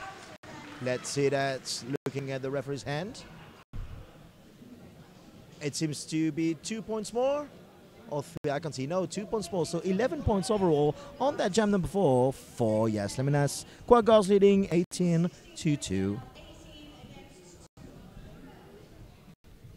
A little bit of a discussion there with the Tyne and Fear bench manager. But nonetheless, game moves on. No official review called. It's dark matter, yeah. A little bit of a positional game there. Toulouse all shot forward. Nobody responded, so they shot right back. And Firestarter picks up lead. Dark Matter tapped out with a last-minute takedown, but it's a no pass, no penalty. No pass, no penalty, but Firestarter is in control, facing Yorgibert for the moment. And you're right, Tyne and Fear SPAC seems to have a bit of difficulty to reform every time that they are put away by the blockers from Quad Guards. Don't you think? I think you're right. I think you're right. 2 more points for Quad Guards, leading now 20-2. Still. Now, Tyne and Fear came into this tournament as the #1 seed. You're right. Their MRDA sanctioned play this year had gotten them a #1 seed coming in, and this game was, according to rankings, going to be the 1v2. And that means that you have another team which, in a way, not outnumber, but did more than they were expected. And I think that team was Manchester New World Order. They did. Manchester way outperformed their expectations. So did Lincolnshire. Yeah, so did Lincolnshire. Because let's remind you that if Lincolnshire had won, they would have gone to Newport on the previous game. That's right. That previous game was a do or die, and it came down to what, 20 points between those teams? Yep, exactly. And we could see the faces from Manchester players. Some of them were crying and all that. And here, the cleaner is not crying, but he is sent to the penalty box for the first power jam of the game for Tyne and Fear. Let's see whether Moo is going to make the most of it. The lead jammer position is still open after more than 1 minute play on that jam number 6. It was 26 points precisely. Yep. Between Manchester and Lincolnshire. Just look that up. And in the meantime, it looks like Moo has picked up lead jammer status in this power jam. However, power jam coming to a close as the cleaner is standing in the penalty box. Can you believe that Moo took the lead jammer position after more than 1 minute and 10 seconds of play, which means that the blockers on that jam did a tremendous job. And they continue to. Great recycle job by Turdu Ninja and Monsieur Furio. Yeah, but it's no wonder when you have Mr. Furio on the line, on the track, as he shows so much endurance whenever he plays. Oh, it's another power jam for Tyne and Fear. The cleaner is sent once again for a multiplayer block this time. You don't see that often on jammers, but I'm seeing more and more teams notice a jammer about to take a whip and decide to challenge that grab. That's a well played from Tyne and Fear. They challenged it and they won it. Moo. Oh, look at the scoreboards. Moo had 2 power jams for him, for Tyne and Fear, and Moo has only scored 5 points on that one. That's right. Once again, a tremendous work from the blockers. Well, Moo was trying to call it as a cut was called. Yeah. So on his way, he is in the penalty box, which means the cleaner will start from the penalty box. There are no jammers on track right now. And the cleaner is back. It's a power jam situation this time for Quad Guards. And the cleaner takes the lead as Moo is back again. That's right. The Quad Guards doing a great job tapping out Yorgi Bear and bringing them back. Again, to play with that pack definition. Oh, good job remaining on the track for the cleaner on the outside of turn 3. And accelerating a bit to take other points for Quad Guards. You know, the Quad Guards really should have come into this tournament ranked a little bit higher. They are doing an excellent job. I'm wondering if they didn't have any difficulty scheduling prior to this tournament. Yeah. And that just hurt their ranking, that they weren't playing the right opponents. Let's not forget, we have to tell you, people, the entire truth, that the Men European Qualifiers wasn't going to happen in Toulouse. It was supposed to happen in Paris, and due to different technical problems and all that, it was rescheduled in Toulouse. So it might explain why they had such a short notice on organizing the qualifiers in the middle of the summer in Toulouse. That's true. This next jam brought to you by, or this official timeout brought to you by Quad Roller Skate Shop. Because we love this game, Quad is Europe's original brick and mortar roller derby skate shop with the best selection and most stock on the continent. We know skates so you don't have to. Our customer service is the best from derby skaters. Come and see us online or in store for all your derby needs. Hashtag Quad Berlin. You were arriving when I first opened the game, and we said that everyone was tired. It seems that everyone is a bit tired at the end of the weekend, the players, but us announcers as well. If I can listen to your voice and floating. I know, it's crackling. I'm sorry about that. Of course, Yas Lemonas against Pablo Diablo. They are working hard out there. I'm sure they're tired. Yeah. I'm sure they're flagging. Yeah, the weather conditions were quite hard during the weekend. It's so hot in there. Oh, yes. Well, and what I love is, you know, Tyne and Fear are already out of this contest, but I don't see them easing off the gas at all. Their foot is down hard. That's called the Geordie stamina. But it's true. But I mean, every time, even if they some of the time lost some of the games and sometimes quite hard, the Tyne and Fear players and coaches were all smiling around. And here we have a cutting for Yas Lemonas, who was jamming. It's a power jam situation for Pablo Diablo and Tyne and Fear. That's right. Tyne and Fear sending a blocker forward. Nicholas Rage decided to try his luck. Nothing quite came of it. But now Pablo, team surge. Everybody go take your man outside. I love it. And that means that we're going to have, for the first time of the game, a full 2-minute jam. That's correct. There's not much of it left, just under 40 seconds.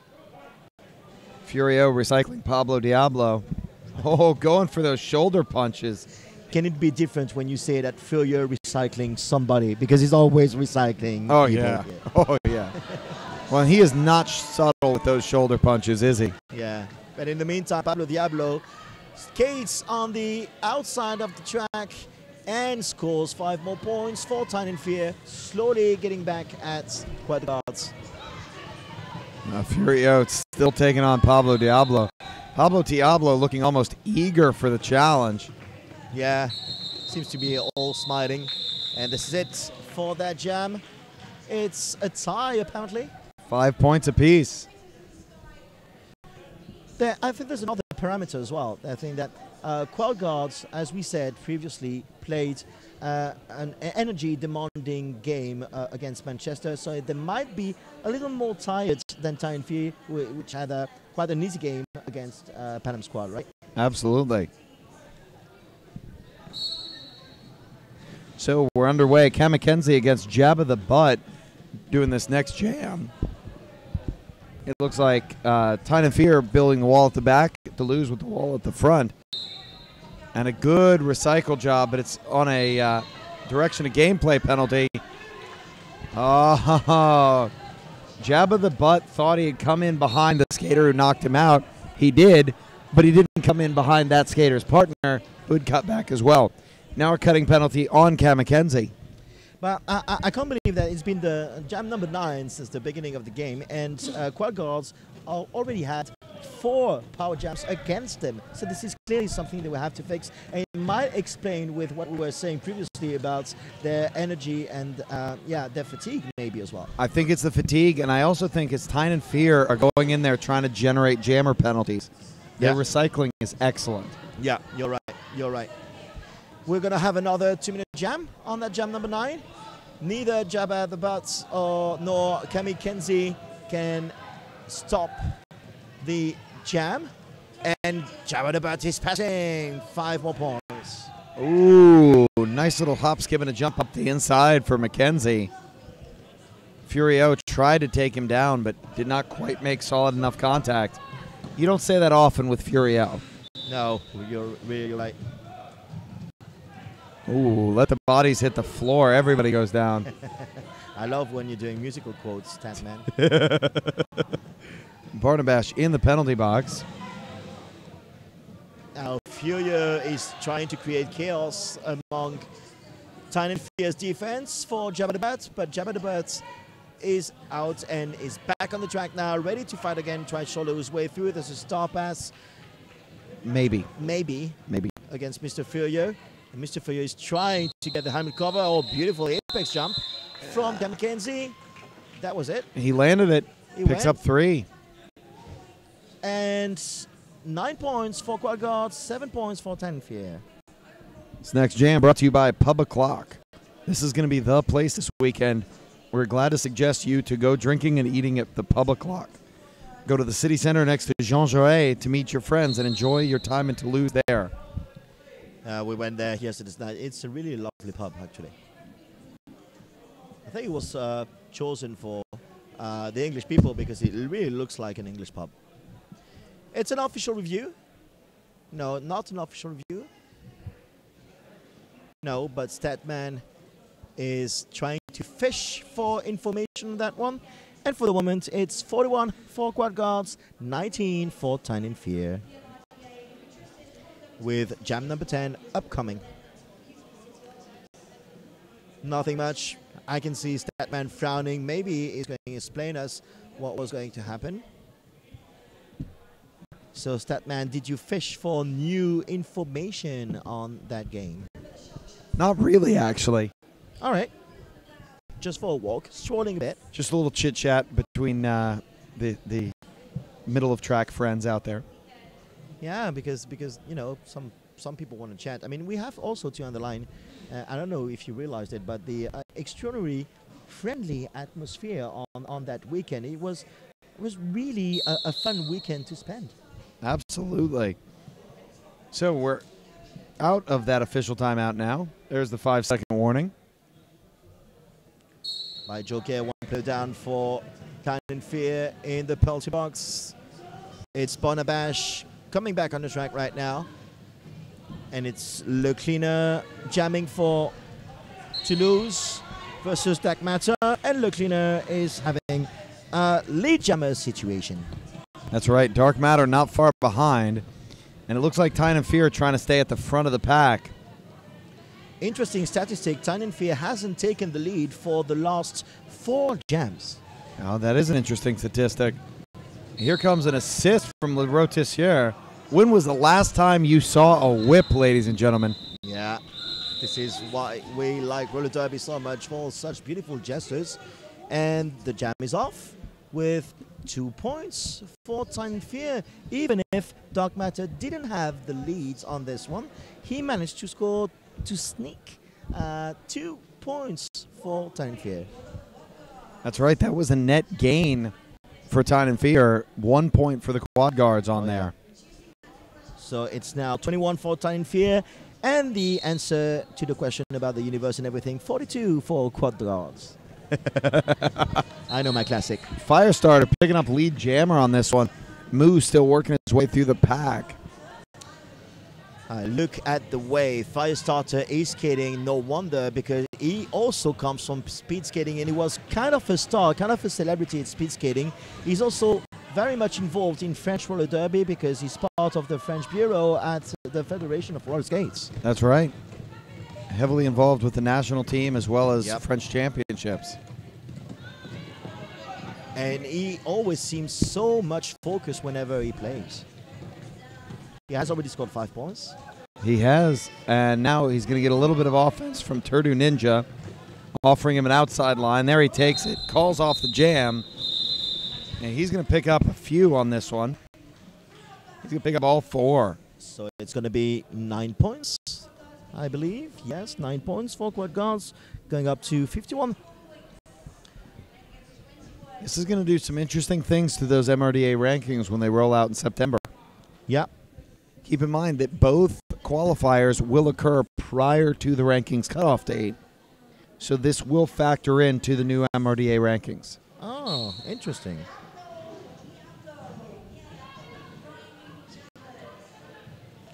So we've got Yas Lemonas and Pablo Diablo. It's the battle of the rhyming jammers out there. Yep, with number 1-3 for Tyne and Fear and number 1-8 for Quad Guards, and Yas Laminas is leading that one, that jam number 12. Qualifiers, it's a mix actually.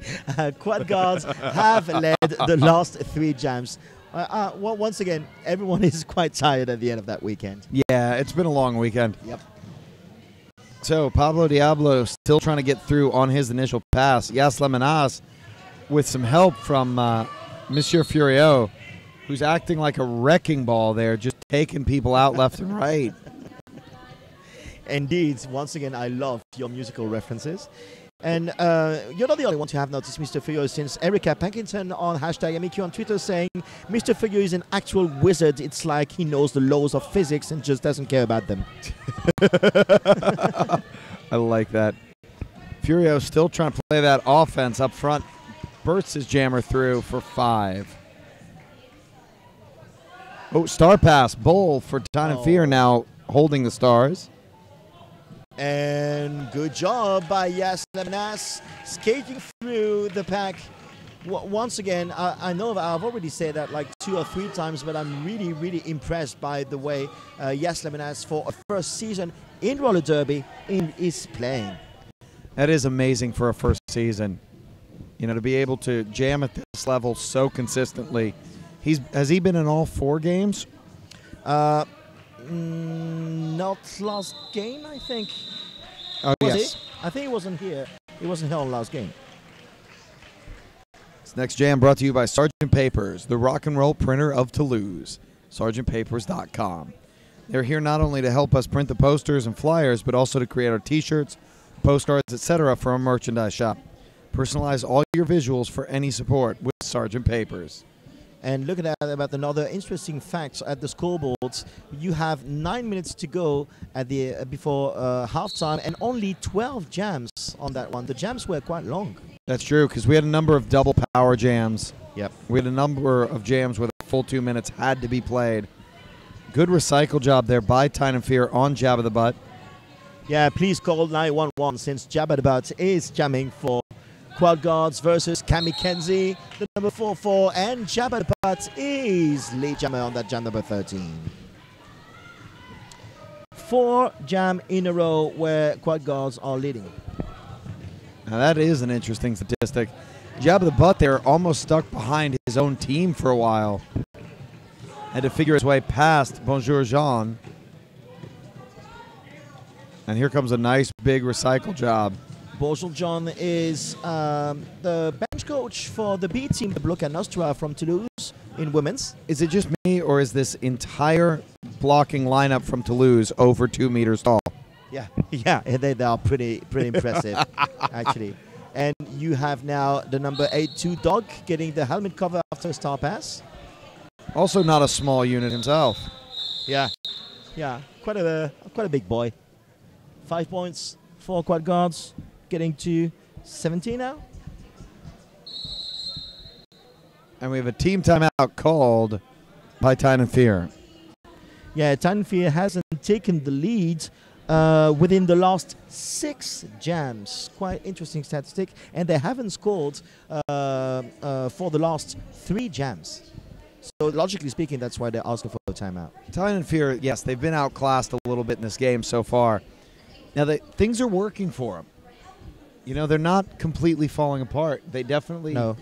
Their blocking's working, as evidenced by the fact that we're under 100 points between these teams. Yep. They're under 100 points combined with 7 minutes to go in the first half. That means that the blockers are doing pretty well, actually. But you need also competitive jammers, and maybe this is because of the fatigue. Maybe this is where Tyne and Fear has to work on for the rest of the game. Yes, everyone has played 2 games a day. It's about 30 degrees right now outside, so it's probably a little bit warmer inside. We have other tweets from Erica Pennington saying, watching my beautiful brave Hertz block like a boss, his little red shorts make him easy to spot. Speaking of little red shorts, this next jam brought to you by MyLittleRedShorts.com. I'm going to cry. Brand from Toulouse that makes well-designed sportswear 100% made in France. Conception, fabric, sublimation, and workforce. So it's going to be Dark Matter versus Le Cleaner, and Dark Matter is leading, so the team timeout works on Tyne and Fear. Whatever they said, tape it, write it down, and say it again. Carve it in rock. Dark Matter is leading. 73 for Qualifiers, 21 for Tyne and Fear. Oh, good job by Dark Matter, shouldering his way through the inside of the track to collect another 4 points for Tyne and Fear, and calling that jam off. Dark Matter overtaking the Cleaner. Yeah.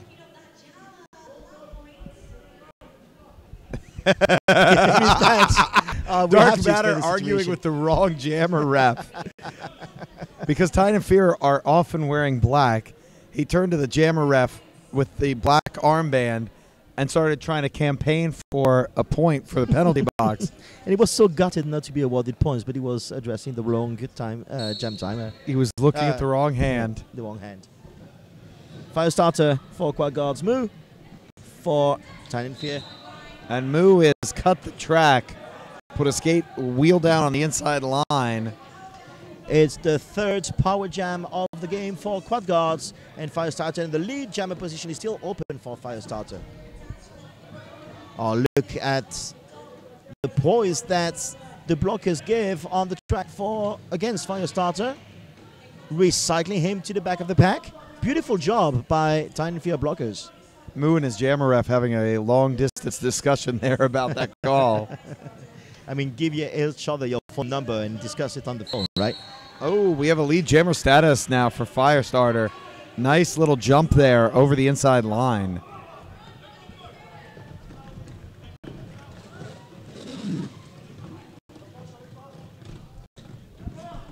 Out of the 15 jams so far in the first half, Qualifiers have led 11 of them, and Tyne and Fear have led 3 of them. So there's quite a difference between the two teams on the lead jammer position. That's a massive difference.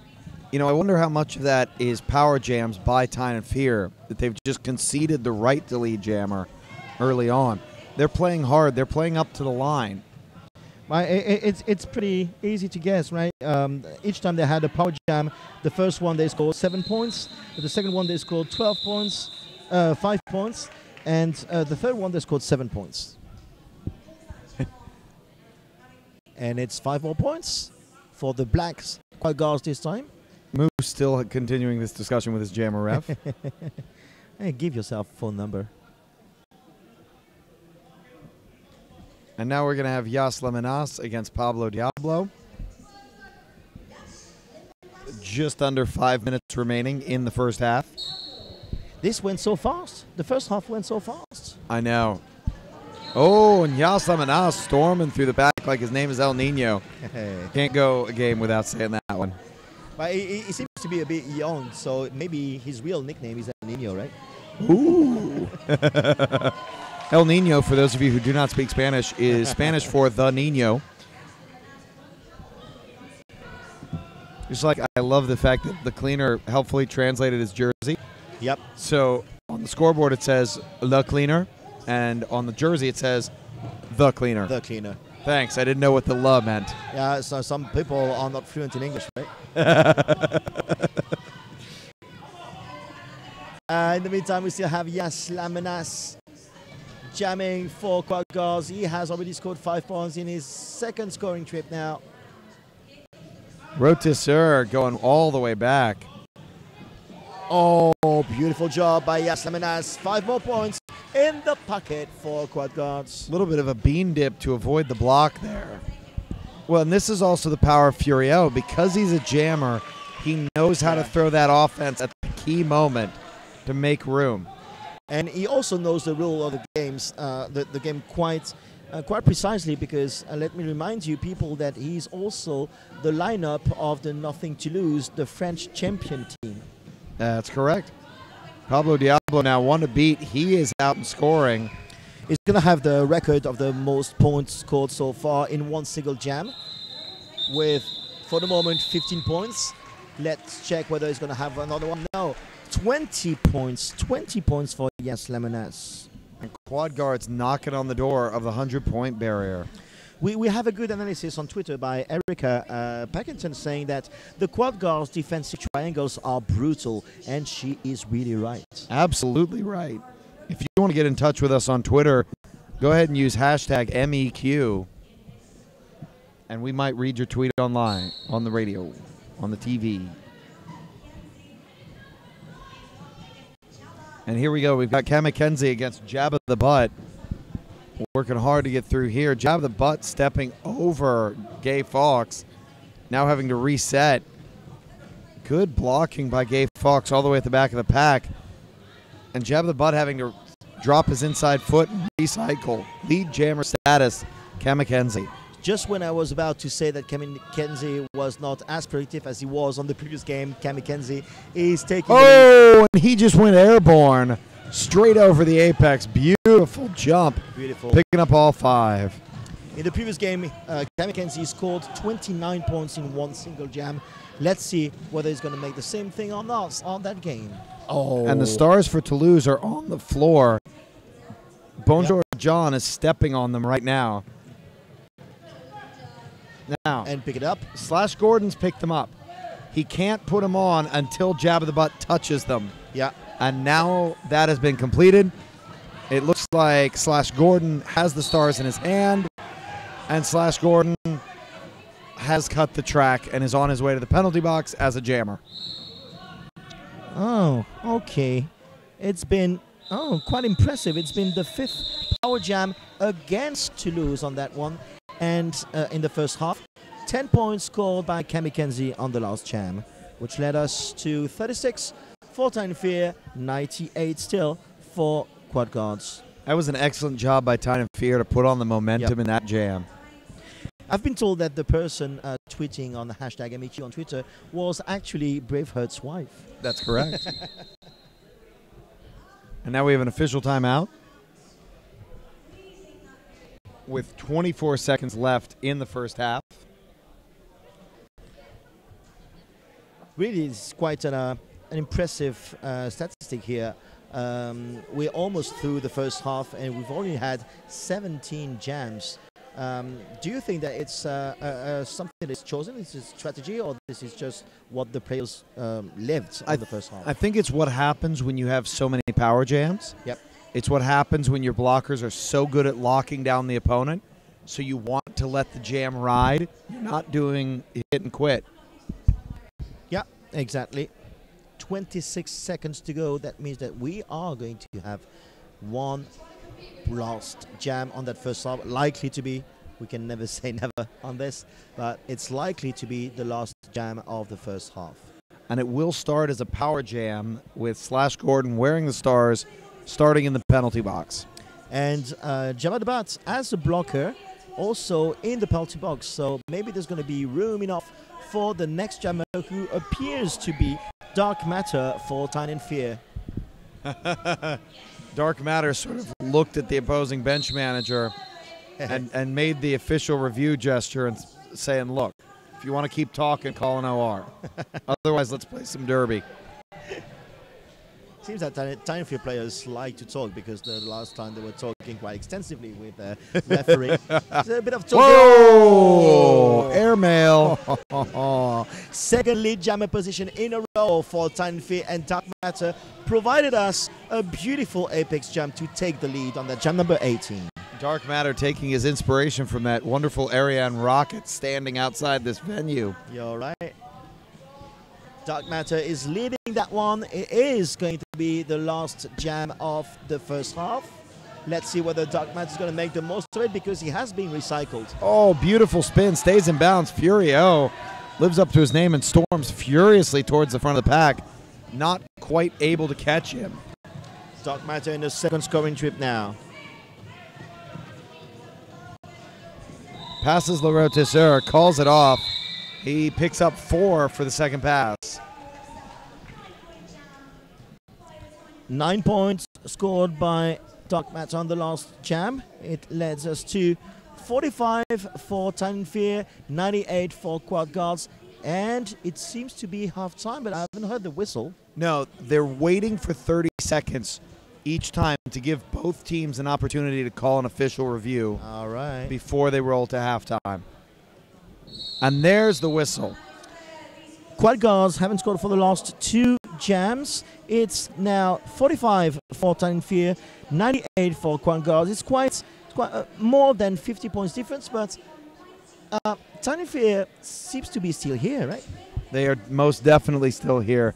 That is an attainable goal. Nonetheless, we will see you back in about 10 minutes.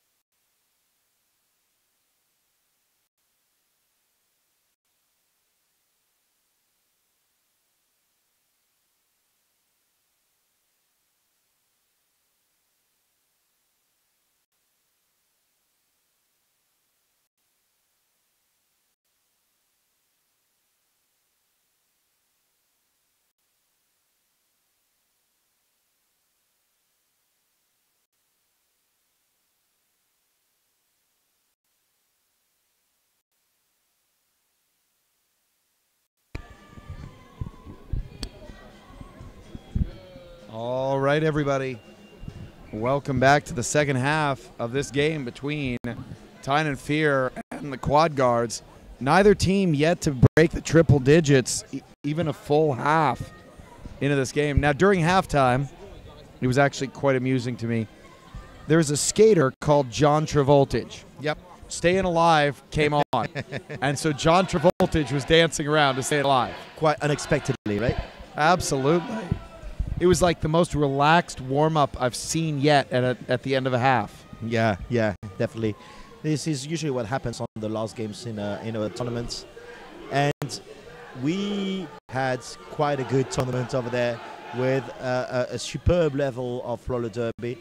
And I have to say that I was very much impressed of seeing such a level about all those teams who were there. Absolutely. I only wish some of our Southern Hemisphere teams could come to join us. Because, of course, they were invited. But we totally understand. You know, it's a heck of a trek from Melbourne, from Sydney, or even from Buenos Aires to come up here. You're right. Just get back at the statistics on the halftime. During the first half, you had 18 jams, and out of those 18 jams, 5 were led by Tyne Fears and 12 were led by Quad Guards. I had the opportunity to talk with some Quad Guard players at halftime, and they were telling me that they were not that happy with the level of play at halftime. So let's see whether they managed to fix that up or not.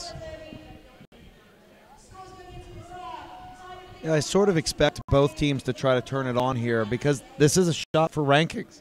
Yep. This is a shot for points. You're right.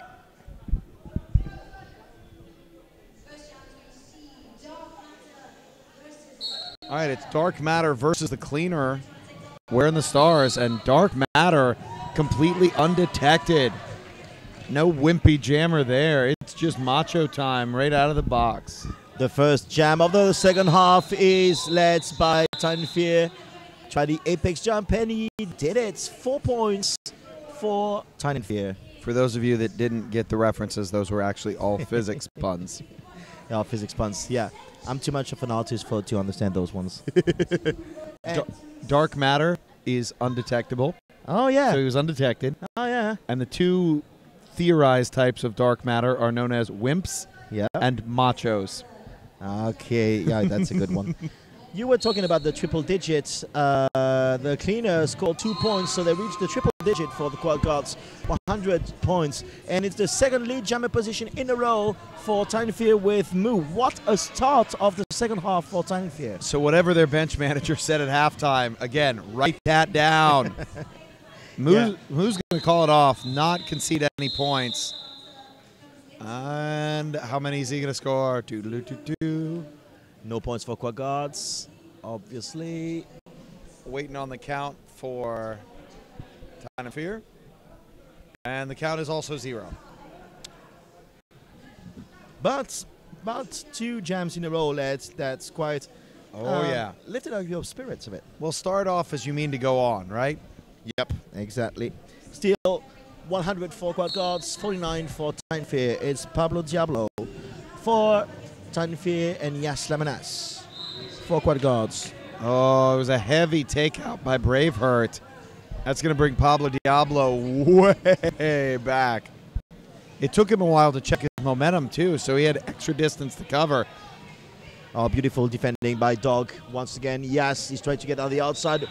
Beautiful defending also by Guy Fawkes. But Yas Lamanas easily jammer, but he's being recycled to the back of the pack. And Yas Lamanas has taken the stars off, so this jam going the full 2 minutes.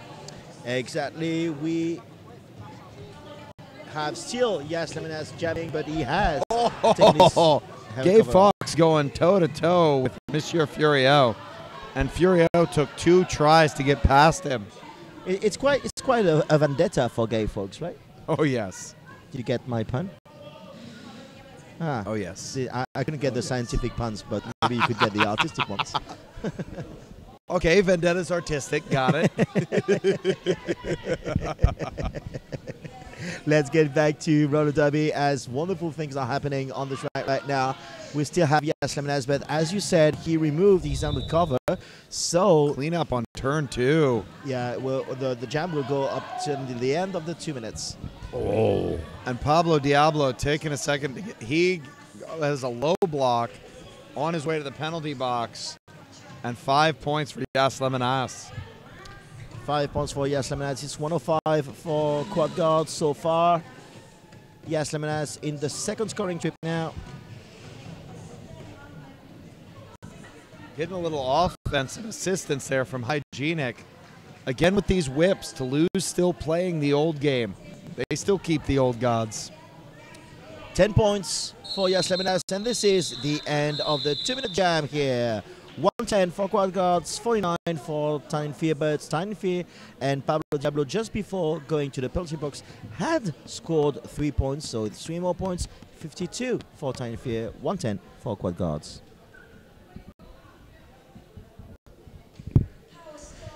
Pablo Diablo stands in the penalty box, which means we have a very short power start for Jabba the Butts and quad guards.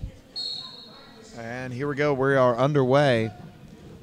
And look at this, quad guards doing a great job taking the middle of the track, clearing it open. Nobody from Tyne and Fear allowed in the middle. Second lead jammer in a row for quad guards. Jabba the Butt is controlling that jam number 4 and is approaching the pack to score points for quad guards. Quite cool tripod from Nicholas Rage, Absente, and Bull. Look at the lateral mobility from the wall. Jabba the Butt is having quite a bit of a difficulty to pass, but this is it for Jabba the Butt. Oh, that's right. No, it's a cutting. It's a cutting penalty because the skaters landed out of bounds. So he is on his way to the penalty box. And I also want to credit Nicholas Rage, who just took out his own jammer.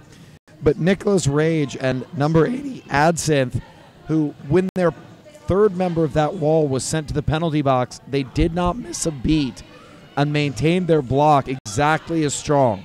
Nicholas Rage is quite an asset for Team Netherlands, right? Yes. And that means that since Jabba the Butt went to the penalty box, is about to go back on the track, we will once again go until the very end of the 2 minutes since he lost the benefit of his lead jammer position. Again, how many 2-minute jams have we had? Are you telling that? 2 in a row. 2 in a row so far. But I think we're having more than the average in this game. Now this is Sparky, who has the helmet cover after a star pass. No, that's correct for Tyne and Fear. Jabba the Butt still wearing the stars for the Toulouse quad guards in black.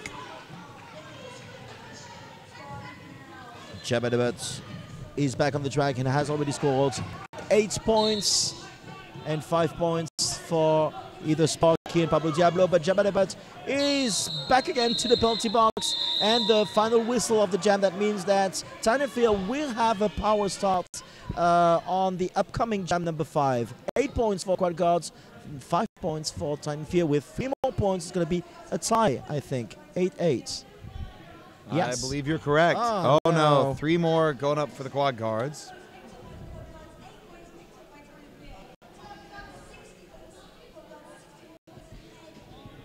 But even if we have a 61-point difference, Tyne and Fear is still here, as we were saying. They are very much here. They're playing. Oh, beautiful spin move from Mackenzie, but right into the back of Hygienic, has to recycle. Furio trying to work his way into position. Watching the quad guards this game is really interesting because they're playing a wall and Furio. He does not play in the wall. He doesn't play in the wall. He's like an electron in atoms. He's a maverick blocker. Yeah. He's playing linebacker. He's wearing American football pants and playing the role of linebacker, and it's working well. Exactly, but I've heard many people yesterday saying that when I'm old, I want to be like Mr. Furio. I'm not sure he's old in any definition. No, not at all.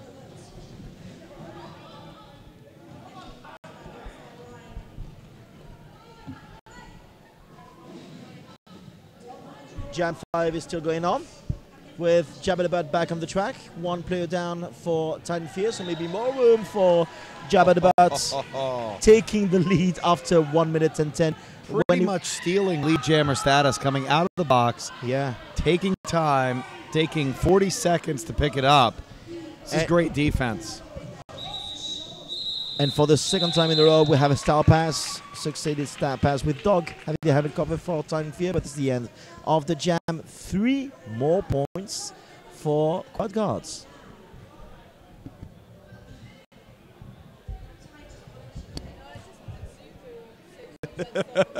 Some members of the audience here trying to steal my food. Trying to steal my food. Don't steal food for Statman. You're going to enter a world of pain if you do that. Well, there was a great baseball commentator in the States known as Harry Carey. It was a stage name, not his legal name. But he would often sit in the outfield because the stadium didn't have a microphone in the press area. All right. So he would sit in center field with a cooler of beer and his microphone and no shirt on. And every so often in the middle of a game, he'd start yelling, "Hey, somebody stole my beer," down the microphone on live air. But he was also very friendly. He was known to share his beer with fans while he's on air. And in the meantime, Firestarter was jamming, takes the lead on that jam number 6. Look at that. It's been the 4th jam in a row in which Quad Guards are leading. Oh, and there you go. Bull and Adcinth trying to get together. Nicholas Rage trying to edge Firestarter into that wall. Was not going to happen. Firestarter is a little bit too clever for something like that. It seemed that Tyne Fear started the second half in the good shape they ended the first half, but since jam number 2 of the second half, Quad Guards are slowly getting the grip again on the game and uprising their level. You're right. Firestarter calling off that jam, picking up 3. And we have a team timeout called by Tyne Fear. Yeah, that's right. And we need to give a shout out to Silex et Fourchette. Silex et Fourchette takes its inspiration from the paleo way of eating, healthy and simple, fresh products without gluten or lactose and not transformed by the food industry. And a typical and nice place for healthy food in the city center, from the nutrition-aware athlete in desire to optimize their performances to the persons looking for natural food to the gourmets. Silex et Fourchette is overall about health and gustative pleasure. I just love the word gustative. Also, I love reading some of these sponsor reads, which were written in French and then translated into English. Yeah. Reminds you just how messed up English grammar really is. Like, you try to read that word for word, and I'm going, none of this makes sense. Oh, that's because my language doesn't. I remember that. Remember, I'm an English teacher. I do that basically every day. Oh, yeah. And if you don't believe that's a thing, think about the big green dragon and the green big dragon. One of those does not make sense. Does not make sense. If you think you know the answer, send us your answer on hashtag MEQ on Twitter. Boom. Look at how reactive I was. Praise myself. There you go. Right, 20 minutes remaining in this second half of the game. Moo against the Cleaner wearing the stars. And Moo, airborne, picks up lead. Cleaner still working up the outside line. Furio throws a little bit of positional offense, but Panam trying to put the hit on him, does delay him. Moo now in scoring position. So's Cleaner. Moo is not going to call it. He's letting this jam ride. I mean, Cleaner picks up 4. Once again, you're right, Statman. We have to carve it in rock because the team timeout that Tyne Fear took actually worked on Moo since he is lead jammer. You're right, Moo picking up 4, and I heard some members of the crowd mooing at him. Good one. They're not booing, they're mooing. But look at that. Even if he's lead jammer, the Cleaner has scored more points than Moo.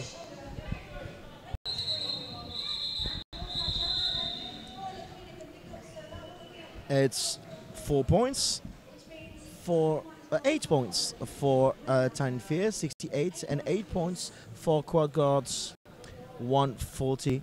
Can I give a personal message? Of course. Actually, as someone on the internet on Facebook just told me, I have to give a shout out to one of my fellow French announcer who is at the RollerCon in Las Vegas today. and he has just passed his AFTDA certification like last minute, so I'm so proud of it. Excellent, I'm excellent. not the only one. We are two in France who have the AFTDA certification. I'm so proud of him. And I hope to see both of you in Barcelona. Yep. Hopefully. And Firestarter through and scoring. He is your lead jammer.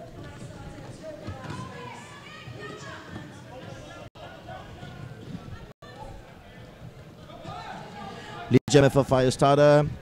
The quad guards are getting the grip back again on the lead jammer position. You know, I know he comes from speed skating. I wonder how much of an adjustment it was to go from those inlines to these quad skates. I think it has to do with the change of rhythm between getting more speed when you are out of the pack and braking right now. I think it has to do with that. That makes sense. And look at when he's out of the pack, he adopts that speed skating stance, very, very low, right arm ticking. Yeah, I'm amazed with his crossovers. He has some wonderful crossovers, but no wonder since he comes from speed skating. It looks so fluid. I love watching those.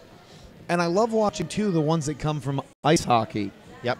Especially those Canadian skaters that come from ice hockey. And their crossovers are not nearly as elegant, but their stops are incredible. And their acceleration is amazing. But there's one problem with the ice hockey player playing roller derby is that they are always looking for the puck. And there ain't no puck in the way. Firestarter sent to the penalty box for a cutting. We're going to go once again to a 2-minute jam since he lost the benefits of his lead jammer position. You are correct. Only 5 seconds left in this 2-minute jam, though. But that's quite of a problem for quad guards because since the beginning of the game, quad guards have had 8 power jams against them. That's massive. To have this kind of lead with 8 power jams against you just shows the power of your blocking lineup. Exactly. But still, Firestarter managed to score 14 points for the quad guards. But it's going to be a power start for Tyne. I need to say some of the tweets on hashtag MEQ because we have people talking to us. We have Emma Ketley saying, I was going to watch back yesterday's stream, but it's been blocked on copyright grounds. Will it be re-uploaded? I don't know, actually. I don't know. We'll have to turn to our broadcast people. And we have a tweet from Konstantin Kondratov. Shootout to Tyne keeps strong in the second half of this tough game from Untitled Russian. Peace. Yeah, keep those puns going. We have someone liking us on Twitter. It's that man. So we've got Cam McKenzie trying to work his way through the pack. Firestarter, though, picking up lead jam for 2 jams in a row. Yeah, can you believe that? He was in the box at the start of that jam number 9, but he managed to get the lead. That I also want to underline the work from the blockers from quad guards who managed to contain Cam McKenzie until Firestarter came back. It was a full 30-second penalty kill. Cam McKenzie putting the stars back on. Firestarter still leading, and he saw that Cam McKenzie was coming over the pack. So that's why he called that off after having scored 4 more points. So 18 points for Firestarter in 2 jams. And we are now 3/4 of the way through this game. Score is 158, plays 68. 90 points between these teams. Yeah, 90 points, and Tyne hasn't scored for the last 2 jams. Whereas, and it's quite impressive, quad guards have scored all the time, every single jam since jam number 2. Wow, that is a good statistic.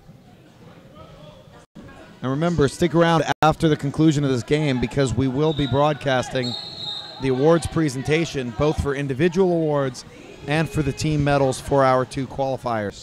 3rd lead jammer position in a row for quad guards since Yas Lamenas is skating his way through the pack on his first scoring trip and was lead jammer on jam number 10.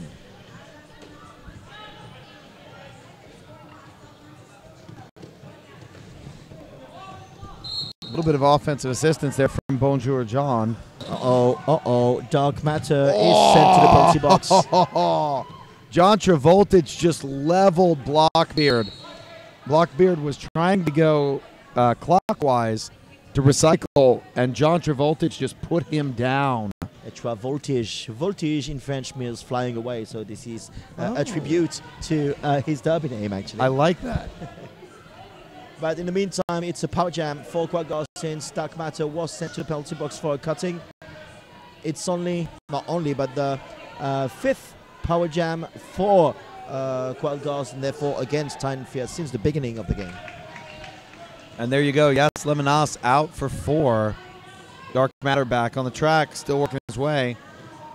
Let's see whether Lemonas is going to have the MVP jammer after that. Well, and Yas Lemonas definitely opting to take the no pass, no penalty. And he has scored 17 points so far, which I believe, let me check, 20 points were scored in jam number 16 of the first half. But maybe he's going to get his own personal record of that game because he still wants to continue. And he has some points on this pass, I know that much. He's letting this jam ride to pick up as many as he can. Oh, it's a cutting. That's why he couldn't call that jam off. Right in the very last seconds of the jam, he's going to the penalty box for a cutting, but he scored 3 more points, equalizing the record of the highest number of points scored on one single jam on that game. So it's 178 for Quad Guards, but with a power start upcoming on that jam number 11 for Tyne Fear. And we have a team timeout called by Tyne Fear. And remember, folks, those of you keeping score at home, Tyne Fear always do well after a timeout. So let's see if that happens again. Yeah, exactly. Another interesting statistics that we've had so far: 10 jams on the second half, and on the second half, those 10 jams, Quad Guards led 7 times. We have also to thank Toulouse City Hall, La Mairie de Toulouse, for the landing of the hall. Thanks to them, we have venues to train and to welcome sport events. Hooray! There seems to be quite a connection between Roller Derby Toulouse and the town City Hall. And that's really good. I love seeing cities that are involved in roller derby. Now, when Champs was in St. Louis, I remember they actually sent a state senator. All right. So, you know, in the U.S., each state has their own government as well. And so the local... Really? That's what they call this in the United States, I think. So the state senator, not the senator to Washington, D.C., showed up and welcomed everybody to the event and helped give out the awards at the end. And I love seeing that kind of thing, a local civic leader stepping in and helping out. It helps the spread of roller derby around the world, and this is what we want.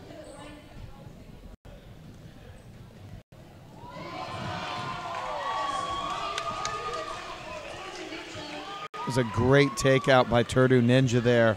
Yep. And now Slash Gordon doing the recycle. This is one of the other things I love about the Quad Guards, is the skater that does the takeout is not necessarily the skater that does the recycle. Yep.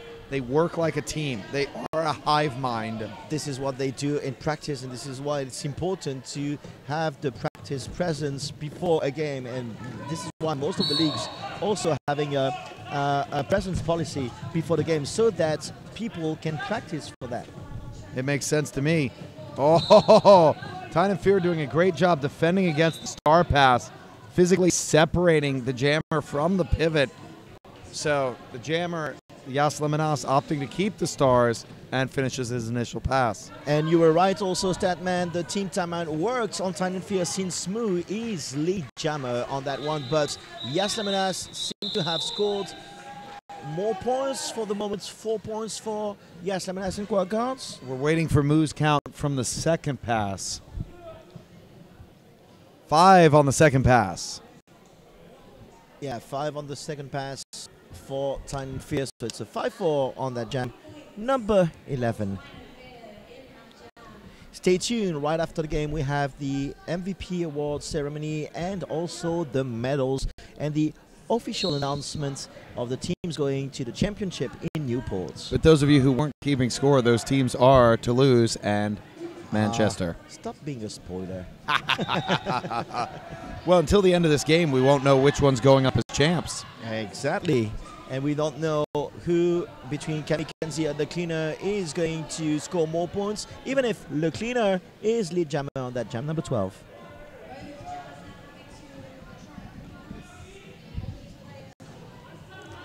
Cleaner taking his time. He did opt to recycle that time rather than run the risk of yet another power jam. So he's back in the pack. Gay Fawkes working hard to keep him in, as is Nicholas Rage. But he's now out and scoring, and it's almost jammer on jammer time. Exactly. Stop. We love jammer time. Yeah, we love. Once again, I admire your musical references, from metal to rap music. The cleaner trying to campaign for a cutting on his opponent. Another interesting fact is that we have 9 minutes and 40 seconds left on that game, and only 12 jams. Once again, very long jams on that game. It again has been very long jams this half, absolutely. And it's interesting to see how much these defenses will lock down the opposing jammer, far more than your usual roller derby game. Exactly. We have one player down for quad guards, Jab at the butt, jamming for the quad guards versus Dark Matter. And for the 6th or 7th time, the bench manager from Toulouse is marooned in the middle when the whistle went. Yeah, exactly. This is Genacro. Genacro is the blocker from Nothing to Lose and Team France, while Dark Matter is going to the penalty box. So it's another power jam for a low block here, right? Another power jam for the quad guards. I was saying that Genacro, the bench manager for the quad guards, is a terrific blocker in Nothing to Lose Women's Roller Derby and also in Team France. That's right. I do remember she skated in Dallas, didn't she? Yep, exactly. I think she was selected in the All-Star team at the end of it. Did she also skate at Road to TBC up in Cardiff? Was she in the Team France in that tournament? Yep, I think so. I'm not entirely sure. I think so. And then, of course, Team France will be reassembling for real come February. Come February, exactly, for a game against England. Yes. I have to admit, the World Cup. Yeah, I have to admit that we are waiting for Team France at the World Cup because they bet Sweden. They're about to play against England, and they appear to be quite a strong side. They do look like a strong team. Sweden argues that that was not their strongest team. No, you're right. But Team France are looking like a very strong team, and we'll see if they can improve in the women as much as they've improved in the men. We keep on babbling and babbling, but there is no lead jammer position on that one. We're going to have, guess what, another 2-minute jam. And we've yet to have any points. Once again, a minute 45 in. Yeah, the work of the blocker, the image. Oh, it's a power jam. It's a back block to jab of the butt. No points scored. Or maybe 2. Yeah, 2 points scored for Tyne and Fear.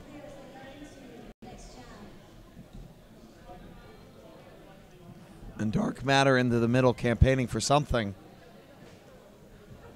Yet to see if they'll call an official review. It seems that bench managers at this tournament like to try to campaign before they call the OR.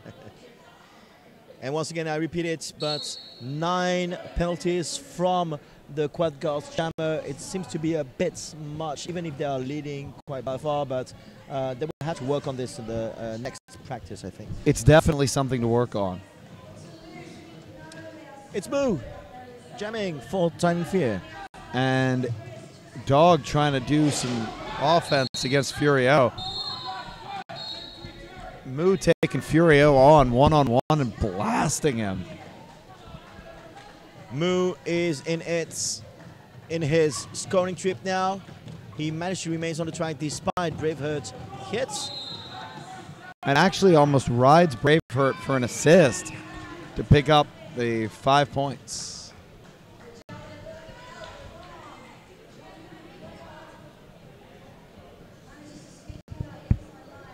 Five points scored by Moo, the second scoring trip now. Jabadabat is back on the track after the 30 seconds penalty. Moo calls it No off, points. conceding none and picking up 4 himself. 83 for Tyne and Fear, 182. Oh, more than that, 8 points. 86 for Tyne and Fear. Yes, 3 on that final pass. Still 182 for Qualifiers with a bit more than 5 minutes remaining in this men's European qualifier. And we have Yas Lemonas against Pablo Diablo. And Yas Lemonas picking up lead. Really, I'm amazed by Yas Lemonas' gameplay all throughout the weekend. He really has had a banner weekend. He should be a standout in Barcelona. Yeah, maybe he will. And look at the speed he has on challenging Pablo Diablo just on turn 3. Pablo Diablo looking to pick up speed, but he's looking winded. It's been a long tournament. It doesn't seem to be physically affected, yes, Lemonas. It doesn't seem to. Well, you can't read fatigue on his face. No, you can't. It seems like every jam somebody's coming in to campaign with these referees. We'll have to have a little chat, you know, with tea and scones. 7 points for Yas Lemonas. It's 189 for Quad Guards, 86 for... Oh, official review. All right, Statman is going.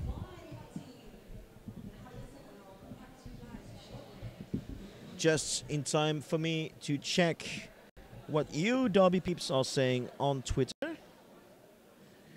We have Haley saying shout out to all the awesome Scottish officials at hashtag MEQ this weekend, especially Dundee's Shrugs, Bunny and Writer Sock side. We have Erica Peckerton saying anyone got predictions what will happen to the MRDA rankings as a result of MEQ? Are men's Euro teams as underranked as Euro WTDA teams? Asking for skating out of bounds for the official review. The official review is asked by Tyne Fear. So Tyne Fear is asking for skating out of bounds from Yas Lemonas.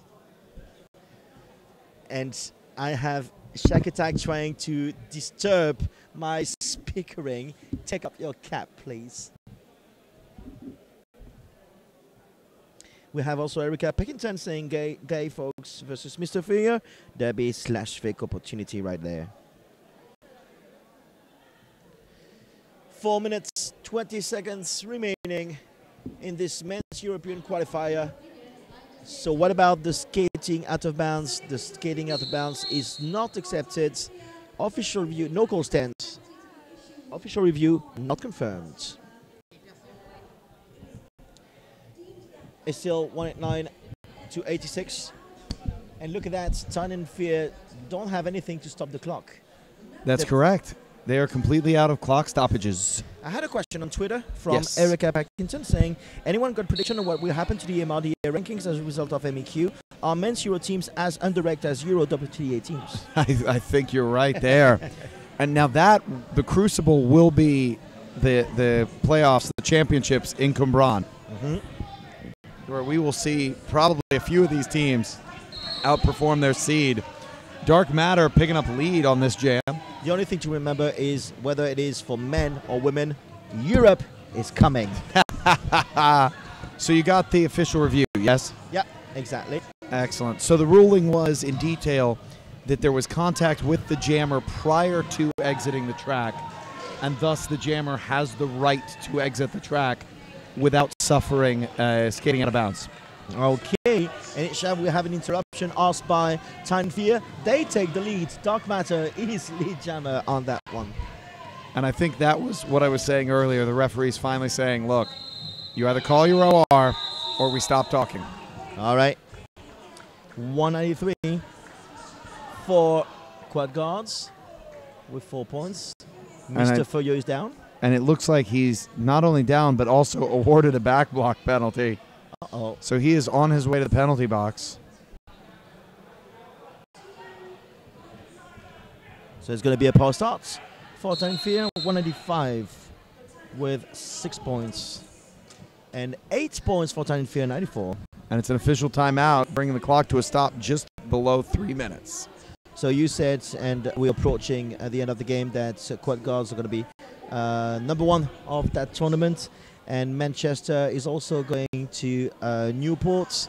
Can we say that Manchester won the title of King of the North? Oh, they sure did win the title of King of the North. I like it. Even if Ned is in Lincolnshire. Oh, that's a good point. I like that. So both Manchester. Sorry. Sorry about that. Both Manchester and Toulouse then going to the MRDA Championships in Cambron. In a few weeks, we will see who advances from the North American qualifiers held in Vancouver. Speaking of advancing, Mackenzie is advancing to the penalty box, picking up a cutting penalty up the inside line.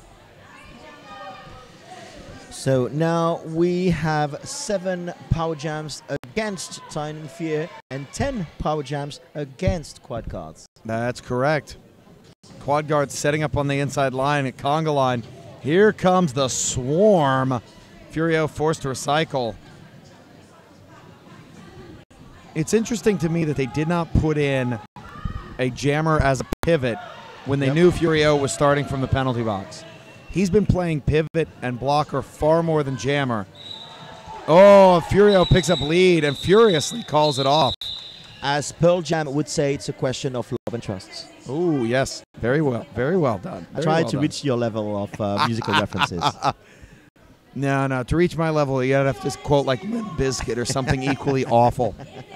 Limp Bizkit, the only band who could release their greatest hits on a single floppy diskette. Yep, you're right. I can remember that as I am slowly approaching the limits of being 40 years old in 14 days. Oh, wow. Moo versus Firestarter on the jam number 18. That's correct. Great recycle job by Braveheart, causing, unfortunately, Braveheart went all the way back as to go out of play. So Moo could re-enter in front of him, but Braveheart waterfalled in front of Moo now. It might be the last jam of the game. We don't know since we have 1 minute Since the left. average jam is a minute and 55 seconds in this game. Exactly. Still no lead jammer position, as we were saying. Oh, there we go. Moo storming out, picking up lead. And this is, once again, the announcer's curse when we say that there's no lead jammer position. Moo is taking the one. And Moo is going to be patient. He is not trying to go to the penalty box right here. So, trying to work his way in between Slash Gordon and Braveheart, 2 stalwart players that I remember back from the first MERDC, first Men's European Roller Derby Championship. This sport has come a long way in Europe, I tell you. Yep, exactly. We've come a long way from the fishnets together. I think I'm going to cry. I think I'm going to cry of tears of joy. Oh, look at that. Tyne and Fear reached a century. Tyne and Fear, 100 points. 100 points for Tyne and Fear. And maybe it's going to be the 200 for Quad Guards. We don't know. Moo hit out and deciding to wait there while his teammates forced the Quad Guards forward. It's 105 so far for Tyne and Fear. And it is going to be the last jam. You see, I was right. It is going to be the last jam of the game. Moo going in for points. He's getting all the points. He takes all the points. I think this is the first time of the weekend we see Hygienic with the helmet cover on the helmet. And this is the end of it. That's the end of it. So, Toulouse. Sorry, 109 so far for Tyne and Fear and 196 for Quad Guards. So, we're going to sign off. Actually, why don't I let you keep talking? Yeah. I will get things set for the awards presentation. And even the microphone, because I believe that this is me going to talk on this. Well, you just keep working the mic. All right, here we go. See you in a minute, Statman. The unofficial score is now 196 for Quad Guards, 109 for Tyne and Fear, 14 points. And this is final. This concludes that magnificent Men European qualifier this weekend in Toulouse, with the Quad Guard winning the very last game of the day. So let's recap the 2 qualifications for MEQ. Number 1, winning that tournament, the Quad Guards, with 4 games with 4 victories. Going also to Newport, Manchester, with a tremendous win over Lincolnshire on the one before last game. Lincolnshire, I think, is number 3 of that tournament with 1 victory. Okay. Tyne Fear is number 4 of that tournament with 1 victory. I've got to check with the point average, the place between Lincolnshire and Tyne Fear, and with 4 games and no victories, the Panam squad. I'm just doing some wild and live wrapping at the end of the game here. We'll have the awards ceremony very, very, very soon with the MVPs. Tyne Fear is having their roundup now, with the crowd cheering for them. A beautiful, beautiful game, even if they lost 109 to 196.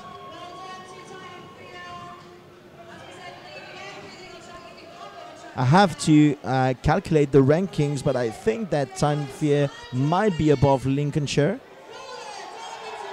Oh no, since Lincolnshire won over Tyne Fear and Panam squad. So let's recap. You had 5 teams on this men European qualifier. Number 5, Panam squad. Number 4, Tyne Fear. Number 3, Lincolnshire. Number 2, the New World Order from Manchester. And number 1 of this tournament with the Quad Guards from Toulouse. I think I might see you in a minute, maybe. I'm off of this microphone. I'm going to take the other microphone for the MVP ceremony. See you in a minute, Derby peeps. Stay tuned.